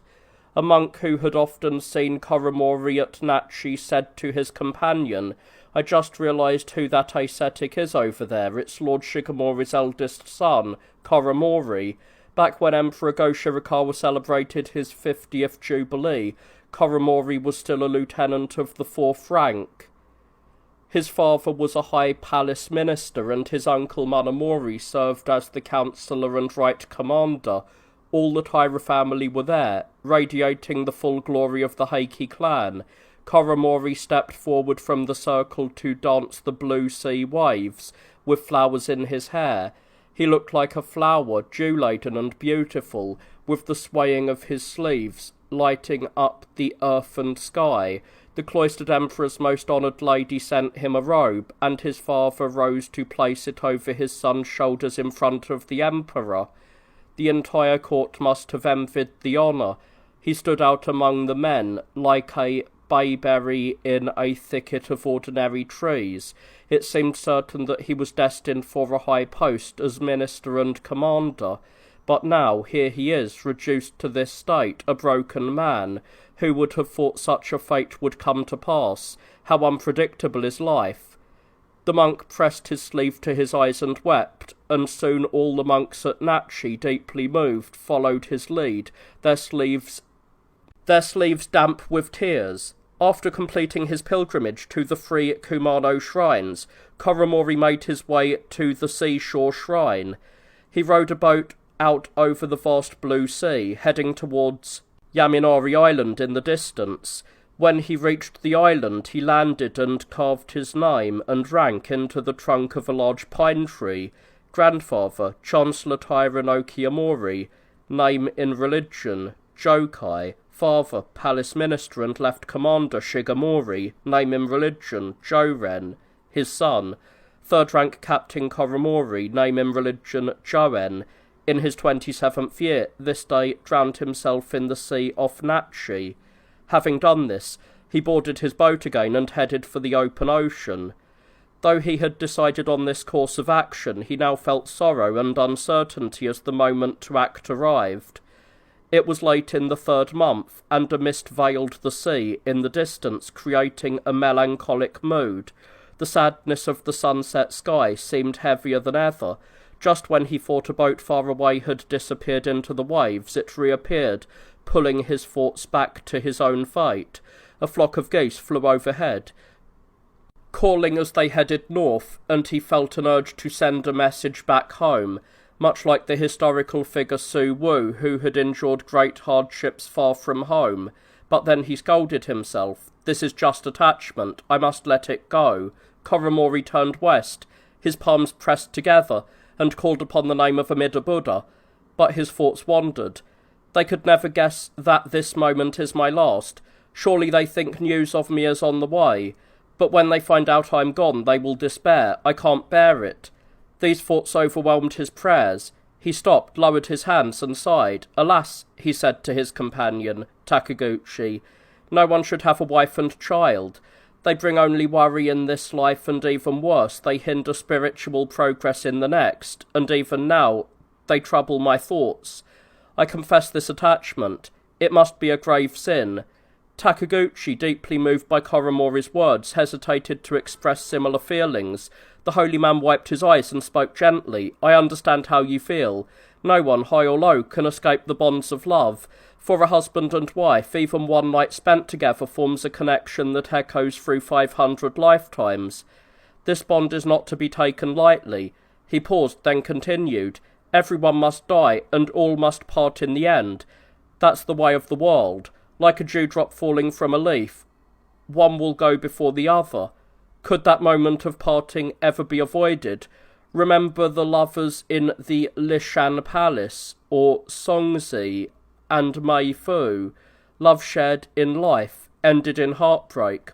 Even the greatest bodhisattvas, despite their enlightenment, must face birth and death. You would not escape this sorrow, my lord, even if you lived a long life. It will come to you in the end, just as it does now. The heretic Ma, who rules over the heavens, seeks to trap beings in the cycle of birth and death, and so he appears as a husband or wife, keeping people bound to this world. But the Buddhas of the 3 ages, who love all beings as their own children, urge them to enter the Pure Land, where births and deaths are transcended. The holy man's voice softened as he added, so I urge you, do not let your resolve falter. Remember the great Genji founder, the Io novice, Yoriyoshi, who spent 12 years fighting in the north. Despite all the battles and death, he achieved rebirth in Amida's paradise, his faith purifying him in the end. To renounce the world and become a monk is to earn the highest merit. Even building a pagoda with precious materials could not compare to the merit gained from one day as a monk. So, with your relatively light sins, why should you not be reborn in the Pure Land? He continued, in these mountains, the divine presence of Amida can be felt. Every vow he made was for the salvation of all beings. The 18th vow says that if a being with faith and joy calls upon Amida's name 10 times and desires birth in his Pure Land, they will not be turned away. So call the name and trust in him. Do not let doubt cloud your heart. Arouse your faith and call upon him, whether 10 times or just once, and Amida will come and welcome you. Though you may feel like you're sinking into the sea, you will actually be rising on a purple cloud. Once enlightenment dawns for you, you will return to this world to guide your family, just as those from the Pure Land return to save others. This is certain. With that, the holy man rang his bell and urged Koromori to call the name. Trusting in his guidance, Koromori corrected his course, faced west, and, with palms pressed together, called upon the name 100 times. With a final hail, he plunged into the sea. Shikakage and Ishidamaru, having followed his example, also called the name and followed him into the depths. The servant, Takasato, was about to follow Koromori, but the holy man stopped him. For shame, he exclaimed. You nearly disobeyed Lord Koromori's final command. Servants, what a hopeless lot. Just devote yourself to prayer for him in this life to come. He scolded Takasato, but the servant, overwhelmed with grief at being left behind, could hardly focus on the prayer. All he could do was writhe in the boat, groaning and crying. His sorrow was deep as that of Chandaka, the loyal charioteer, when Prince Siddhartha left him and his steed Kanthaka to retreat into the wilderness. The holy man rode for a while, gazing down into the water, but the 3 men had sunk too deep to be seen. After some time, he chanted scriptures, calling upon Amida's name, and prayed for their souls to find peace in paradise. His tender concern was deeply moving. As the sunset and darkness spread across the ocean, he rowed the empty boat back to the shore, tears mixing with the drops from the oar. Who could say which were tears of sorrow and which were from the sea? Takaguchi climbed Mount Kia again. Takasato returned to Yoshima still crying. There he handed Tsukimori, Koromori's brother, a final letter from his master. How awful! Tsukimori exclaimed. If only he had known how much he meant to all of us. Lord Munamori and Lady Ni thought he had aligned himself with Yoritomo, like Yorimori, so they assumed he had gone to the city, which has caused me trouble. But no, it seems he threw himself into the sea off Nachi. He could have taken me with him, and we could have drowned together. I hate to think that our bodies must lie apart. Did he leave you any message? Takasato replied. This is what he asked me to say. First, Kiyotsune died in the west, then Morimori was killed at Ichinotani, and now I too have met my end. For you, this must be a terrible blow, and that is my only regret. He spoke at length about Karakawa, Kogarasu, and others. Tsukimori, wiping his eyes, said, I can't imagine living on without him. His grief was so profound that it moved everyone around him to tears. His retainers wept helplessly, and even Manamori and Lady Ni, who had thought he had sided with Yoritomo, now understood the truth and joined in the mourning. Meanwhile, in Kamakura, Yoritomo was granted a promotion, his rank elevated after his suppression of Kizo Yoshinaka. At the same time, retired Emperor Sutoku's spirit was moved to a new shrine at the east end of Inomikaido, where he would be honoured as a god, an initiative from cloistered Emperor Go Shirakawa. Later, Yorimori, having received many letters from Yoritomo, decided to travel to Kamakura, despite his concerns about other members of the Genji clan.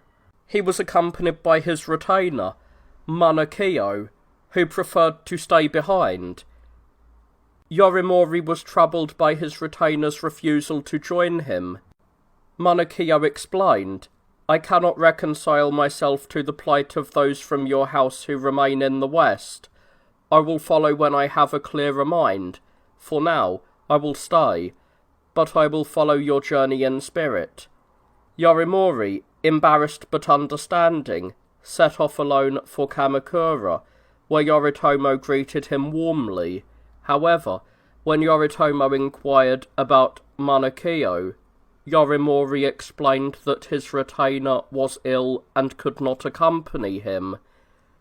Yoritomo was disappointed, as he had prepared many gifts for Manakio, but was still generous towards Yorimori, offering him land, horses, and other wealth. Yorimori left Kamakura with a great number of horses and gifts, returning to the capital, not only alive but enriched. Back in the west, the situation for Lord Kiyomori's wife grew increasingly dire.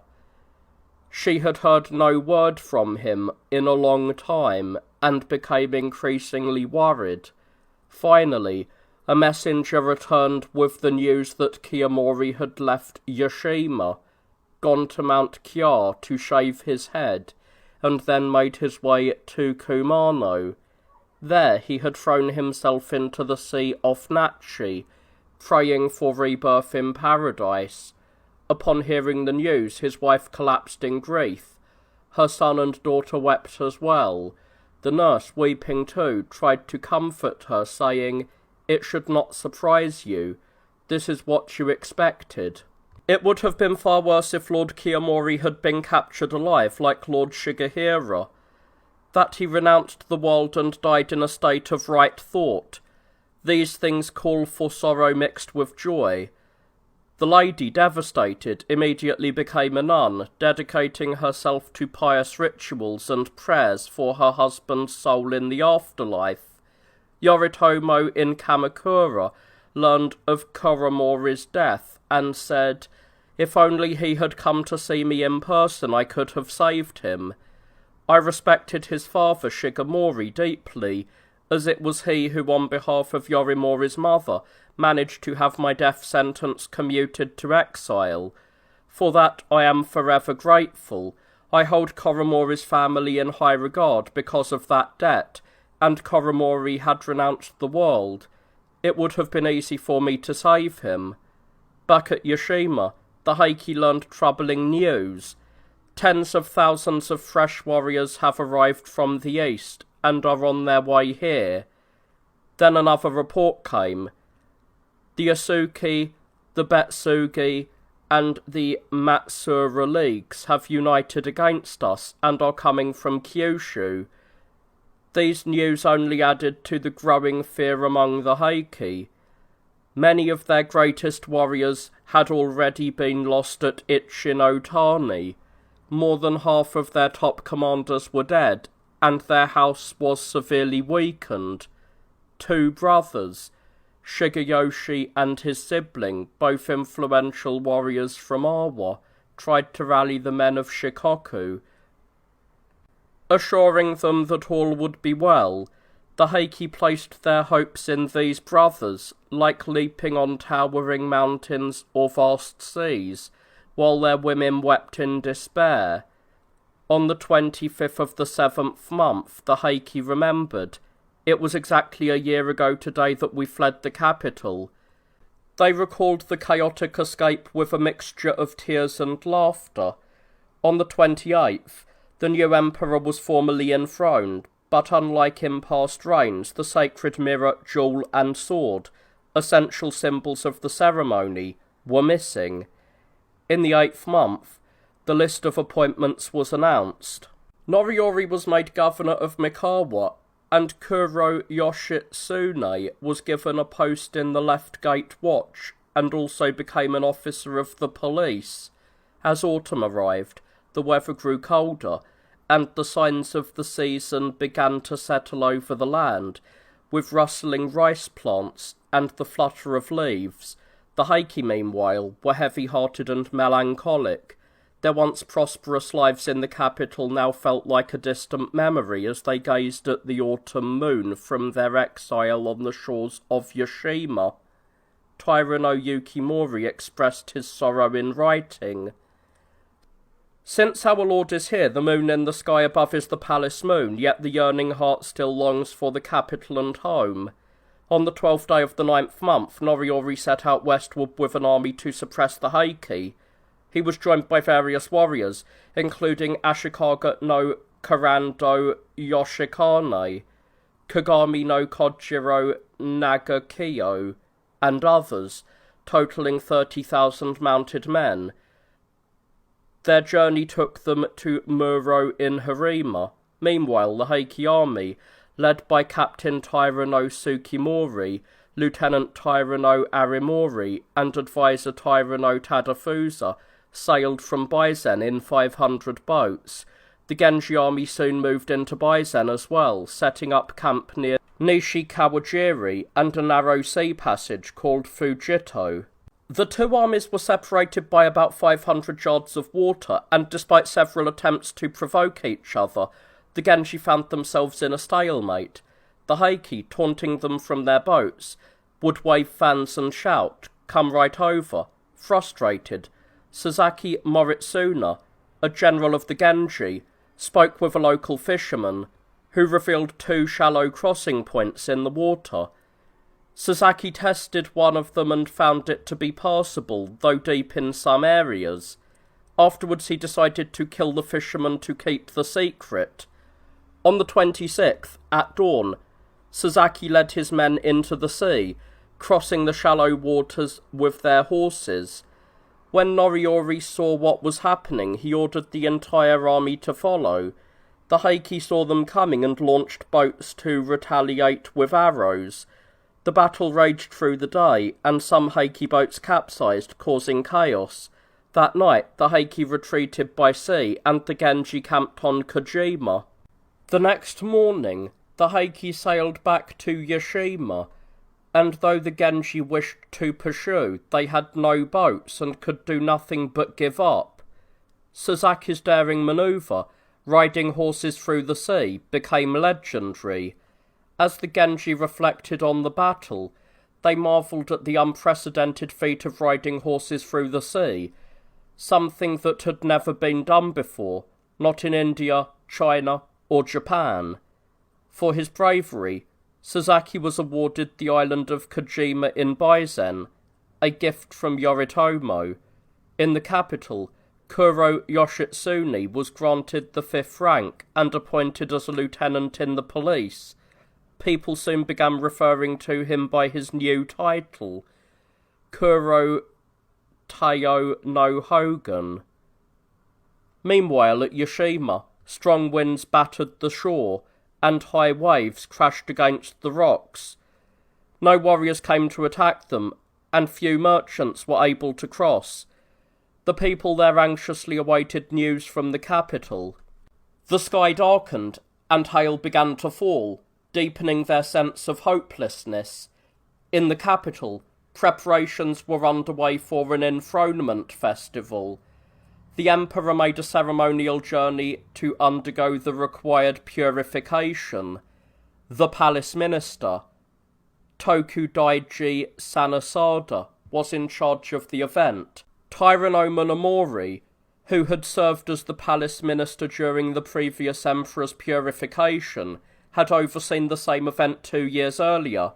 Monomori, seated within the curtained enclosure with the dragon banner raised before him, appeared imposing, with his well-fitted cap, draped sleeves, and flowing court trousers. Other Heike men, including Tomomori, Shigehira, and various palace guard officers, held the ropes of the imperial palanquin, clearly superior to everyone else. This time, Yoshitsune led the procession. Although he was familiar with the capital, he didn't compare to the prestige of even the lesser Heike. The enthronement festival took place on the 18th of the 11th month.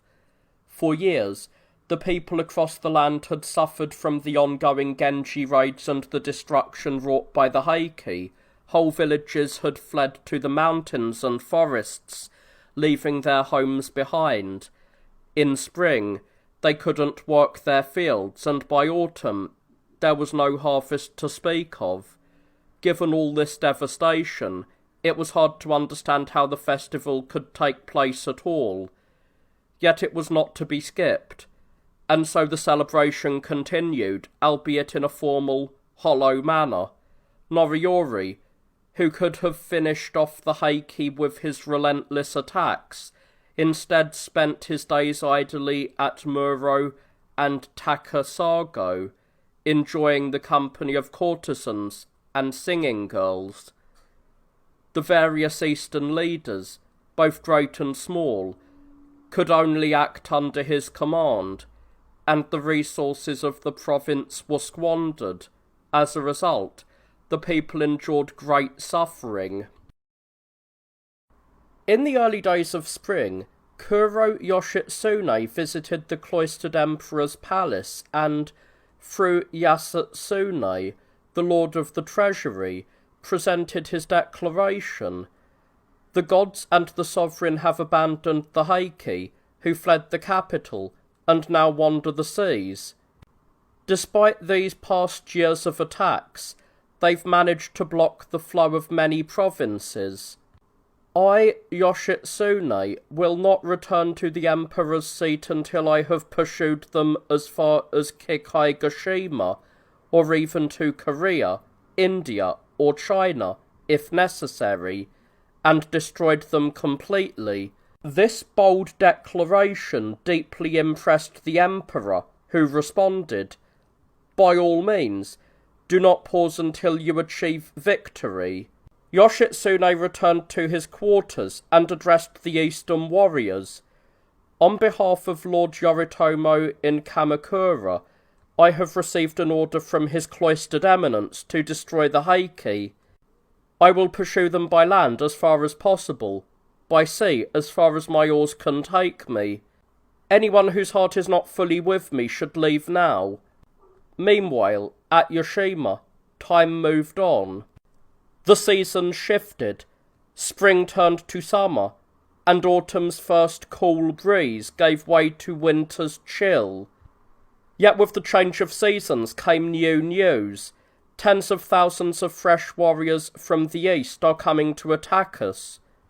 And more troubling still, the Usuki, the Betsugi, and the Matsura leagues from Kyushu are uniting to fight us.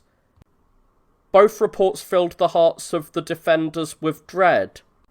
Kenraimonin, Lady Ni, and their women gathered, lamenting, "What miseries await us? What will happen next?" Lord Tomomori spoke up. "The men of the east and north were once our loyal allies, but they abandoned us, shifting their allegiance to Yoritomo and Yoshinaka. Now the same will happen with the men of the west. I always thought we would face our fate in the capital, but we fled instead, and now we suffer the consequences. How I wish things had turned out differently." Sad to say, his words were true. On the 3rd day of the 2nd month, Yoshitsune left the capital and gathered a fleet at Watanabe in Setsu province, preparing to attack Yoshima. Noriyori, also leaving the capital on the same day, assembled a fleet at Kanzaki, also in Setsu, to sail down the inland sea.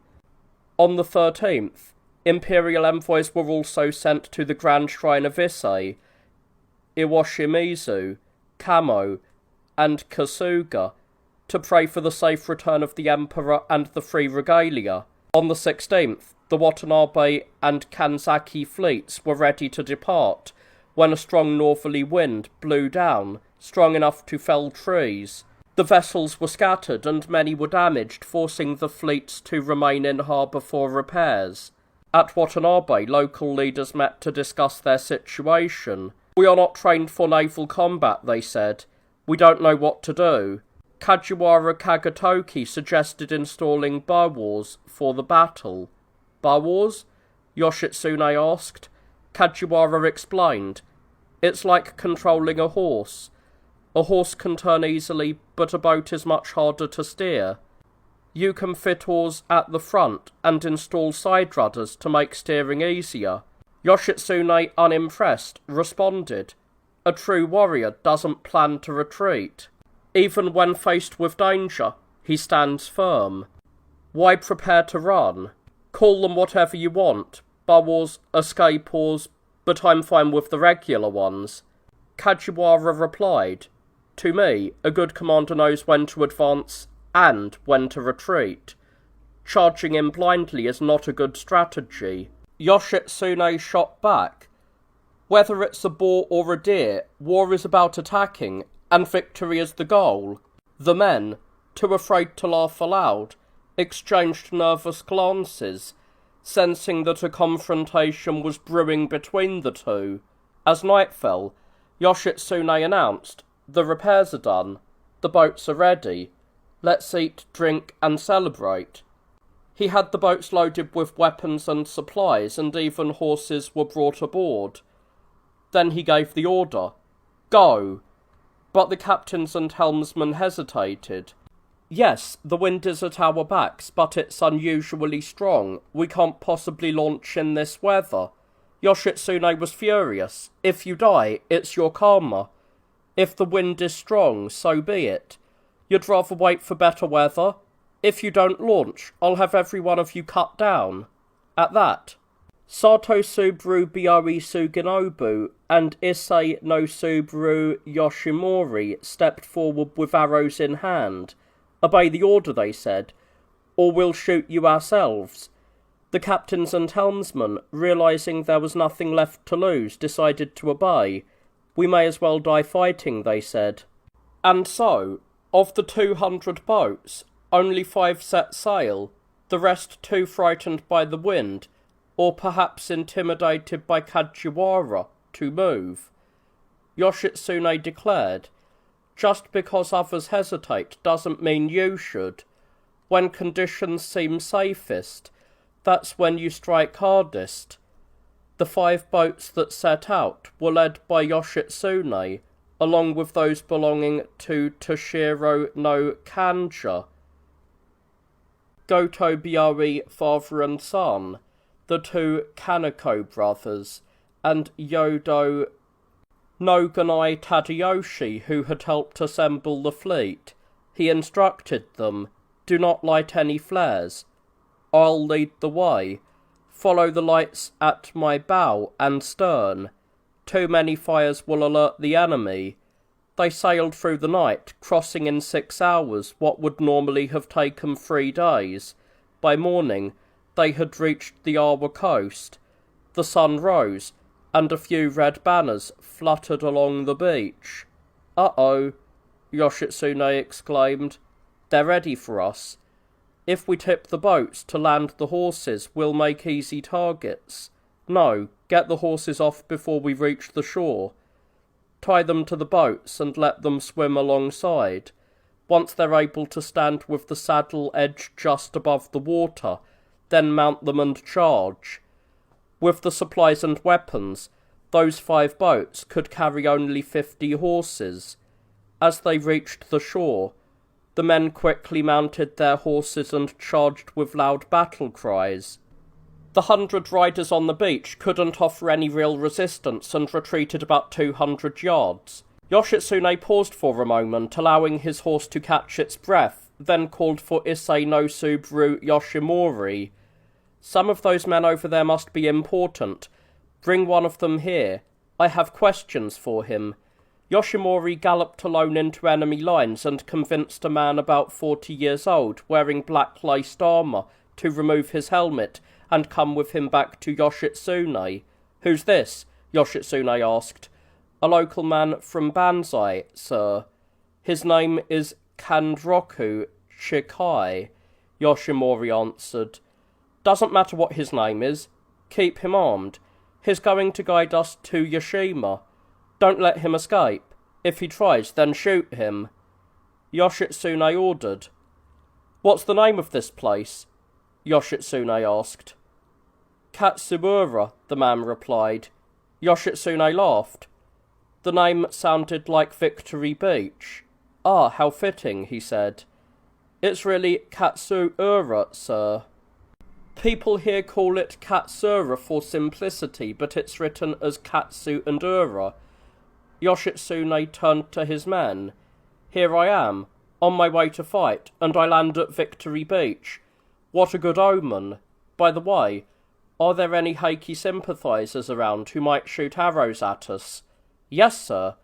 There's Sakuruba no Suki Yoshito, the younger brother of Awa no Minbu Shigeyoshi," the man answered. "Let's deal with him first," Yoshitsune said. He chose 30 riders from Kandroku's group and led them towards Yoshit's stronghold. They found it surrounded by marshland on 3 sides and a ditch on the 4th. They launched an attack, yelling loudly, and the defenders inside returned a volley of arrows, which the Genji warriors ignored. With their heads down, protected by neck armour, the Genji pressed their assault, howling for battle. Yoshit quickly realised he was losing. Taking cover under his men's arrows, he managed to escape on a sturdy steed. Yoshitsune cut down 20 of the defending archers, and offered their heads to the god of war, shouting a victory cry. "A good start," he turned to Kandroku. "How many Heike soldiers are at Yashima?" "Not more than 1,000 horsemen, sir." "Why so few?" "They've stationed small groups along the coast like ours. But Denzaemon Norioshi, Shigeyoshi's eldest son, has taken 3,000 horse into Iyo to punish Kawano no Shiro for not answering the call. Perfect timing, then. How far is it from here to Yashima?" 2 days' march." "Then let's attack before they realise we're here," Yoshitsune commanded. They rode on through the night, crossing Zaka Pass between Awa and Sanuki. Late into the night, Yoshitsune found himself walking alongside a letter carrier and struck up a conversation. The man didn't realise he was speaking with an enemy and spoke freely, likely assuming the warriors were headed to join the Heike at Yashima. "What's the letter for?" Yoshitsune asked. "It's for Lord Manamori at Yashima," the man answered. "From whom?" "A gentlewoman in the capital." "What does it say?" "Not much. She only mentions that the Genji have reached the mouth of the Odo River and are launching their boats." Yoshitsune smiled. "I thought so. Let me see the letter." After reading it, he chuckled. "This is a blessing from heaven. I want Yoritomo to see this too." He tucked it away carefully. The next day, they reached a place called Hiketa in Sanuki. There, they let their horses rest before continuing towards Yashima. Yoshitsune called for Kondroku again. "Tell me about the Heike at Yashima." "Apparently, sir, you don't realize that the sea near Yashima is very shallow. At low tide, you can ride right out to the island without getting your horse's belly wet." "Great!" Yoshitsune exclaimed. "Let's attack now." He set fire to Takamatsu's houses and led his forces towards Yashima. At Yashima, Denzaemon Noriyoshi had returned with his 3,000 horse after failing to find Kawano no Shiro. Instead, he had executed over 150 of his men and brought their heads to Lord Manamori. However, when their heads were being inspected, a loud noise broke out. "Takamatsu is burning." "This isn't an accident," Manamori said. "It must be an attack. They intentionally set the fires. There must be a lot of them. We can't let ourselves be surrounded. Get to the boats." Everyone hurried to board the boats. Kenraimonin, Lady Ni, and the women were the first to board one. Manamori and his son climbed into another. The rest scrambled for whatever boats they could find. Meanwhile, the Genji warriors, about 70 or 80 in total, landed on the beach before the main gate, where the water was shallow. As the spray from their galloping horses glittered in the mist, white banners emerged, signalling the Heike that a large force was about to finish them off. To prevent the Heike from realizing how few men he had, Yoshitsune ordered his forces to advance in small groups, 5 or 6, 10 at the most. Yoshitsune was dressed that day in a red brocade tunic beneath armour with purple lacing, lighter on top and darker towards the bottom. Gold accents decorated his sword, and arrows with mottled feathers were packed in the quiver on his back. Holding his rattan-wrapped bow, he boldly announced, "I am the messenger sent by His Cloistered Eminence, the police lieutenant of the 5th rank, Minamoto no Yoshitsune." Following him, others gave their names. Tashiro no Kanja no Botsuna from Izu, Kaneko no Juro Iotada, and Yoichi Chikanori from Musashi, and Issei no Subaru Yoshimori, among others. The Heike responded with a command to attack. "Shoot them." Some fired from a distance, others shot from close range. The Genji warriors returned fire as they charged forward, their horses pounding the sand and their battle cries echoing across the field. Gottbe Sanamoto, an experienced fighter, avoided the front lines and instead charged into the palace, setting many fires. The smoke quickly rose and the building was consumed by flames. Manamori, realizing what had happened, turned to his men. "How many Genji are there, really?" he asked. "Only 70 or 80 was the response. How dreadful. We could have easily dealt with them, even if we fought them one by one. It's a bitter thought that instead of surrounding and defeating them, we panicked and fled to our boats, while they burned the Emperor's palace." He called for Lord Noritsune to take action on land. Noritsune and Echu no Jiro Moritsuge boarded a small boat and landed on the beach near the burnt-out gates. Yoshitsune and his men kept their distance, waiting with bows drawn. Moritsuge shouted from his boat, "I heard your names announced, but I was too far out to catch them properly. Who is leading this Genji force?" Issei Yoshimori stepped forward to answer. "It is Lord Kuro Yoshitsune, 10th generation descendant of Emperor Saiwa, and younger brother of Yoritomo, Lord of Kamakura." "Oh yes, I know him," Moritsuge responded. "The orphan boy, whose father died during the Heiji conflict, and who was kept as a temple servant at Kamakura. Then he worked for a gold peddler, carrying his supplies all the way to Matsu. Is that the same fellow? Yoshimori shot back. How dare you speak so disrespectfully about my lord? We all know who you are. The ones who barely escaped the Battle of Mount Tanami, then fled north, begging your way back to the capital. Moritsugi fired back. Our Lord's generosity would never have left us begging. It's you, the bandits from Suzuka, with your wives and children, who have lived off thievery.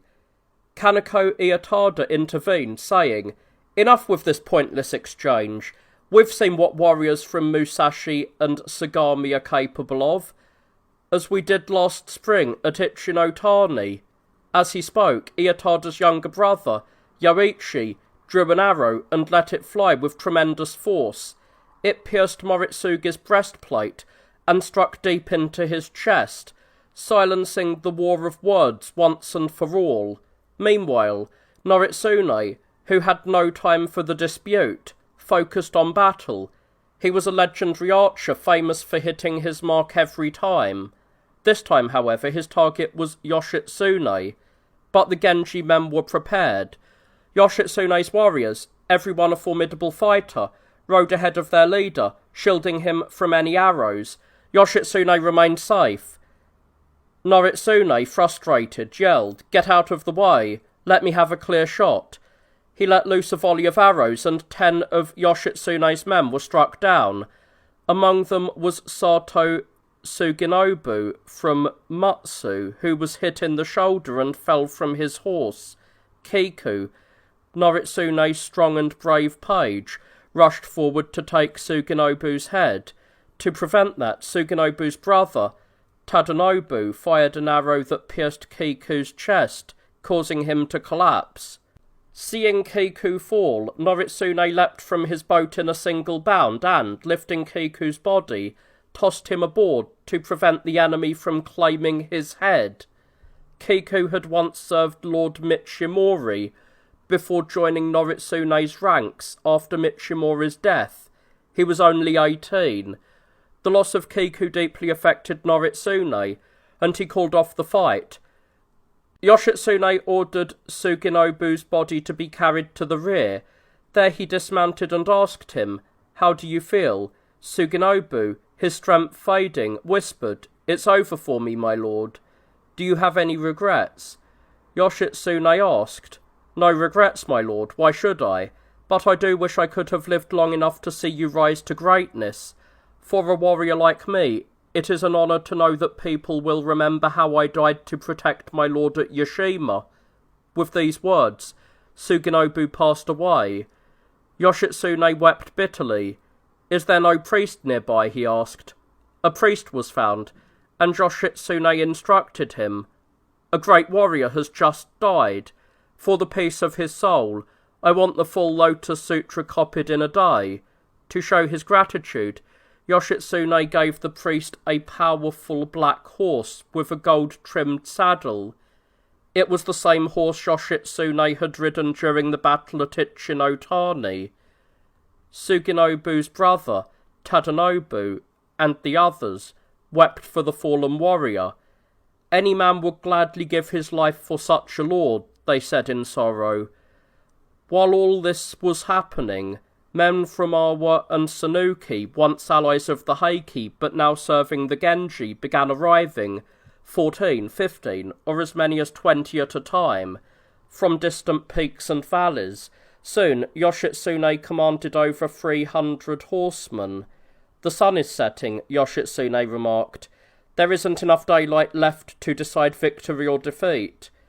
Just as he was preparing to pull his forces back, a beautifully decorated boat appeared, rowing towards shore from further out at sea. It turned broadside to the land, and everyone wondered what its purpose was. A stunning young woman, not yet 20, dressed in 5 layers of willow clothing and a red hakama skirt, stepped to the side of the boat.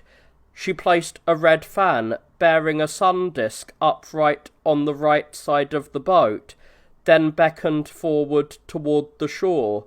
Yoshitsune called for Gotbi Sanamoto. What does she want? He asked.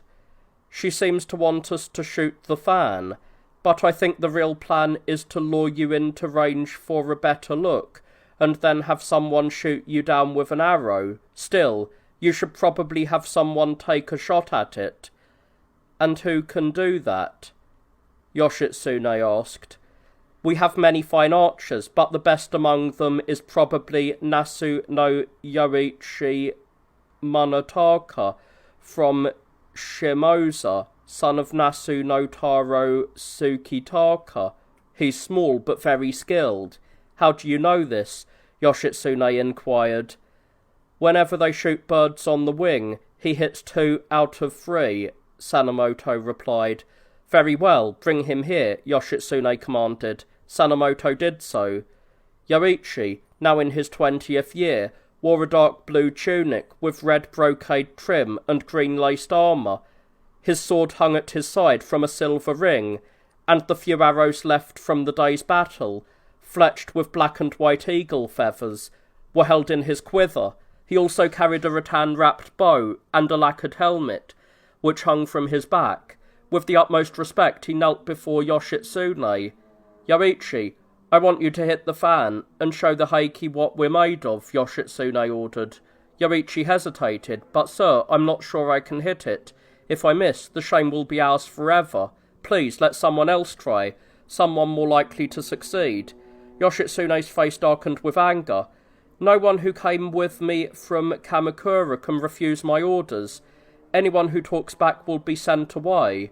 Realizing the gravity of the situation, Yoichi quickly reconsidered. I may or may not miss, sir, but I will try, since you order it. He mounted a powerful black horse with a tasselled saddle and a mother-of-pearl sea-squirt motif, gripped his bow, and steered the horse towards the water's edge. His fellow warriors watched from a distance, murmuring, He'll do it. I know he will. Yoshitsune, too, seemed confident in his skill. The fan was still far away, and Yoichi had to ride about 30 or 40 feet before it looked a manageable distance, still roughly 100 yards away. It was late in the day. The wind from the north had picked up, and high waves crashed on the shore. The boat holding the fan rocked in the waves as it fluttered on the wind. Around it, Heike boats gathered on the sea to watch, while the Genji watched from the shore, lined up in their ranks, both sides seemingly in high spirits. Yoichi closed his eyes and silently prayed. Hail Hachiman, great Bodhisattva, and you, gods of my homeland, Nikko Gongen of Utsunomiya, Yuzen Daimyojin of Nasu, guide my arrows to strike the centre of that fan. If I miss, I will break my bow and never face any man again. But if you wish me to return, let my arrow strike true. He opened his eyes again. The wind had lessened slightly, and the fan appeared to be in a better position. He selected one of his special arrows, notched it to the string, and released it. Despite his small frame, Yoichi drew the bow with the strength of a grown man. The arrow hummed through the air, unerringly hitting the fan just above the pivot, continuing its flight into the sea. The fan was struck, flew upwards for a moment, and then, buffeted by the wind, fell into the water with a splash. The sunset's fading rays illuminated the red fan with its sun disk, floating among the foamy waves. The Heike, watching from their boats, could hardly believe their eyes, and banged their oars on the gunwales in admiration. On the shore, the Genji warriors responded by striking their quivers in excitement, their victory clear. So impressive was the shot that a man, probably in his 50s, stirred by the excitement, stepped out from the middle of the boat.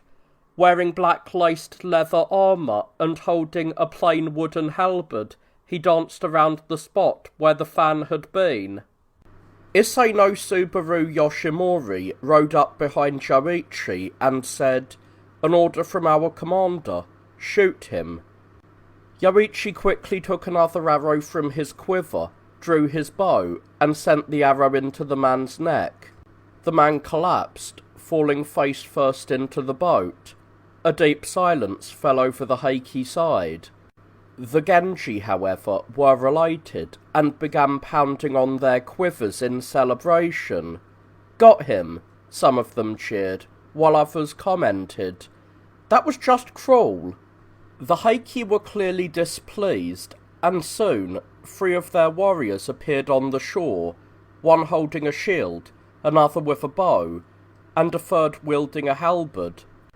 The man with the shield planted it firmly in the ground and shouted, "Come and fight us." "Fine," Yoshitsune replied. "Go, you young riders, clear them out." 5 men, Miyonoya no Shiro, Tashichi, Juro, Niu no Shiro, and Kizo no Chuji, charged with a loud battle cry. From behind the shield, a black feathered arrow struck the chest of Miyonoya's horse, just above the breast collar, and the horse collapsed. Miyonoya quickly swung his right leg over to the left side of the horse and drew his sword, but when the Heike halberd bearer attacked, Miyonoya realized it would be too dangerous to counter with his short sword. Instead, he shrank back and fled. The attacker gave chase, the halberd poised to strike, but instead of attacking, he reached for Miyonoya's neckpiece. Miyonoya ran faster to avoid the grip, but on the 4th attempt, the attacker successfully seized the neckpiece. Miyonoya tore it free from the helmet and managed to escape. To protect their horses, the other riders stayed back and watched. Miyonoya caught his breath behind one of them, while the attacker, resting on his halberd, lifted the neckpiece high and shouted, "You must have heard of me by now, and here I am before your eyes." The one they call Akushi Chibyori Kagekyo, the tough man from Kazusa. The Heike, hearing this, cried out, "Don't let them take Akushi Chibyori. Forward, men, stay with him." 200 Heike warriors, shields interlocked like overlapping feathers, emerged from the shore. "All right, Genji, try us," they shouted. Yoshitsune, sensing danger, observed, "This doesn't look good." He gave command to Got Biori and his son, the Kaneko brothers, and posted Sato Shirbiori from Mutsu and Ise Yoshimori on his left and right. He assigned Toshiro no Butsana to cover his rear and charged with 80 of his fiercest men. The Heike warriors, mostly foot soldiers, drew back, fearing the cavalry. They quickly reboarded their boats, and the Genji scattered their shields widely, like counting sticks, and rode into the water, determined to keep fighting. While Yoshitsune pressed deeper into the water, men on nearby boats attempted to hook his neckpiece with grappling hooks. Several times they caught it, but his warriors managed to cut the hooks away with their swords and halberds. Eventually, one hook managed to grab Yoshitsune's bow, and he dropped it into the sea. He bent down and tried repeatedly to recover it with his whip. Let it go, his men urged, but he insisted on retrieving it. Finally, he managed to get the bow back, and returned to the shore, laughing. The older warriors shook their heads in disapproval. "You shouldn't have done that, sir. How could you risk your life for a bow, no matter how valuable?" Yoshitsune smiled and replied, "It wasn't the bow I was concerned about. If it had been my uncle Tamatomo's bow, which takes 2 or 3 men to string, I might have dropped it intentionally. But with this weak little bow, they would have laughed and said, 'This is the bow that Yoshitsune, the commander of the Genji, uses.' No, I couldn't let that happen. That's why I risked my life to recover it." His words impressed everyone deeply. Meanwhile, the sun had set. The Heike rode in their boats, offshore, while the Genji withdrew to their camp for the night. on the heights between Murei and Takamatsu. They had not rested in the last few days. 2 days earlier, they left Watanabe and Fukushima only to endure a sleepless night in rough seas. The day before, they fought a skirmish at Katsuura, then spent the night crossing the mountains, followed by another full day of battle. Exhausted, the men collapsed where they could, some using their helmets, armour, or quivers as pillows, falling into a deep sleep. Only 2 men, Yoshitsune and Yoshimori, stayed awake. Yoshitsune climbed to a high place to keep watch for the enemy, while Yoshimori hid in a hollow to shoot at any enemy horses that passed by. Meanwhile, the Heike had sent Noritsune with 500 mounted men, intending to strike at the Genji that very night. However, a dispute broke out between Moritsugi and Emi no Jiro Morikata over who would lead the charge. By the time the quarrel was settled, dawn had broken, and the opportunity for a night attack was lost. Had they launched the attack as planned, they could have ended the Genji's advance, but their failure to act made it clear that the Heike's fortune was waning. At dawn, the Heike boarded their boats and rowed towards Shido Bay in Sanuki. From his group of 300 men, Yoshitsune selected 80, along with their horses, to pursue them. Realizing their numbers were small, the Heike set out to surround and eliminate them. 1,000 warriors stormed the shore with loud battle cries. But then they noticed 200 more Genji soldiers from Yashima charging towards them. "Oh no," they cried, "a whole Genji army is behind them. There must be tens of thousands. We can't let ourselves be surrounded." In a panic, they quickly boarded their boats once again. The Heike fled, at the mercy of the wind and tide, with no clear destination in mind. Yoshitsune had driven them off the entire island of Shikoku, and even Kyushu was closed to them. They were like souls trapped in the bardo, unable to escape. On the shore of Shido Bay, Yoshitsune dismounted to inspect the heads of the slain enemies. He called for Ise Yoshimori. "Denizaemon Noriyoshi, the son of Shigeyoshi," he began, "went after Kawano no Shiro because Kawano ignored his summons. He crossed into Iyo with 3,000 horsemen, missed Kawano, and instead took 150 heads from his men. These heads arrived yesterday at Yashima, and today, I hear, Noriyoshi is on his way here. Go meet him on the road, make up any story you need, and bring him back to me." Yoshimori agreed and, flying the banner his lord had given him, set off with only 16 men, all dressed in white.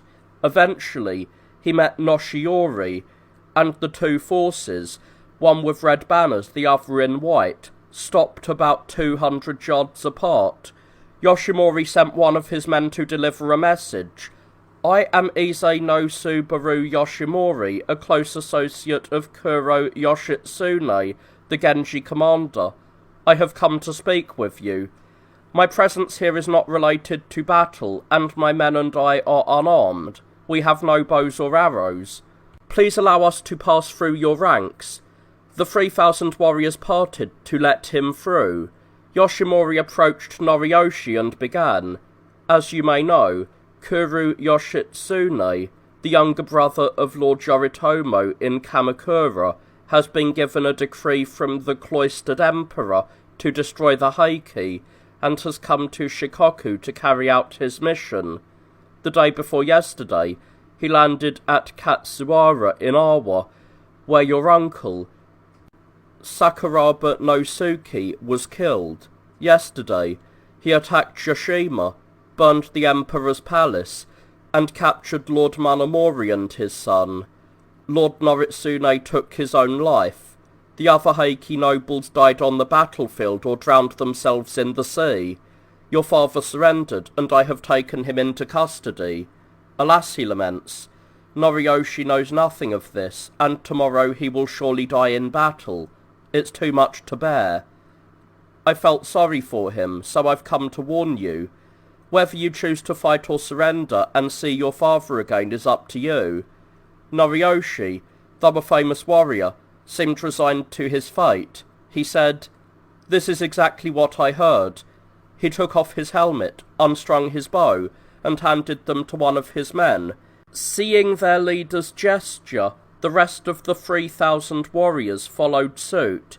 Yoshimori and his 16 men returned with Noshiori and his subdued forces. "What a brilliant move!" Yoshitsune exclaimed, admiring Yoshimori's success. Noriyoshi was immediately ordered to relinquish his arms and armour, which Yoshimori took charge of. "But what about the others?" Yoshitsune asked. "Men from distant provinces don't care much about who their leaders are, as long as they keep the peace and suppress trouble," Yoshimori explained. His reasoning made sense to Yoshitsune, who then decided to integrate the 3,000 warriors into his own ranks. Later, at around 8 AM, 200 or so boats left at Watanabe arrived at the Yashima coast, with Kajiwara's boat in the lead. Kuro Yoshitsune had conquered all of Shikoku, the men already there remarked with a chuckle. "Who needs Kajiwara? He's as useless as altar flowers picked too late for the rite." After Yoshitsune left the capital, Nagamori, the chief priest of Sumiyoshi Shrine, went to report to the cloistered emperor. Through Yasutsune, the lord of the treasury, Nagamori relayed a message. On the 16th of the month, at the hour of the board, the sound of a humming arrow came from the shrine's third sanctuary and spread off to the west. The sovereign, deeply impressed by this, offered sacred treasures, including a sword, to Sumiyoshi through Nagamori. The emperor recalled the deities who had helped Empress Jingu in her conquest of Sila. One had stayed at Sumiyoshi in Setsu, while the other remained at Suwa in Shinano. The emperor was certain that these deities would protect the court and defeat its enemies, a sentiment shared by his officials. Kuro Yoshitsune pushed straight from Shido Bay across the sea of the province of Su, where he joined forces with his older brother, Noriyori. Meanwhile, the Heike had reached Hikushima in the province of Nagato. The Genji had landed at Katsuura in Awa and had gone on to defeat the Heike forces at Yashima. Curiously, the Heike fled to a place with Hiku or retreat in its name, while the Genji stopped at Oitsu or Chaceport in the same province. Tanzo, the superintendent of Kamano, owed the Heike much, but he now found himself torn. Should he join the Heike or the Genji? Seeking guidance, he performed Kagura at the Imagamano shrine in Tanabe and prayed. The oracle instructed him to follow the white banners. Still unsure, he placed 7 white cocks against 7 red ones, and when all 7 red cocks lost, Tanzo made his decision to join the Genji. He mustered all the men from his house and gathered 2,000 horsemen. They sailed aboard 200 vessels. At the prow of his boat was Nakayuji, bearing the sacred substance. His banner read, Kongji. As his boat approached Dan no Ura, both the Genji and Heike fleets bowed low, but the Heike could only despair when Tanzo's fleet joined the Genji. Then Kawano no Shiro Michinobu from Iyo arrived with 150 warships, further bolstering the Genji forces. Yoshitsune felt the momentum shift in his favour. The Genji now had 3,000 vessels, while the Heike had only 1,000, a few of them large Chinese-style ships. The balance of power shifted in favour of the Genji. As the battle began, Yoshitsune and Kajiwara Kagetoki were on the verge of a confrontation. Kajiwara requested to lead the charge, but Yoshitsune declined, stating that he was simply following orders as an agent of Lord Yoritomo, not a commander in his own right. Kajiwara retorted bitterly, calling Yoshitsune unfit to lead. The two men, tense with anger, drew their swords, and Kajiwara's sons rushed to his side. Several of Yoshitsune's men, Sato Tadanobu, Issei Yoshimori, Genpachi Hirotsuna, and others, prepared to intervene. However, Miura no Suke and Doi no Jiro intervened, pleading with both men to put aside their quarrel for the sake of the battle. A fight between their commanders, they argued, would only strengthen the Heike. Yoshitsune reluctantly calmed down, and Kajiwara, though seething with hatred, had to let the matter go. Meanwhile, the two fleets were separated by about 2 miles of sea. The tide was rapidly receding past Mochi, Akama, and Dan no Ura, working against the Genji fleet and pushing them backwards. The Heike fleet advanced with the tide, and the two forces clashed violently. Kajiwara, who had hugged the shore to avoid the current, came across a Heike boat, which his men captured using a grappling hook. They boarded it and fought fiercely, gathering numerous trophies. Their success was the highlight of that day's exploits. The battle escalated with thunderous cries, as if shaking the heavens themselves. Tomomori stood on his boat and announced, "Today's battle will be our last. Men, throw away any thoughts of retreat. We've seen glory, but now it's over. Your honour remains, so fight without hesitation. Save yourselves and you gain nothing." Akushi Chibyori of Kazusa mocked the Genji warriors, stating that they were skilled on horseback but had no knowledge of naval combat. "Catch them all and throw them back into the sea," he declared. Echu no Jurby Moritsugi added that Yoshitsune was a small and unimpressive man with buck teeth. "He's a fighter but no threat. I'll just throw him into the sea," he said. Before the battle, Tomomori expressed suspicion about Shigeyoshi from Awa, wondering if he had betrayed them. Munamori defended Shigeyoshi, saying that he had always been loyal. Despite Tomomori's growing frustration, Munamori refused to act on his suspicions. The Heike divided their 1,000 vessels into 3 groups, one led by Yamaga no Hyoji Hideto with 500 boats, a second group of 300 from the Matsura League, and a third with 200 boats carrying the Heike's scions. No warrior in Kyushu could match Hideto, who had chosen 500 lesser warriors to accompany him. These men formed a line from bow to stern and unleashed a barrage of 500 arrows. The Genji, though outnumbered with 3,000 boats, struggled under the overwhelming rain of arrows. Yoshitsune fought at the front of his forces, but the onslaught was too much. No shield or armour could protect against such a fierce barrage, and the Genji were pushed back.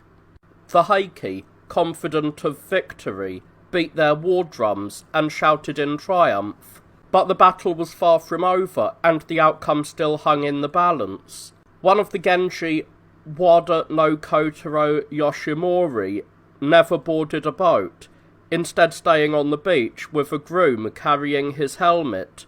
Mounted on his horse, he drew his bow with great strength, shooting arrows that hit their targets from nearly 300 yards away. One arrow flew especially far, and Yoshimori waved at the enemy as if to say, "I'll have that arrow back." Tomomori called for the arrow and inspected it. The plain shaft, fletched with goose feathers and black-tipped crane feathers, was about 13 handbreadths long. A handbreadth from the tip, it bore Yoshimori's name written in lacquer. It took some time to find a skilled Heike archer, but eventually Nino Kishiro Chikakyo from Io was summoned.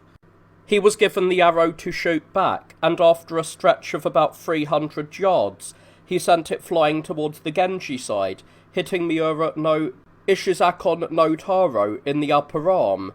The Miura men laughed, and Yoshimori thought no one could shoot further than him.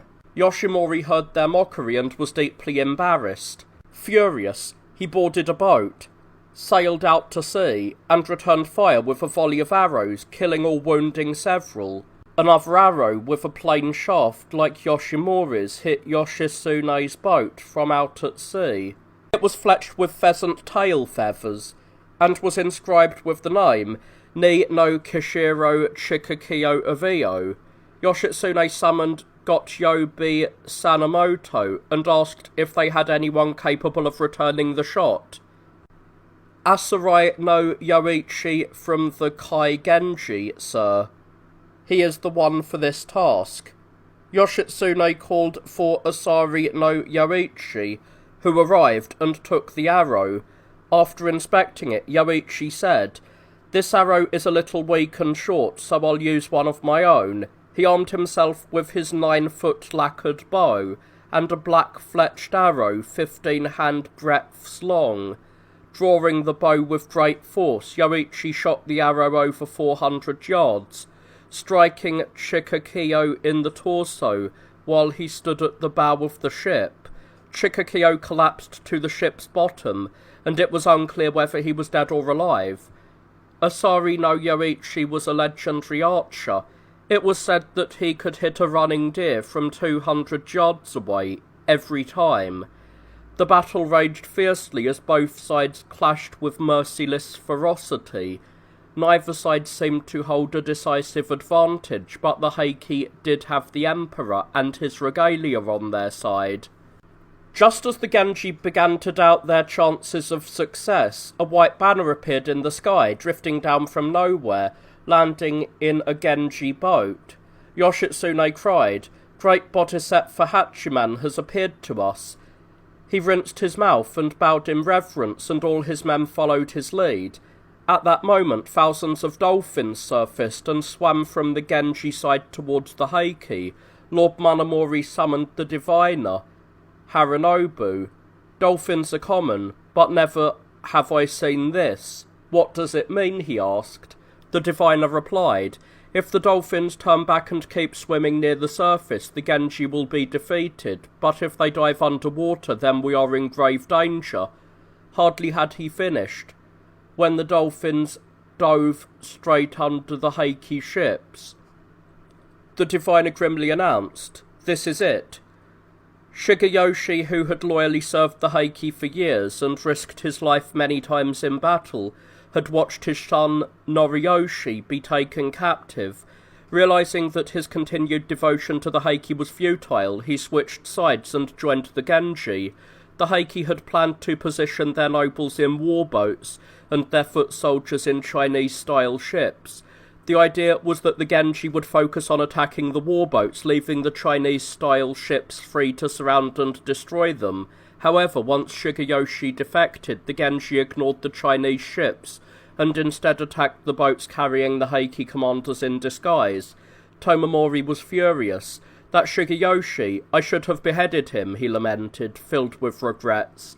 Now the warriors of Shikoku and Kyushu, seeing Shigeyoshi's betrayal, shifted their allegiance to the Genji.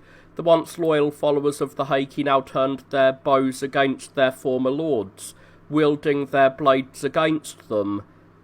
While the far shore seemed to beckon, high waves pushed it beyond the Heike's reach. The near shore, on the other hand, bristled with waiting Genji arrows. The struggle for control of the realm, which had gone on for so long, visibly came to an end that day. The Genji warriors charged onto the Heike vessels, cutting down every crew member and helmsman with arrows and swords, leaving no one to row or steer. The bodies of the fallen were scattered across the deck. Tomomori rowed a small boat to the imperial barge. "From what I can see," he said, we're finished. Please, throw anything unsightly into the sea." He moved frantically from the front of the boat to the back, sweeping, wiping, and gathering up debris, clearing whatever he could reach with his own hands.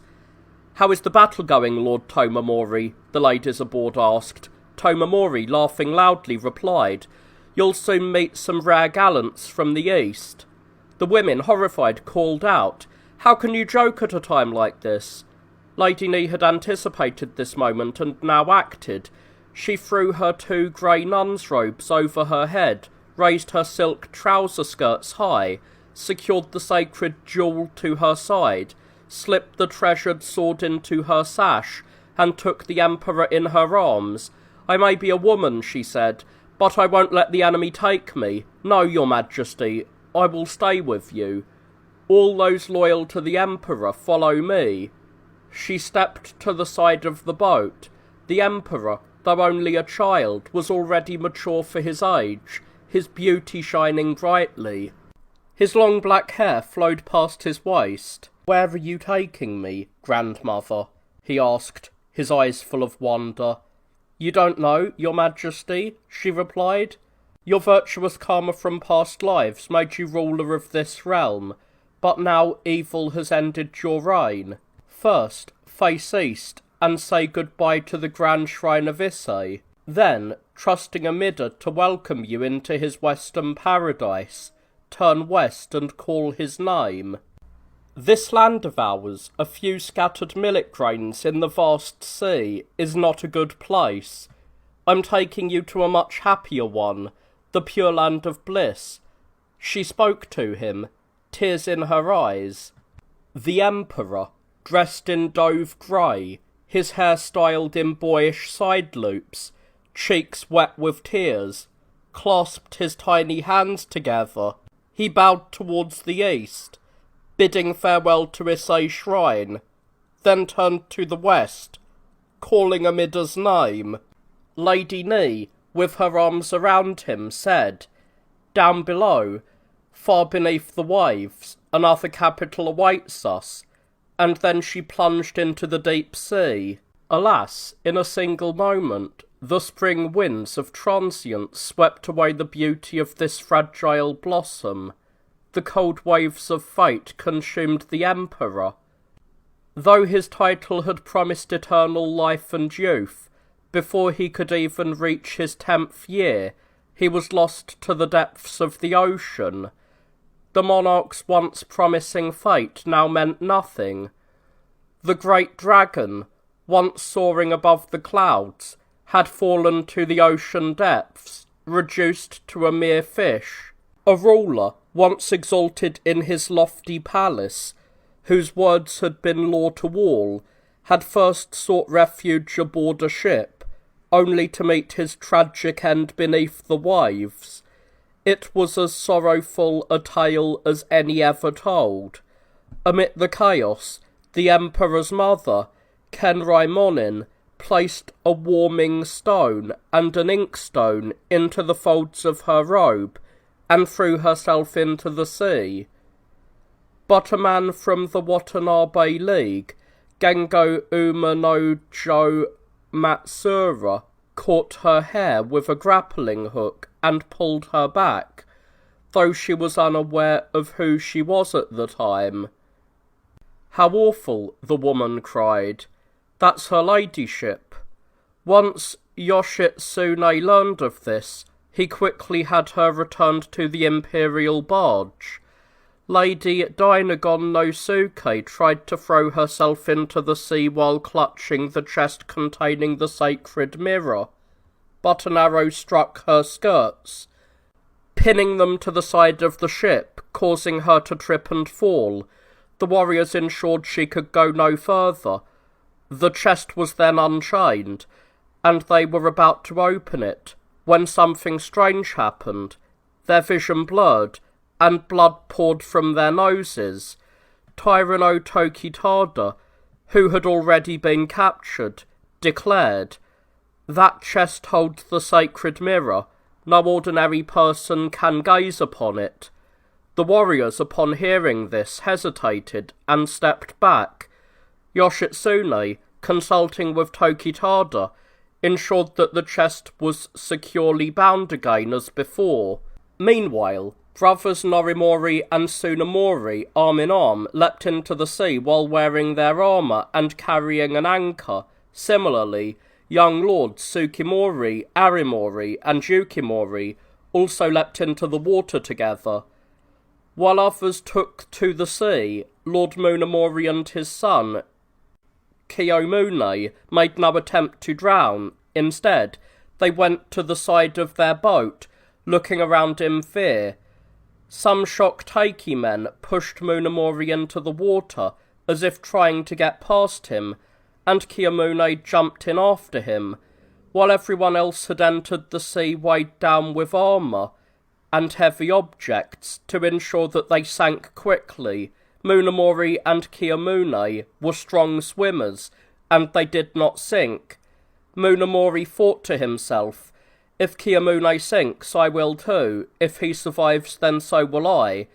And Kiyomune had the same thought. As they swam, keeping an eye on each other, Issei no Tsuburu Yoshimori rowed up in a small boat. He quickly caught Kiyomune with his grappling hook and pulled him aboard, while Munemori watched but did nothing. Yoshimori then turned and hauled Munemori aboard as well. Lord Munemori's foster brother, Haida no Sabuzaimon Kagatsune, climbed aboard Yoshimori's boat and confronted him, saying, "Who are you to lay hands on my lord?" He drew his sword and attacked swiftly. Yoshimori was in danger, but his page intervened to defend him, and in the ensuing clash, Kagetsune's sword struck the page's helmet, splitting it, and with another blow, severed the page's head. Yoshimori was still under threat when Hori no Yataro Chikutsune, from a boat nearby, shot an arrow that struck Kagatsune under the helmet. Chikutsune then boarded the boat and fought Kagatsune hand to hand. Another man from Chikutsune's boat raised Kagatsune's armour skirts and stabbed him twice. Despite Kagatsune's fame as a fighter, he was overwhelmed, and his wounds proved fatal. He was killed. Munemori, still alive and pulled from the water, witnessed his foster brother's death. It's hard to imagine how he must have felt seeing that. As for Noritsune, no one dared approach him, and he had no arrows left. Perhaps he knew this would be his final day, for he wore Chinese damask-laced armour over a red brocade hitatare. Wielding a longsword in one hand and a halberd in the other, he fought so fiercely that no one dared face him, and many were killed. Tomomori sent a man to him with a message. "Lord Noritsune, spare yourself the weight of so many sins. Was anyone here a worthy opponent?" "I see," Noritsune thought to himself. "He wants me to face their commander." Gripping his sword and halberd tightly, Noritsune boarded one Genji boat, then another, fiercely attacking. Not knowing which man was Yoshitsune, he suspected anyone who looked well equipped. Yoshitsune saw his movements and deliberately made it seem like he was advancing, but he never engaged him directly. Eventually, Noritsune managed to leap onto Yoshitsune's boat with a triumphant shout, but Yoshitsune, seemingly doomed, jumped 20 feet to another boat filled with his own men, evading Noritsune. Realizing this was the end, Noritsune threw his sword and halberd into the sea, removed his helmet, tore off the lower part of his armour, and let his hair loose. Standing with his arms wide in a terrifying posture, he cried out loudly, "Any man who feels up to it, come forward and fight me. Take Noritsune alive. I'll gladly go to Kamakura and speak with Yoritomo. Come, gentlemen, come and get me." No one moved to face him. A man from Tosa province, Aki no Taro Sanamitsu, son of Aki no Deri Sanayasu, who was known for his immense strength, remarked on Noritsune's bravado. He may be mighty, but once the three of us get a hold of him, not even a demon could resist us. Sanemitsu, with his two companions, took a small boat and approached Noritsune's boat. They leapt aboard, swords drawn, and attacked. Noritsune, calm as ever, fought back with incredible skill. He kicked one of the men into the sea with his immense strength, subdued Sanemitsu and Jiro, his younger brother, by trapping them under his arms. "Fine," he said. "You're coming with me, you two louts, on the road to death," and with that he plunged into the waves with them. "I've seen enough," Lord Tomomori said. "It's time to die." He called for his foster brother, Iga no Hainazaemon Ienaga. "Does the old pact between us still stand?" "Need you ask?" Ienaga replied, helping Tomomori into a second layer of armour before donning his own. The two men, arm in arm, plunged into the sea.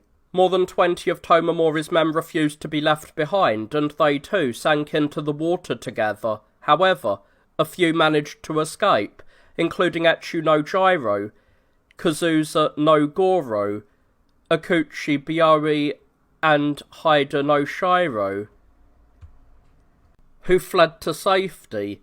The sea was littered with red flags and badges like autumn leaves scattered by the wind along the Tatsuta River. Once white, the waves now broke pink on the shore, and empty boats drifted aimlessly, abandoned and rocking in the wind and tide, a desolate scene. Captured in the aftermath were several high-ranking Heike nobles, including Munamori, the former palace minister, the Grand Councillor Tokitada, Kiyomune, the Right Gate Watch Intendant, Nobumoto, Lord of the Treasury, Tokizane, the Sanuki Captain, Masakira, the Deputy Lord of War, and Munamori's young son, only 8 years old.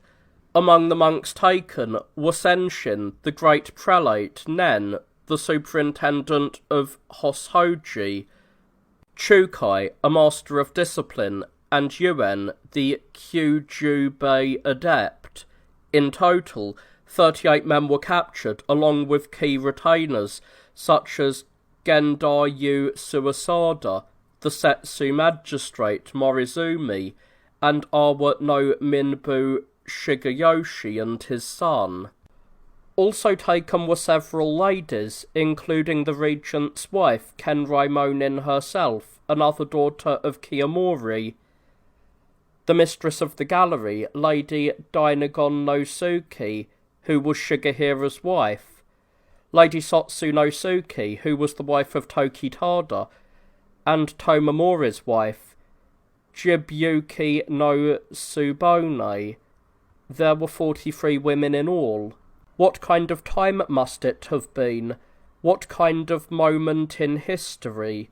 That as spring was coming to an end, the Emperor drowned, and his officials were left drifting on the waves. The Emperor's mother and her ladies fell into the hands of their enemies, while thousands of warriors swept away ministers and nobles.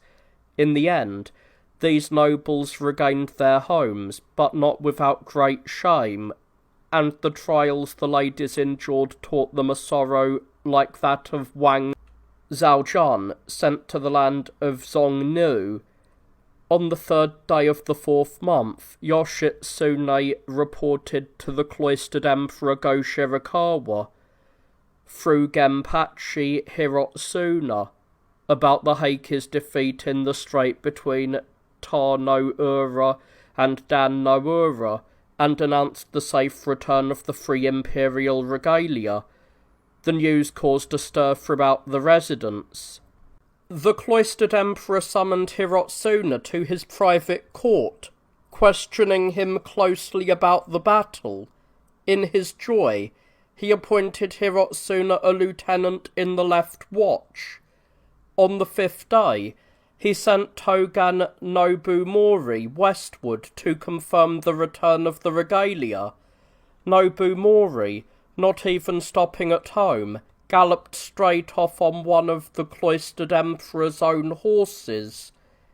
On the 14th, Yoshitsune, while transporting the Heike captives, reached Akashi in Harima. That famous stretch of shore was bathed in a brilliant moonlight, as bright as any autumn evening. The gentlewomen gathered together, saying, "Never did we imagine, when we passed this way 2 years ago, that we would see such a sight." Each of them wept in silence, reflecting on the past. Looking up at the moon, Lady Satsunosuke reflected, "From my tear-drenched sleeves, I catch the moon's gleam. Tell me, moon, what you know of life above the clouds." Jabuki no Tsubone shared her thoughts. "The face of the moon I once knew above the clouds shines here too, unchanged, but the brilliance of its light darkens my heart with sadness." And Lady Dynagon no Suki said, "I am the one who travels to spend a night on Akashi's shore, yet in the waves beside me there is a companion moon." Yoshitsune, kind-hearted even in battle, felt a deep pity for the ladies and their sorrow, thinking to himself, "They must so desperately long for better days." On the 25th of the month, the mirror and its jewel chest reached Toba, and news spread throughout the palace. A group of officials was sent to retrieve them. The Keidi no Koji councillor, Tsunafusa, the Takura consultant captain, Yasumichi, the provisional right controller, Kanatada, the left gate watch officer, Chikimasa, and others, including warriors like Izu Chamberlain Yorikane and left gate officer Aritsuna.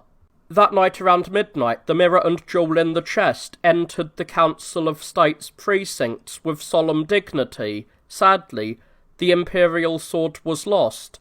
As for the jewel, it was apparently found by Kataoka no Taro Tsunaharu, who rescued it after it had been left floating on the water.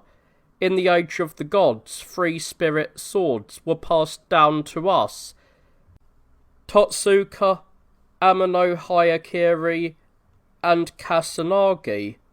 It is said that Totsuka is kept at the Isanokami Shrine in Yamato.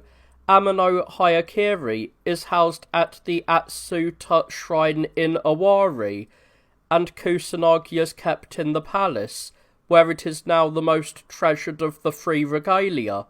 This is the story of Kusanagi.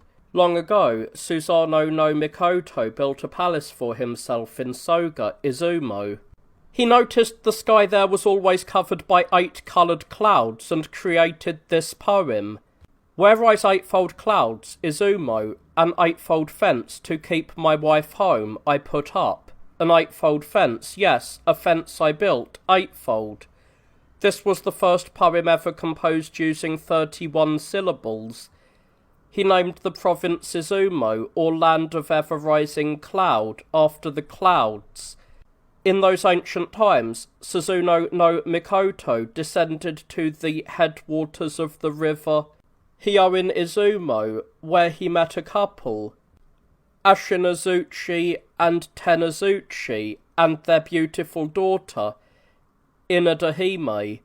The family was crying. 'Why do you weep?' Susanoo no Mikoto asked. They explained, 'We once had 8 daughters. A serpent with 8 heads and tails has devoured all but this one, and soon it will take her too. The serpent's 8 heads and tails slither across 8 peaks and valleys. It has lived for thousands of years, and its eyes shine like the sun and the moon. Every year it eats humans, and we hear the cries of mourning constantly.' Moved by their plight, the god turned the daughter into a comb and hid her in his hair. He filled 8 tubs with sake, made a likeness of the girl, and set it on a high place. The serpent, thinking it was real, drank the sake and soon fell drunk and helpless. Susanoo no Mikoto then drew the Totsuka sword from his waist and slashed the serpent into pieces. However, there was one tail he couldn't cut through. When he opened it, he found a spirit sword inside. He took the sword to the sun goddess and presented it to her. She recognized it, saying, "This is the sword I dropped long ago on the high plane of heaven." While it was in the serpent's tail, thick clouds always covered the land, so it was named Arma no Murakomo no Tsurugi, the sword of celestial clouds. The sun goddess made the sword a treasure of her heavenly palace.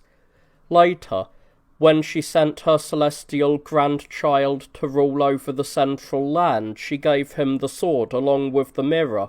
For many generations it remained with the emperor.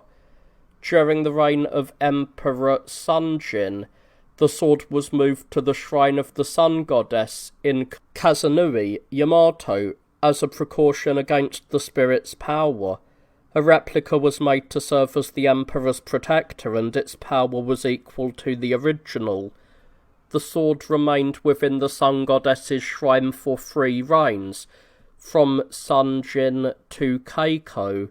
Then, in the reign of Emperor Keiko, the eastern barbarians rebelled, and his son, Yamatodaki no Mikoto, received the imperial command to lead an army eastward. Before departing, he went to the sun goddess to ask for her blessing. She gave him the sword, and cautioned him to be careful.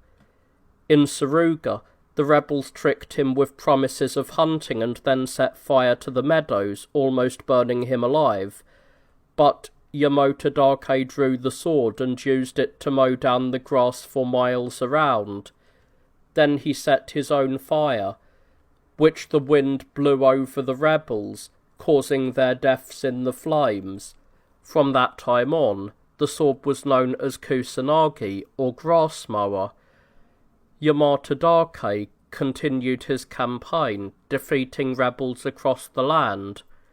However, after 3 years of conquest, he fell ill and passed away in Atsuda, Owari. His spirit transformed into a white bird and flew up into the sky. The captured barbarians were presented to the emperor by Yamatodake's son, Takahiko no Mikoto. The sword, Kusanagi, was then placed in the Atsuta shrine. Years later, a monk named Dogyo from Sila attempted to steal the sword and take it back to his homeland, but as his ship sailed, a violent storm struck, and he recognized the sword's curse. Terrified, he turned back and returned the sword to Atsuta. Emperor Tenmu later called the sword back to the palace, where it remained as part of the imperial regalia. The sword held immense spiritual power. It is said that when Emperor Yosei, in his madness, unsheathed it, sparks and flashes shot out from his sleeping chamber, resembling bolts of lightning. Terrified, he cast the sword aside, and it returned to its sheath on its own. Even after Lady Ni sank with it in her sash to the ocean floor, the sword was never recovered. Despite efforts by divers and monks to find it, the sword disappeared. Scholars believe that the sun goddess's vow to protect the emperors still stands, as firm as ever. One doctor explained that the serpent slain by Susanoo no Mikoto, desiring the spirit sword it had lost, had taken the form of an emperor in his 8th year, and in this form it retrieved the sword and sank with it to the bottom of the sea. There, the sword became the prize of the dragon god, and it is believed that it will never be seen again in the human realm. It was then that the second prince, Morisada, returned to the capital. The cloistered emperor Go-Shirakawa sent a carriage to meet him. Morisada, forcibly removed by the Heike, had spent 3 years drifting on the western seas. His mother and his protector, the Jim-Yoin consultant, had worried greatly about him. His safe return brought joy and tears to the household. The prisoners from the Heike arrived in the capital in wickerwork carriages, each adorned with small 8-petal blossom motifs.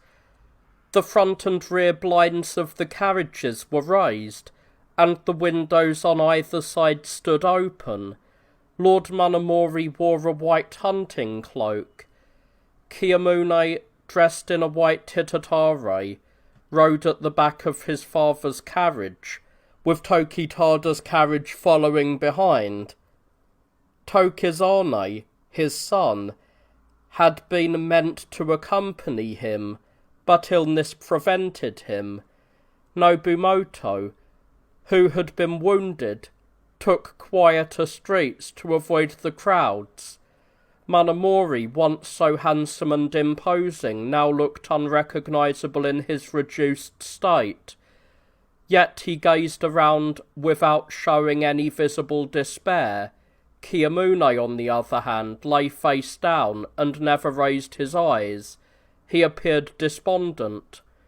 Doi no Jiro Sanahira, dressed in light armour and a tan hitatare, commanded the 30 mounted guards positioned before and behind the carriages.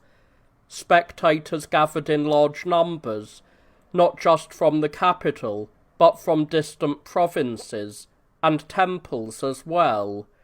The crowd stretched from the Toba Mansion's south gate all the way to Yotsuzuka, seemingly endless. No one could even turn around, and no carriage could move. The devastation from famine and years of warfare had claimed many lives, but it was clear that many had survived. It had been only 2 years since the Heike had fled the city, but memories of their former glory were still fresh in everyone's mind. The sad spectacle of men who had once inspired fear now seemed almost like a dream. Humble villagers and women wept, wringing their sleeves in grief. Those who had once served the Heike were overwhelmed with emotion, their past loyalty and debt to the family weighing heavily on their hearts. Most of them had joined the Genji, but still couldn't forget their old associations. Many wiped their eyes with their sleeves, standing with downcast gazes. The youth tending to Munemori's ox was Saburamaru. His elder brother, Giyomaru, had been killed by Kiso Yoshinaka for allowing the ox to bolt while delivering a message to Emperor Go-Shirakawa. Saburamaru, now disguised as a grown man, still longed to care for Lord Munemori's carriage one last time. He approached Yoshitsune at Toba and asked for permission to tend to the ox, humbly submitting that he had served Munemori for many years and remained devoted to him. "I see no objection," Yoshitsune replied. "By all means do so." Relieved, Suboramaru, dressed in his finest clothes, took the lead rope and, tears blinding him, allowed the ox to move forward at its own pace. The cloistered emperor stopped his carriage at Rokujo and Higashi no Toin to watch, as did the senior nobles and privy gentlemen, each in their designated spots. These men, who had once been so close to Munemori, were moved to pity. They must have thought it was all a dream. There was always a longing, somehow, for recognition, for a word from them, people whispered through their tears. Who would have thought it could end like this? Years earlier, after being appointed as palace minister, Lord Munemori had gone to express his formal thanks to the sovereign, followed by 12 senior nobles and 16 privy gentlemen. On that day, nobles in glittering attire had accompanied him, but now, no nobles rode with Munemori, only 20 of his followers, captured at Dan Noura, dressed in white hitatare and roped to their saddles. The procession moved east along Rokujo, then turned back at the Kamo River.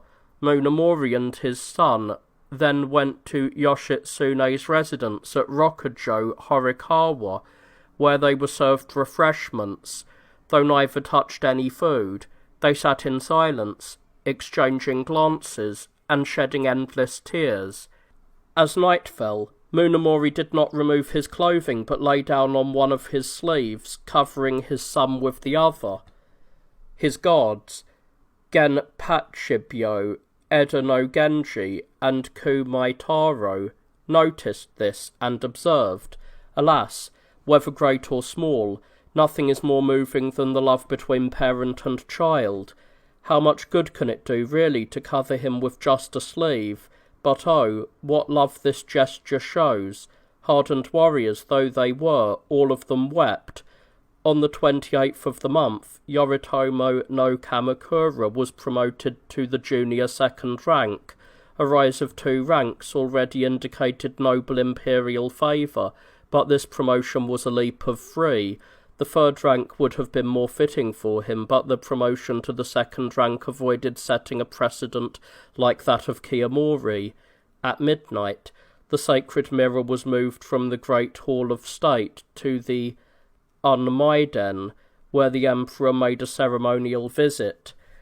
This was followed by 3 nights of sacred kagura music and dancing. No Yoshitaka, a junior official in the Right Palace Guards, performed 2 sacred dances, Yudachi and Miyabito, handed down in secret through his family.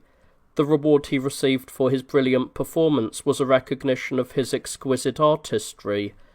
These dances had been known only to his grandfather, the court musician Tsukitada, who had kept them so secret that he did not even teach them to his son, Chikakata.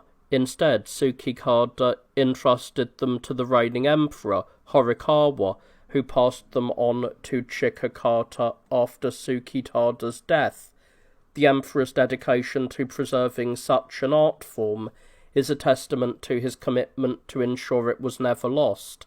Now, regarding the sacred mirror, long ago, when the goddess of the sun decided to hide herself inside the celestial rock cave, she wanted to leave behind a visible image of herself for her descendants. She had a mirror made, but it did not satisfy her, so she had a second one forged. The first mirror is now enshrined in Ki, at the double sanctuary of Nichizen and Kokuen. The second mirror she gave to her son, Ama no Oshiho-mimi no Mikoto, saying, "Share your palace with this mirror." Afterwards the sun goddess sealed herself in the cave, and darkness spread over the land. The gods gathered at the cave's entrance to perform kagura dancing and singing to entice her out. The goddess, curious, opened the door just enough to peek out, and the light that shone from her made everyone there's faces grow bright. This, they say, is how the word omashiro, meaning interesting or amusing, came into use. Then the powerful god, Tajikara-o, with a mighty push, threw the door wide open for good.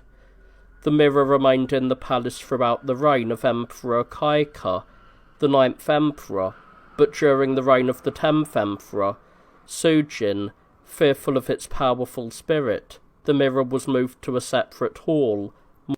More recently, it had been kept in the Unmaiden. 160 years after the capital moved to Hainan-kyo, during Emperor Murakami's reign, a fire broke out for the first time on the palace grounds, near the Left Gate Watch headquarters, which was not far from the Unmaiden where the mirror was kept. It happened in the middle of the night, and no women from the palace staff were on duty to save the mirror. Fujiwara no Sanayori rushed to the scene, but the mirror had already burned. "This is the end," he thought to himself as he wept.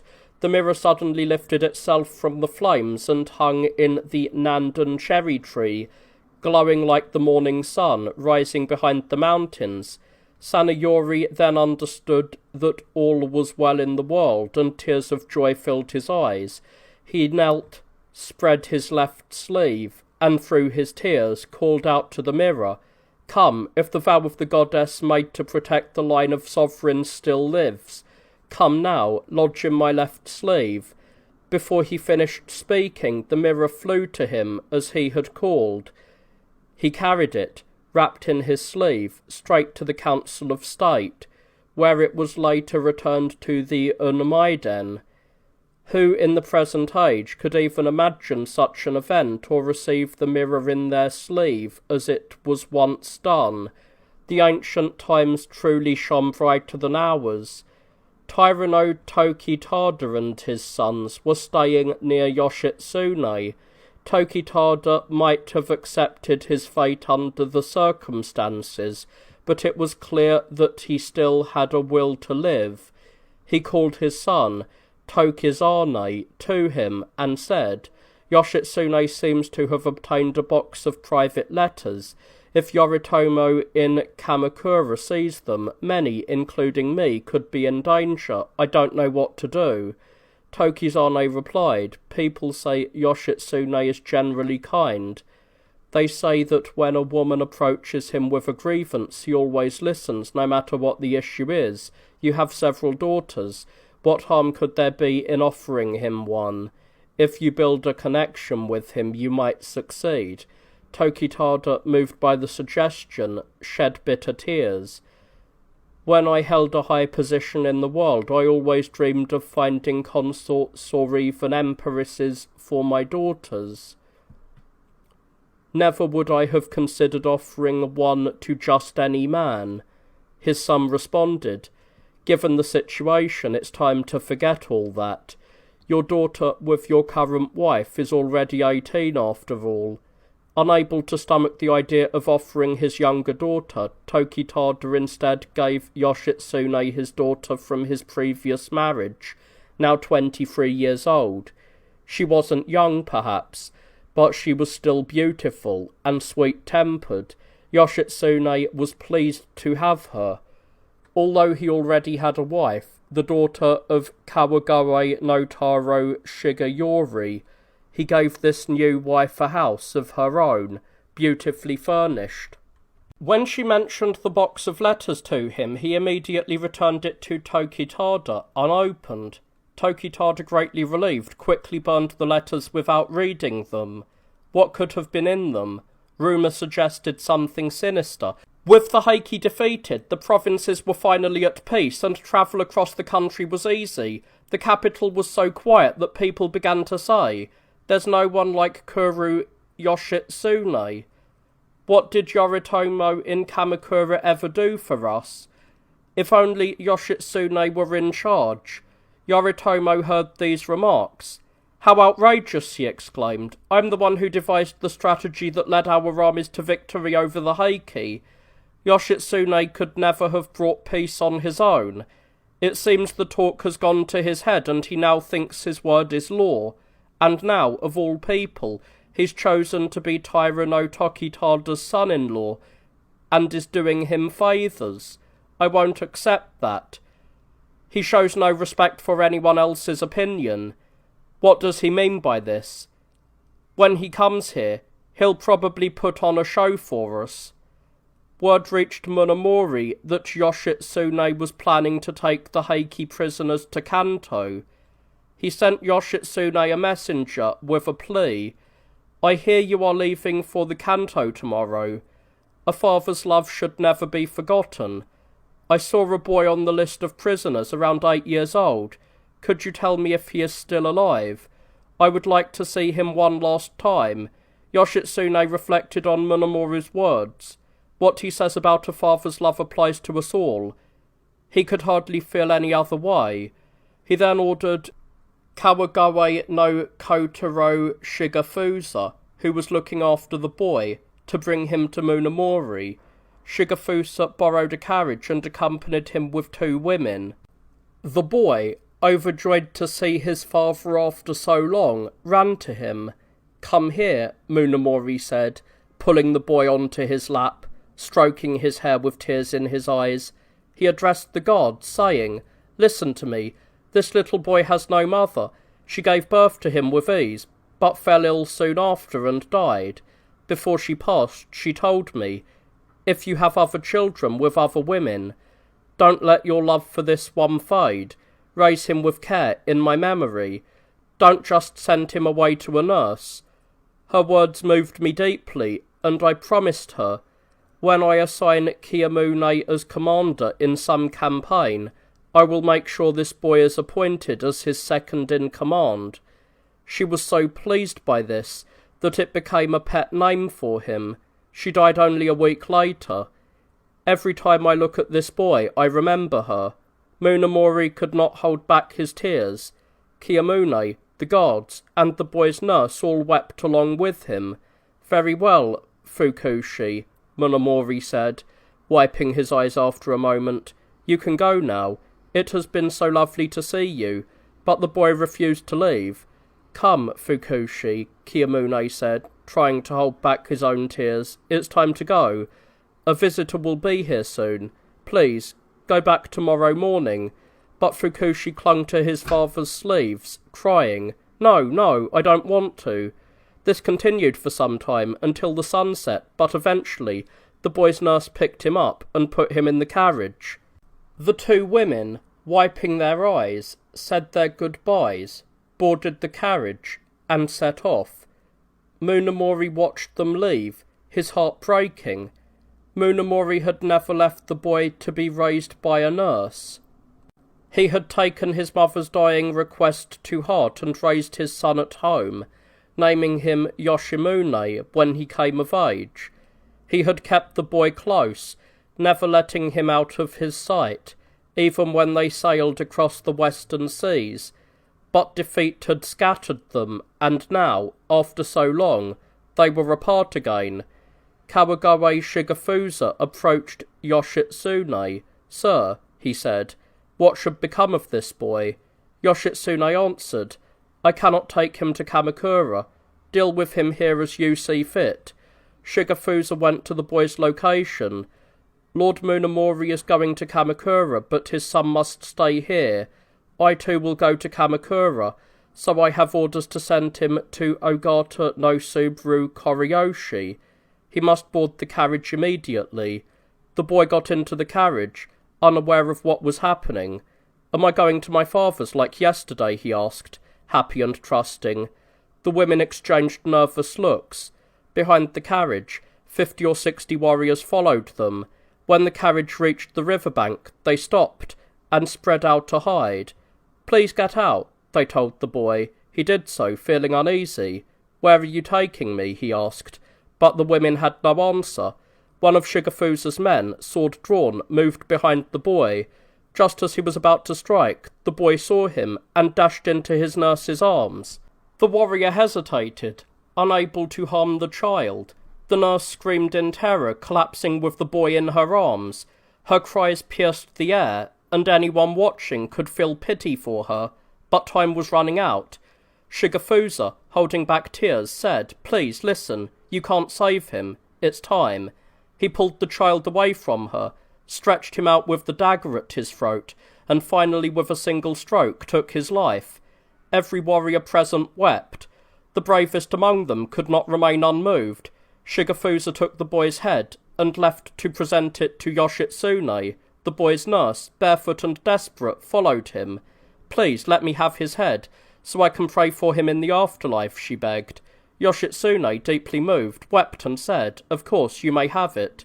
She took the head, tucked it into her robe, and returned to the city, still weeping. Days later, 2 women threw themselves into the Katsura River. One of them, Fukushi's nurse, drowned with the boy's head in her robe. The other, her companion, held the boy's headless body. It was perhaps inevitable that the nurse would take this drastic step, but it was equally admirable that her companion followed her in such an act of loyalty. Meanwhile, Lord Munamori, accompanied by Kuru Yoshitsune, passed Awataguchi at dawn, leaving behind the world of the city and palace. The sight of the clear spring at the Saka barrier filled him with emotion, and tears welled up in his eyes as he reflected on his departure. That was my last sight of the capital, he thought. Will I ever see it again, or the spring that once reflected my image? Feeling downcast, he made the journey with Yoshitsune, who, ever kind, did his best to comfort him. Munamori spoke, saying, "Please, I beg you, spare my life." Yoshitsune reassured him, replying, "I believe that he will banish you to a far-off province or remote island. He will hardly have you executed. And if he does plan to, I will plead for your life in exchange for the rewards due to me from my victories. Do not worry." But Monogamari, with deep sorrow, responded, "I will be grateful just to keep this worthless life of mine, even if it means being sent to the remotest islands." The days passed, and they eventually reached Kamakura. Kajiwara Kagetoki had already arrived, and said to Yoritomo, "You now control every corner of Japan. The only enemy left is your younger brother, Kuro Yoshitsune." Why do I say this? This is what he said. "Without my help in bringing down Ichinotani, we would never have succeeded in breaking through the gates. He insists that the prisoners and the dead must be presented to him alone, not to Noriyori, who never lifted a finger. He even threatened to go after Shigehira himself if Noriyori wouldn't hand him over. Yoshitsune and I nearly came to blows, but I had Doinojiro take charge of Shigehira, and eventually Yoshitsune calmed down. Yoritomo, hearing this, commanded, 'I hear Yoshitsune is arriving today. Men, be on guard.' Warriors of all ranks quickly assembled, and soon there were thousands. Yoritomo set up a barrier at Kanaraizawa, where he took control of Munamori and his elder son. He then sent Yoshitsune back to Koshigo, surrounded by a ring of mounted guards. Yoshitsune is clever enough to slip through any gap, but he won't get past me," Yoritomo declared. As Yoshitsune was held in this situation, his thoughts ran wild. "I defeated Yoshinaka last year and risked my life from Ichinotani to Dan Noura in the final campaign to destroy the Heike. I secured the mirror and the chest with the jewel. I captured the Heike commander and his son and brought them here. Surely Yoritomo will have to at least see me. How could he not? I never doubted he would make me the commander of all of Kyushu, or at least give me command over the provinces to the south.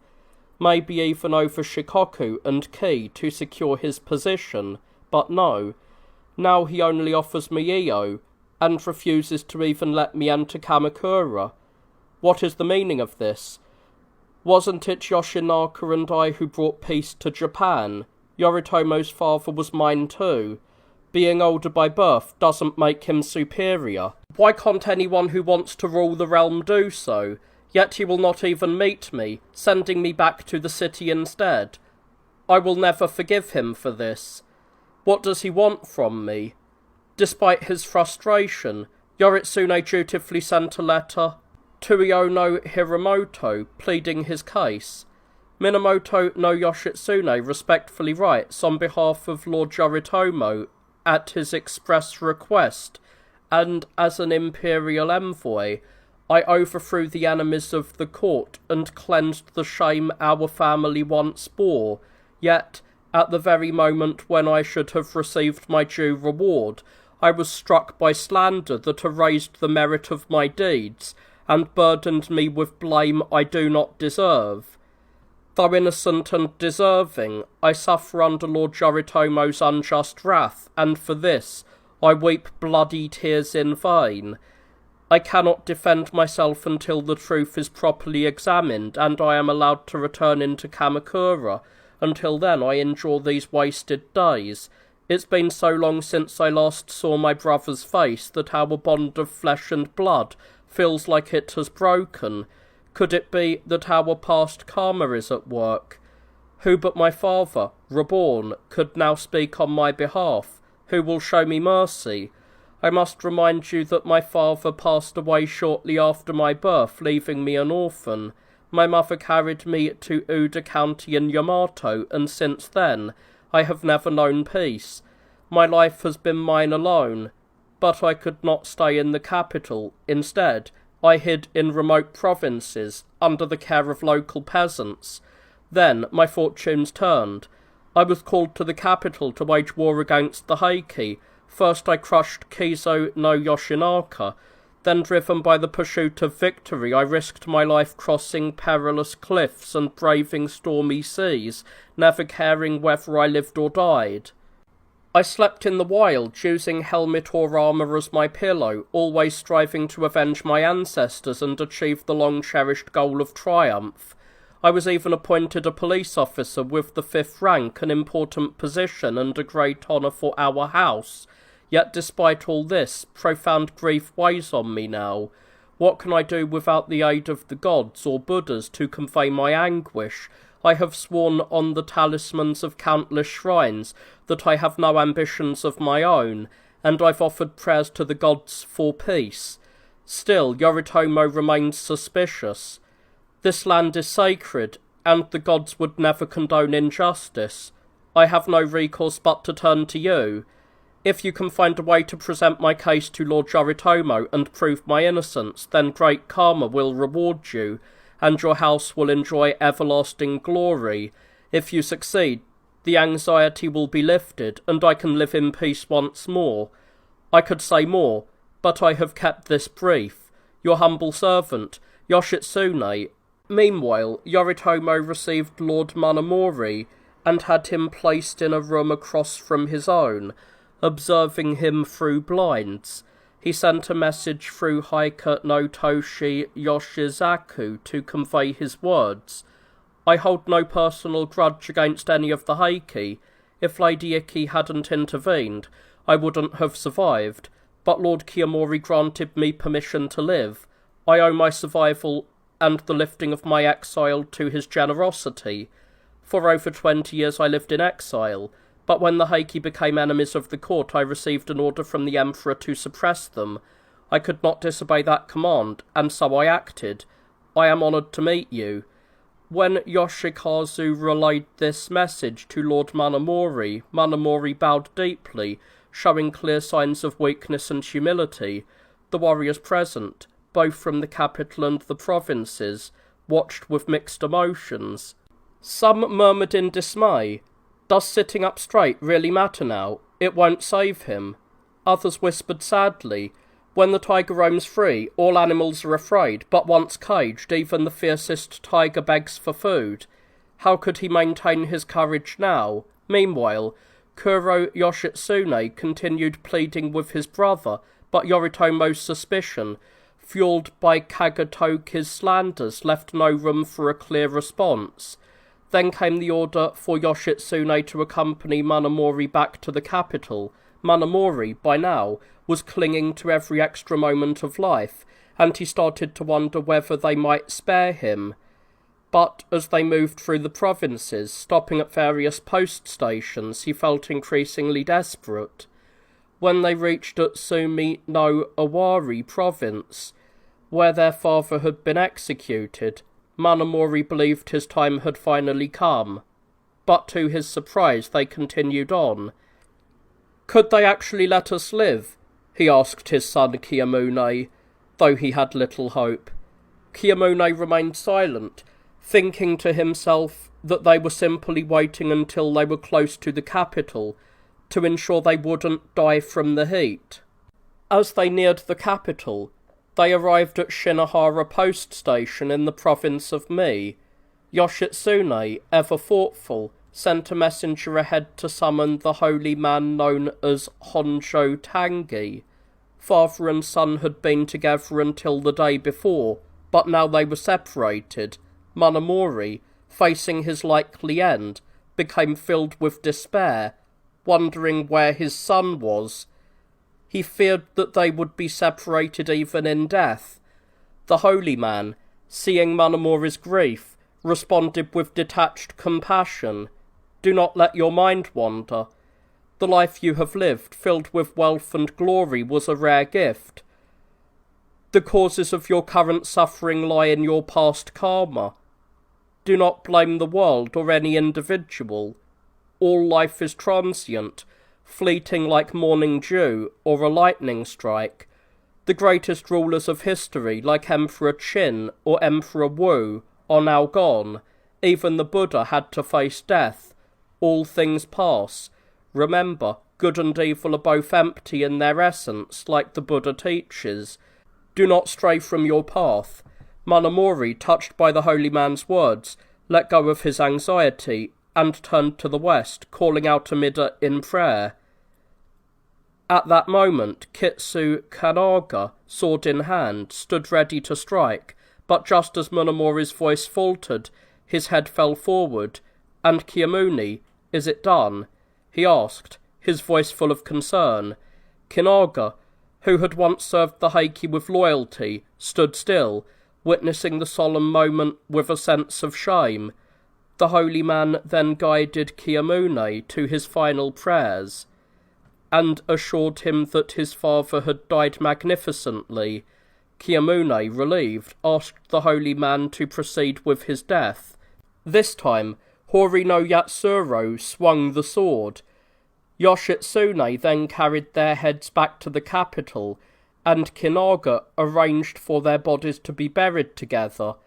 The display of Monogatari's severed head at the prison gate, hung on a chainberry tree, was a new and shocking display of humiliation. It was a treatment that had never been seen before, even in previous executions like that of Nobuyori, whose head had been displayed less publicly. The Heike, once mighty, had now been reduced to this. Their leader paraded in life and death, humiliated as they had never been before. The shame and disgrace were incomprehensible.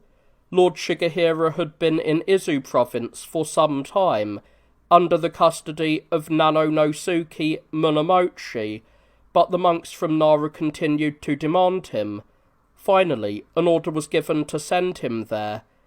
Izu no Karondo Yorikane, a grandson of Minamoto no Yorimasa, was assigned to escort him to Nara. Instead of passing through the capital, they travelled through Su and Yamashina, taking a route along the Daigo Road towards a place near Hino. Shigehira had married the daughter of Torikai, Councillor Korizane, and she had later become the nurse of Emperor Antoku. Even after her husband was captured and taken at Ichinotani, she had stayed behind with the Emperor. After the tragic battle at Dan no Ura, where the Emperor drowned, Lady Dainagon no Suki was captured and taken away by fierce warriors. She was later released and returned home to live with her older sister in Hino. When she heard that Shigehira was still alive, she held on to the hope that she might see him one last time. She longed for a reunion, though she feared it would be nothing more than a dream. But when she learned he was near, she rushed to meet him. Shigehira had managed to get permission to visit her, and when they finally saw each other, emotions overwhelmed them both. He explained to her that he had been sentenced to death for his actions and would soon be handed over to the monks in Nara, where he would be beheaded. His last wish was simply to see her again, and now, having done so, he felt ready to meet his fate. He asked her to remember him by a lock of his hair, which he cut off and gave her. Lady Dainagon no Suki, deeply distressed, shared her own feelings of despair. She had lived in sorrow, unable to confirm his death after they parted, hoping against hope that one day they might reunite. Her sadness was unbearable now, knowing this was their final meeting. She offered him some clothing to replace the worn-out garments he wore, but Shigehira refused to take anything from her, saying that he wanted to keep his old clothes for her as a keepsake. They exchanged a heartfelt poem, and discussed the possibility of being reborn together in the next life, but time was running out, and Shigehira had to leave. As he turned to go, Lady Dynagon no Suki clung to him, urging him to stay, but he knew he could not. He promised they would meet again in another life. His departure was painful for both of them, and as he rode away, her cries echoed in his ears. Soon after, Shigehira was handed over to the monks in Nara, who convened to decide his fate.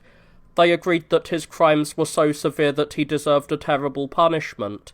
Some monks suggested a horrific death, but others, more experienced, argued that such acts were beneath the dignity of their order. Instead, they decided to return him to his gods to be executed by the Kizu River. As Shigehira was brought to the riverbank, a former servant of his, Moku Uma no Jo Tomotoki, arrived just in time. Tomotoki, deeply moved, spoke to Shigehira as he awaited his death, offering him comfort. Shigehira requested that his last moments be spent worshipping Buddha, and with Tomotoki's help, an image of Amida was brought to him. Holding on to the image, Shigehira called upon Amida's name 10 times, then allowed the sword to fall, ending his life. The monks and warriors, witnessing his calm and dignified death, were moved to tears. His head was displayed at the great torii of Hanyaji, the site where he had once burned the temple of Nara. Lady Dynagon no Suki, grieving deeply, arranged for his body to be brought back to Hino for proper rites. She requested the head from the monks, and had it sent to her. When the body arrived, it was in a much deteriorated state due to the summer heat, but Lady Dynagon no Suki wasted no time in arranging for the necessary funerary rites, asking monks from nearby Hokaji to perform the ceremonies. She also sent the bones to Mount Koya and erected a funeral monument in Hino. In her sorrow, she entered the habit of a nun and dedicated her life to praying for Shigehira's enlightenment in the afterlife.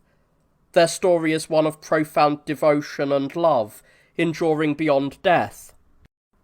The men of the Heike were gone, and peace had settled in the west. Provinces followed the rule of their governors, and estates were managed by their stewards. People from the highest to the lowest felt secure. Then at midday, the earth suddenly and violently shook for a long time. In the heart of the imperial capital, in the Shirakawa district, the tremor destroyed 6 great temples. Of the pagoda at Hojuji, 6 of its 9 stories collapsed to the ground. At Tokujuin, 17 sections of the 33-bay hall fell. Imperial palaces, the homes of the nobility, shrines to the gods, grand temples, and even the houses of common folk crumbled with a deafening roar, while dust rose like smoke in thick clouds. The sky darkened, blocking out the sun. Both the elderly and the young trembled in terror, and fear gripped both courtiers and commoners alike. The provinces far and wide suffered just as badly. The earth cracked open, releasing torrents of water. Huge boulders shattered and rolled into ravines. Mountains slid into rivers, and the sea surged over its shore, flooding everything in its path. Waves tossed boats violently, and the ground gave way under the hooves of horses. When floods threaten, high ground provides safety, and crossing a river can save you from fire. But there is no escape from an earthquake. Only a bird could fly away.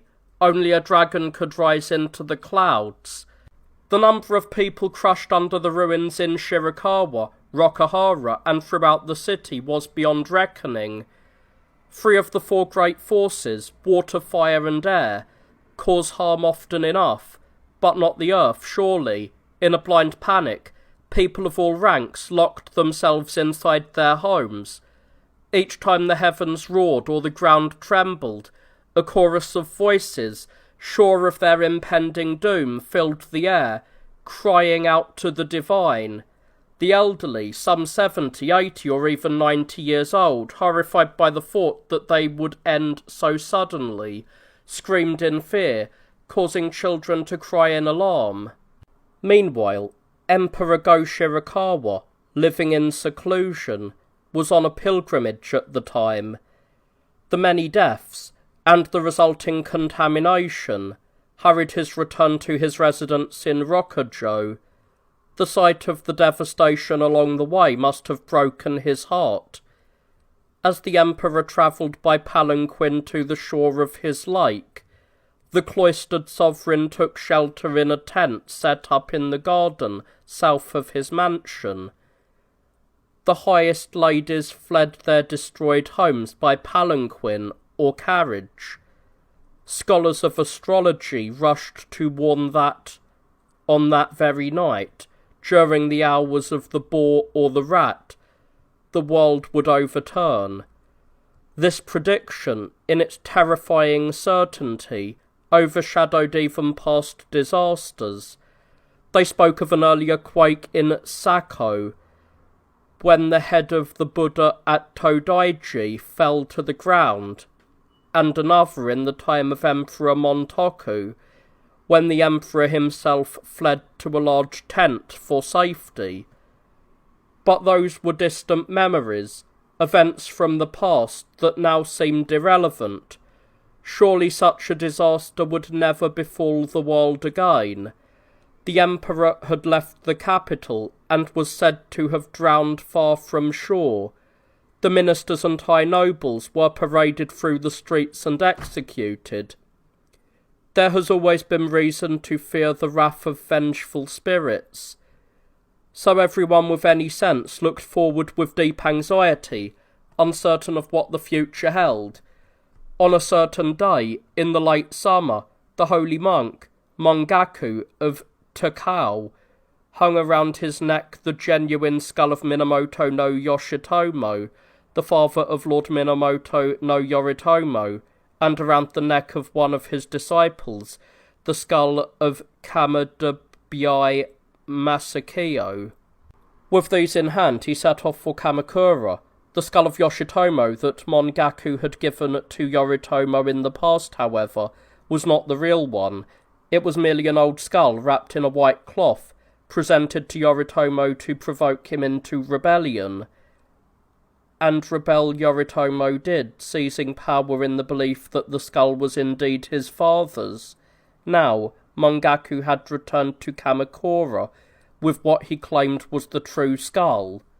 A certain indigo dyer, who had long been favoured by Yoshitomo, saddened by the sight of his master's head hanging year after year at the prison gate, with no one to pray for his peaceful rebirth, approached the chief of police at the time and received permission to take it down.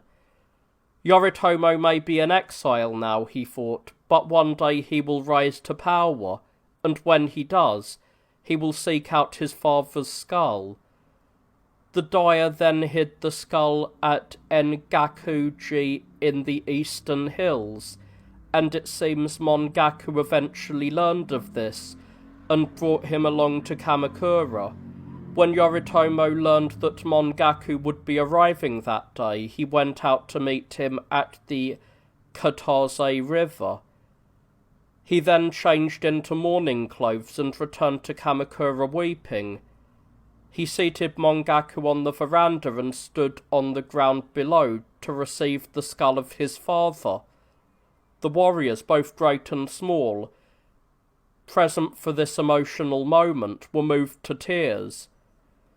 Yoritomo then cleared away great boulders and had a new temple built, dedicated to his father, which he named Shojuin. Moved by this act, the court announced his appointment to the second rank and to the post of palace minister. The left Grand Controller, Kanatada, it is said, spoke on behalf of the emperor. Yoritomo's military prowess had not only elevated him and his family to impressive heights, but, through his dedication to his father's spirit, he also earned rank and position for Yoshitomo's memory. What an extraordinary achievement! On the 23rd of the 9th month, the court received an order from Yoritomo banishing the remaining Heike nobles from the capital to various provinces. Tokitada was sent to Noto, his son Kokizane to Kazusa, Nobumoto to Aki, Masakira to Oki, the prelate Senshin to Awa, the prelate Noen to Bingo, and the master of monastic discipline Shukai to Musashi. Some were sent to distant lands across the Western Sea, others far beyond the Kanto Plain, their final destinations unknown, with reunion nothing more than a hopeful dream. They set out in sorrow, their parting a pain shared by all. One of them, Tokitada, stopped by to visit Ken Raimonin, who was living at Yoshida. "My crime is grave," he told her, "and today I begin my exile. While I lived in the city like you, I longed to know how you were doing, and hoped to offer my help. But as I think about the future, it's impossible to imagine what lies ahead." He spoke through his tears. "Yes," she responded, "you are the only one left from the old days. Who else would care about me, or come to visit?" She too was unable to hold back her tears. Tokitada was the grandson of Tomonobu, the former governor of Dewa, and the son of the posthumous left minister, Tokinobu. He was closely related to Emperor Takakura through his late sister, Ken Shunmonin.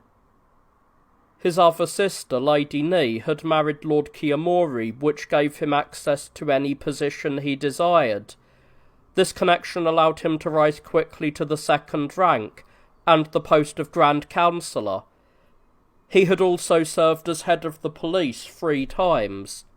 As a police chief, when he arrested a thief or robber, he would cut off the man's right arm at the elbow without question, and banish him from the city. This earned him the nickname, the Police Chief from Hell.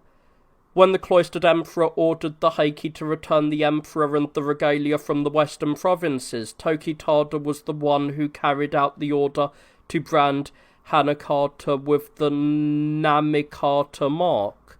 The cloistered emperor had hoped to see Tokitada again, as his late empress had been Tokitada's sister, but the brutality of his actions made the emperor too angry to do so. Yoshitsune, who was close to Tokitada, tried in vain to calm the emperor's anger. Tokitada's son, Tokie, who was 16 at the time, had escaped exile and gone to live with his uncle, Tokimitsu. Together with his mother, Lady Sotsunosuke, he clung to his father's sleeve, unable to bear the thought of their separation. "It was bound to happen sooner or later," Tokitada said bravely, though it was clear too, he was deeply affected. In his later years, he had to leave behind his wife and son, who had meant so much to him for so long. He watched the city, his only home, disappear behind him in the mist, and set out for the northern provinces, places that had once been mere names to him. A journey long and painful. "They say there are Shiga and Karasaki," they told him, "and ahead of us, the Mano Inlet and the Katada coast." Weeping, Tokitada composed this poem: "I shall not return. That I know at Katada, watching the nets drawn in, all the water streaming through, as the tears stream through my eyes." He had sailed the waves of the Western Ocean just yesterday, but now, overwhelmed by the fierce hatred of his enemies, his small craft had been destroyed. Today, buried in snow in the far north, He felt the deep weight of loss, as heavy and dark as the brooding cloud that hung over all his memories of home. The 10 warriors assigned by Yoritomo to attend Yoshitsune learned privately of their lord's suspicion about his younger brother. Out of loyalty, they withdrew to Kamakura. Yoshitsune and Yoritomo were not just brothers, they were like father and son to each other. Yoshitsune had defeated Kizo no Yoshinaka and then gone on to lead the forces that crushed the Heike in battle after battle. He finally destroyed them, bringing peace to the realm. He deserved recognition for his victories, but rumours began to spread, and no one from the emperor to the common people understood why. It had all started earlier in the year in Setsu, when Yoshitsune was preparing his fleet. A heated argument over whether to install Bowers had occurred, during which Yoshitsune had made a fool of Kajiwara Kagetoki. From that moment, Kagetoki, filled with bitterness, took every opportunity to slander him. Yoritomo, suspicious that Yoshitsune might be plotting against him, feared that sending a force to the capital would cause chaos, so instead he summoned a monk named Tosaba Shoshan. Go to the capital, Yoritomo ordered. Pretend to be on a pilgrimage, and kill him. Tosabo, who had no choice but to obey, set off immediately, bypassing even his own lodge. He arrived in the capital, but on the following day had not reported to Yoshitsune. When Yoshitsune learned that Tosabo was in the city, he sent Musashibo Benkei to bring him in. "Have you no message for Lord Yoritomo?" Yoshitsune demanded when Tosabo arrived. "No, sir," Tosabo answered. "He gave me no specific message. He only said, 'Tell him I know the calm in the capital is due to his presence, and that he must continue to stay vigilant.'" Yoshitsune, sceptical, replied, "I don't believe that for a second. You're here to murder me. Yoritomo didn't send an army to avoid the chaos of the city. Instead, he sent you under the guise of a pilgrimage to assassinate me." Tosabo was stunned. "What makes you think that, sir? I've been planning a pilgrimage to Kumano for a long time, and that's all I'm here for." Yoshitsune, angered, responded, "Because of Kagetoki's slanders. He had me turned away from Kamakura, and would not even speak to me. He sent me straight back to the capital. What do you say to that?" "I don't know anything about that, sir," Tosabo protested. "I have no ill intentions towards you, and I'll swear to that." "Swear it or not, I still believe Lord Yoritomo has set his mind against me," Yoshitsune said, visibly angry. To prove his innocence, Tosabo wrote 7 oaths, some of which he burned and swallowed, while others he offered at shrines. Once Yoshitsune dismissed him. Tosabo told the warriors guarding the palace about the planned attack, which was to take place that night. Yoshitsune's greatest love was a young woman named Shizaka, a dancer from the Izo no Zenji family. She was always by his side. When she noticed unusual activity outside the palace, with warriors gathering in the streets, she began to suspect something was amiss. That monk, with all his oaths, he must be behind this, she thought. I'll send someone out to find out what's happening. She sent out 2 young men, who had once been in Taira no Kiyomori's service, but they never returned. So she sent out a servant girl, hoping a woman would be safer. The girl returned quickly, breathless with news. 2 men, just like the ones from here, are dead in front of Tosabo's gate. His yard is full of saddled horses, and behind the curtain, armed men are ready to attack. This isn't a pilgrimage. Yoshitsune sprang into action. In a frenzy, Shizuka helped him dress in his commander's armour. He mounted his horse, shouted for the gate to be opened, and prepared for the attack. Within moments, 40 or 50 armoured riders appeared, charged towards him, and fierce battle cries were heard. Yoshitsune, rising in his stirrups, shouted, "Whether by day or by night, no man in Japan can take down Yoshitsune." He rode straight at them, and the warriors parted to let him through.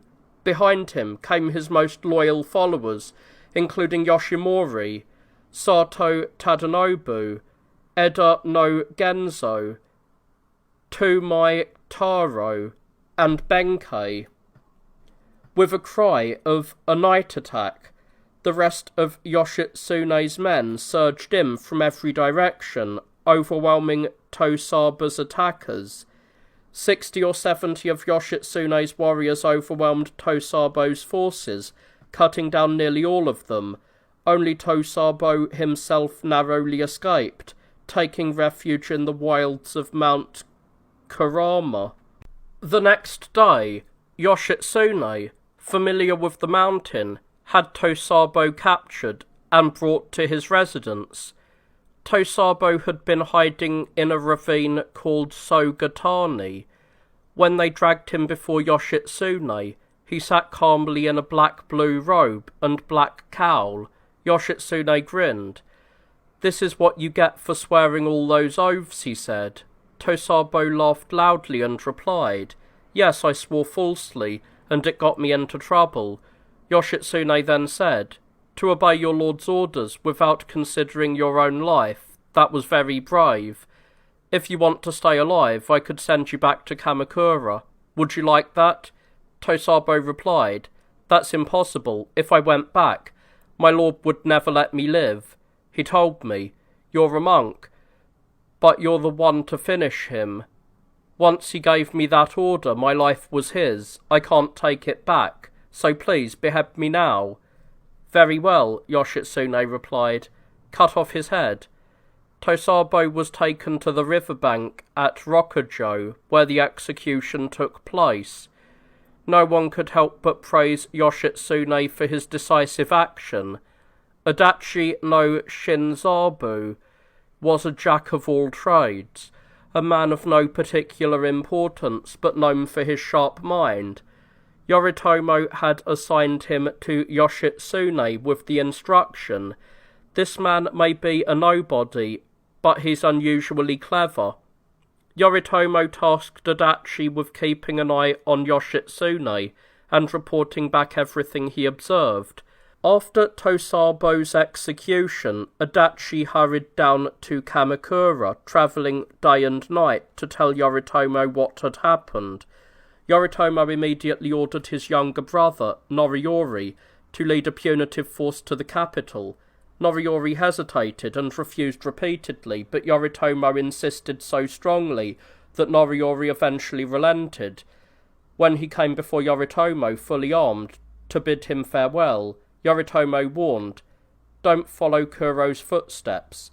Terrified, Noriyori immediately removed his armour and cancelled the expedition to the city. Noriyori spent the next 100 days writing 10 oaths every day, swearing loyalty to Yoritomo, reading them aloud every night, but still Yoritomo wasn't satisfied, and Norimori was executed. Meanwhile, Yoshitsune learned that a punitive force under Hojo no Shiro Tokimasa was on its way. He decided to flee to Kyushu and sought help from Ogata no Subaru Koriyoshi, a powerful warrior who had driven the Heike from the island's provinces. Koriyoshi agreed to assist, but only if Yoshitsune gave him Kikuchi no Jiro Takanao, an old enemy of his. Yoshitsune immediately complied, and Takanao was executed. Koriyoshi then honoured his promise and supported Yoshitsune. On the 2nd of the month, Yoshitsune went to the cloistered emperor to request a letter of support, explaining that slanderers from Kamakura had led Yoritomo to order his death. He stated that he intended to retreat to Kyushu, and would be grateful for the emperor's endorsement. The emperor, wary of the consequences of issuing such a letter, convened a council with senior nobles. They agreed that if Yoshitsune remained in the capital and a large force from the Kanto region invaded, it would bring chaos, but if Yoshitsune left, the immediate danger would cease. The emperor issued a decree ordering influential Kyushu warriors, including Ogata Koriyoshi and others, to obey Yoshitsune. The next morning, Yoshitsune left the capital with about 500 mounted men. His departure was quiet and uneventful, but when he reached a place called Kawarazu, a warrior named Taro Yorimoto from the Setsu Genji confronted him. "Must I let him pass without even firing an arrow?" Yoritomo thought. He attacked with a small force of 60 men, but was quickly surrounded. Yoshitsune's warriors overwhelmed Yoritomo's forces, and most of them were killed, leaving Yoritomo himself wounded and forced to retreat. Yoshitsune then celebrated his victory, hanging the heads of the slain as offerings to the gods of war. "A fine start," he said, pleased with the outcome. He set sail for Daimotsu no Ura, but was caught in a violent westerly gale that drove him ashore at Sumiyoshi. Seeking refuge in the Yoshino wilds, he was attacked by monks there, forcing him to flee to Nara. When the monks in Nara also attacked, he made his way back to the capital and then headed north.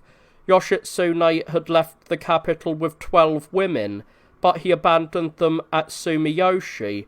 The women, stranded on the shore, wandered or wept until Sumiyoshi priests took pity on them and sent them back to the city. Meanwhile, Yoshitsune's trusted lieutenants, including his uncle, Shida no Subaru Yoshinori, Juro Yukie, and Ogata no Subaru Koriyoshi, were scattered by the storm, with no one knowing their fates. The fierce winds from the west seemed like a curse from the vengeful spirits of the Heike. On the 7th of the month, Tokimasa, representing Yoritomo, arrived in the capital with 60,000 mounted soldiers. On the next day, he met with the cloistered emperor to urge the pursuit and capture of Yoshitsune, Yukie, and Yoshinori. The emperor, despite his previous support for Yoshitsune, granted Tokimasa's request. Just days before, Yoshitsune had received a decree to rebel against Yoritomo, but now the emperor's decree called for Yoshitsune's destruction. Such is the nature of the world, where everything changes from one moment to the next. Meanwhile, Yoritomo petitioned the cloistered emperor Go Shirakawa, seeking the title of constable over all of Japan and the authority to collect military provisions from every piece of land. The emperor replied, "According to a passage in the Sutra of Innumerable Meanings, the reward for defeating the king's enemy has always been half of a state, but such a case has never occurred in Japan. Yoritomo's request exceeds what he deserves." However, the Council of Senior Nobles acknowledged the merit of his request, and it was ultimately approved. Yoritomo appointed a warden to each province and a steward to each estate, ensuring that no grain of rice could be hidden. For such matters, it was through the Yoshida Grand Councillor Tsunafusa that Yoritomo communicated with the court. Tsunafusa was known for his strict fairness, and when the Genji seized power, the Heike allies tried to win him over with letters and flattering messengers, but he never wavered. When the Heike in their prime confined the cloistered emperor to the Toba mansion and assigned 2 superintendents, one of them was the Kadenokoji councillor, and the other was Tsunafasa, a son of the supernumerary councillor Mitsufusa, lost his father at a young age, but quickly rose through the ranks. He held 3 key positions at once, and advanced from head chamberlain to consultant, then to Grand Controller, Grand Councillor at the senior second rank, and finally to Dazaifu Deputy. Tsunafusa's rise was unparalleled. None surpassed him. His worth was undeniable. like an awl piercing a bag. He was truly a remarkable man. Hojo Tokimasa made a proclamation. Whoever brings forward a member of the Taira family will receive the reward they desire. The people of the city, who were eager for the reward, took this as an opportunity. They began hunting for Heike children with ruthless determination. They would present any child, even from humble backgrounds, and claim he was a child of rank, all the while ignoring the protests and tears of the parents. Some children were drowned, buried, smothered, or stabbed to death by Tokimasa's men. The grief of the mothers and nurses was unbearable. Tokimasa, a father and grandfather himself, felt great sorrow for these actions, but he believed it was necessary for the sake of duty. Of particular interest was Rokudai, the son of Koromori and grandson of Shigemori. He was a direct descendant of the senior Heike line and now reached adolescence. Tokimasa sent out search parties to capture him, but was unsuccessful. Just as he was preparing to return to Kamakura, a woman appeared at Rokuhara with news. West of here, beyond Henjin, and north of Daikuji, there's a place called Shibudaini. Koromori's wife is hiding there with her son and daughter. Tokumasa sent a scout to investigate, and upon finding a hidden group of women and children, he noticed a boy chasing a white puppy, whose nurse hastily pulled him back inside. Realizing this must be the boy he sought, the scout returned with news. Tokimasa arrived the next day and surrounded the area, sending a messenger to demand Hojo Tokimasa, on behalf of Lord Yoritomo, orders that Rokudai, the son of Tyranno Koromori, be handed over immediately. Rokudai's mother nearly fainted at the news, and the situation seemed hopeless. The nurses wailed in distress, and the entire household mourned aloud. Moved with compassion, Tokimasa waited silently, wiping his eyes. After some time, he spoke again. "The world is still not at peace, and I must take this boy to prevent future trouble. He will not be harmed. Please, send him out." Rokudai, understanding the situation, spoke calmly to his mother. "Please don't worry. I must go now, but I will soon return." His mother, despite her anguish, dressed him and gave him a black sandalwood rosary, saying, "Chant the name to the end, whenever that may be, and you will reach paradise." Rokudai accepted the rosary, replying, "I will join father soon." His young sister, hearing this, ran out, crying that she also wanted to join their father, but the nurse stopped her. Rokudai, now 12 but mature for his age, kept his sleeves pressed to his eyes to hide his tears, though they overflowed nonetheless. He had to leave, surrounded by warriors, while his mother and nurse were left behind, weeping. The pair ran barefoot all the way from Daikuji to Rokuhara, unwilling to accept any offers of help, determined to stay with him until the end.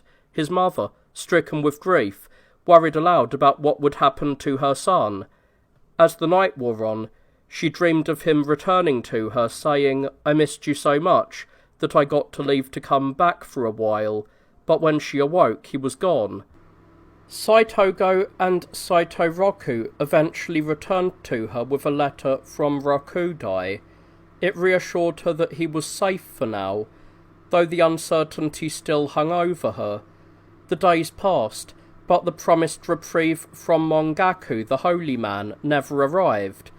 The pressure built, and Tokimasa prepared to leave for Kamakura, but before he could depart, a black-robed monk arrived with a letter from Lord Yoritomo. The letter granted Mongaku the right to take the boy under his care. Tokimasa read the letter in disbelief, calling it a miracle. With that, the men, including Saitogo and Saitoroku, rejoiced in tears, relieved that the boy would be spared. Mongaku arrived, clearly pleased to be receiving Rokudai. He explained, "Lord Yoritomo objected to Koromori, his father. commanding his side during the opening battle, and no amount of pleading could excuse it. I warned him that crossing me would cost him divine protection, but he still refused. When he went hunting at Nasuno, I stayed with him and managed to change his mind. You must have feared that I wouldn't make it here. Tokimasa responded. The 20 days we agreed upon were up, and without Lord Yoritomo's approval to extend them, I almost made the mistake of executing him on the way. He gave Saitogo and Saito Roku each a saddled horse, sent them back to the city, and accompanied them for some distance. I'd like to see you off, father, but I have urgent matters to discuss with Lord Yoritomo. Farewell.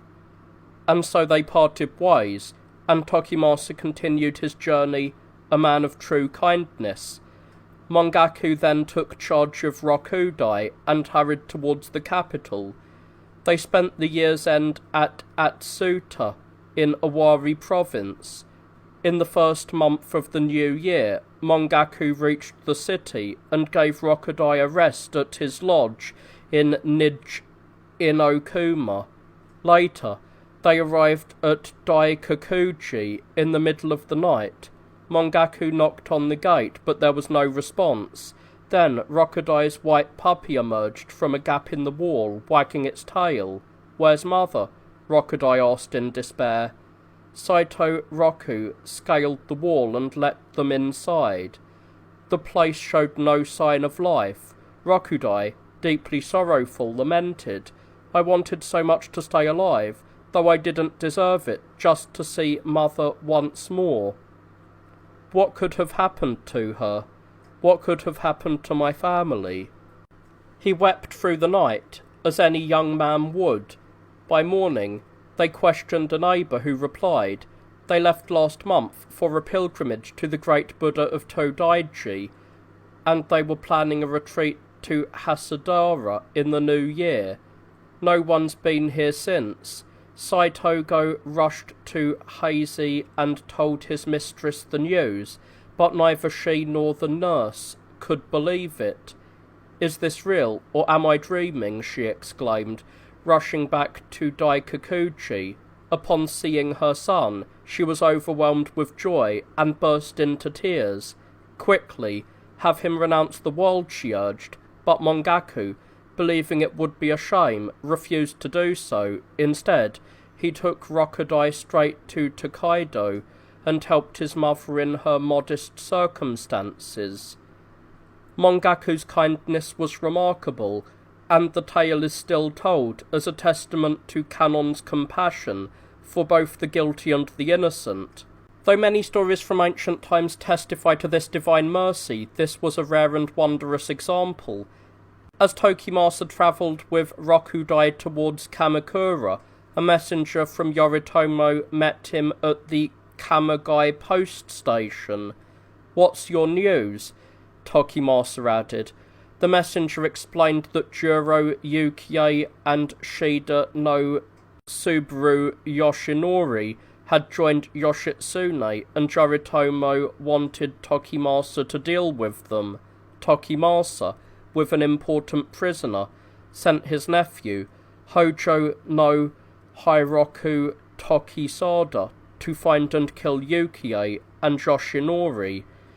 Tokisada tracked down a monk who claimed to know Yukie's whereabouts.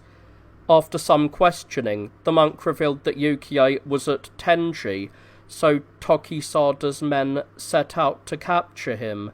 They found Yukie at his house in Kanaharu, a musician, and he fled when armed warriors burst in. His mistress, 2 daughters of Kanaharu, were taken for questioning, but they could not provide Yukie's current location. Yukie, having fled towards Kumano, was eventually located in the village of Yagi, where a host recognized him and reported it to Tokisada. Tokisada then called upon a retainer, Daigenji Munahara, and instructed him to kill Yukie. Daigenji, along with a monk named Hatachib Shomei, went to Izumi and searched for Yukie. They found him hiding in a house, and after a tense encounter they captured him. Yukie, defiant to the end, was taken to the Akai riverbank, where Tokisada met them with 100 riders. Yoritomo has ordered his execution, Tokisada said, and there Yukie was beheaded. Rumours soon surfaced that Shida no Subaru Yoshinori had gone into hiding in the Daigo Hills. Tokisada searched for him without success, but news later surfaced that Yoshinori was headed towards Iga.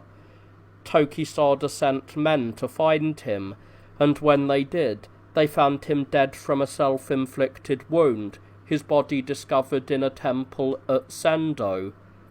Hiroku took Yoshinori's head and delivered it to Tokisada, who sent it to Yoritomo in Kamakura. Yoritomo praised the efforts of the men, but also exiled Hatshib, who was later recalled and rewarded for his service.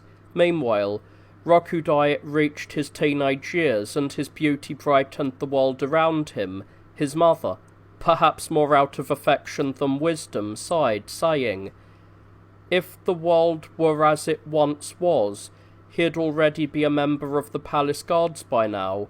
Lord Yoritomo was constantly concerned about him. In every letter he sent to the holy man of Tokyo, he asked, "And what news of Koromori's son? You once predicted my future. Tell me now, is he a man capable of destroying an enemy of the court and redeeming the shame of his ancestors?" Mongaku responded, "He lacks depth and courage. You need not worry." Yet Yoritomo's anxiety persisted. "I know that monk will side with him if he rebels," he remarked, which was a disturbing thought. Rokudai's mother was horrified when she heard of it. "What dreadful news," she cried. "You must become a monk immediately." And so, in his 16th year, Rokudai cut off his beautiful hair, donned a simple robe, took up a pilgrim's staff, said farewell to Mongaku, and embarked on a spiritual journey. Saitogo and Saito Roku accompanied him, following the same path. Rokudai first visited Mount Kya, seeking out his father's spiritual guide, the Takaguchi novice, who told him the story of his father's renouncement of the world and death. Standing before the seashore shrine, he gazed at Yamanari Island, the place where his father had once gone, and longed to go there himself. However, the wind and waves dissuaded him. All he could do now was stare out at the sea, silently questioning where exactly his father drowned. The sands of the shore seemed to him to hold his father's remains, and his tears soaked his sleeves. He spent the night on the shore, chanting prayers and reading sutras, while tracing the image of Amida Buddha in the sand. At dawn, he invited a holy monk to perform prayers for his father, dedicating the merit of these actions to the departed soul. Afterwards, he tearfully left the place and made his way to the capital.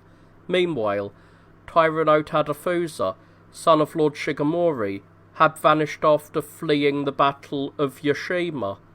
Word reached the Heike loyalists, including Etsu no Jiro Byari, Kazusa no Goro Byari, Akushi Chibyari, and Hida no Shiro Byari, who gathered to support him. The men of Iga and Ise joined them. When they heard the news, Lord Yoritomo sent Tanzo, the Kumano superintendent, to deal with this gathering of Heike sympathizers. Tanzo attacked the fort 8 times over the span of 2 or 3 months, only to be repelled each time by defenders determined to fight to the death. After each failed attempt, Tanzo sent reports to Kamakura, asking for more resources. However, Yoritomo replied that this would only lead to further losses and instructed him to isolate the fort. Eventually, the defenders surrendered and left. Yoritomo announced, one or two sons of Lord Shigemori must have survived. He offered them a chance at life, remembering that it was Shigemori's wife, Lady Heike, who had helped secure his own sentence's reduction from death to exile. Tadafusa eventually showed himself at Rokuhara, but was quickly sent to Kamakura.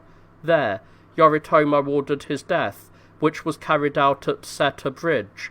Lord Shigemori's son, Munezane, had been adopted by the left minister, Fujiwara no Tsunamune, and given his surname.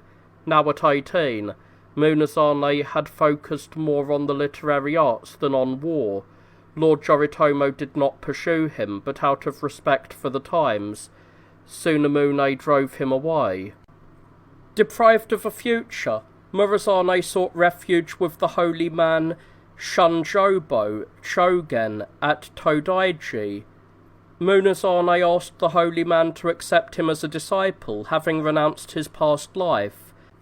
Shunjobo, moved by his plight, agreed, but reported his presence to Yoritomo. "Send him here," Yoritomo replied, and Munezane was brought to Kamakura. From the moment he left Nara, Munezane refused all food and drink, ultimately dying at Sekimoto. At one point, Yoritomo visited the capital, and was appointed Grand Councillor and Commander of the Right Palace Guards. However, he resigned these posts and returned to the Kanto. Shortly after, the cloistered Emperor Go-Shirakawa passed away. Years later, as the great Buddha of Todaiji was nearing dedication, Yoritomo visited the city again. While there, he noticed a suspicious man near the Tengai Gate and had him seized. The man was a Heike retainer named Satsuma no Nakazukasa Iesuke, and he admitted that he had been planning to assassinate Yoritomo. He was executed by beheading, and his head was displayed at Rokujo. Meanwhile, Rokudai had been quietly continuing his spiritual journey.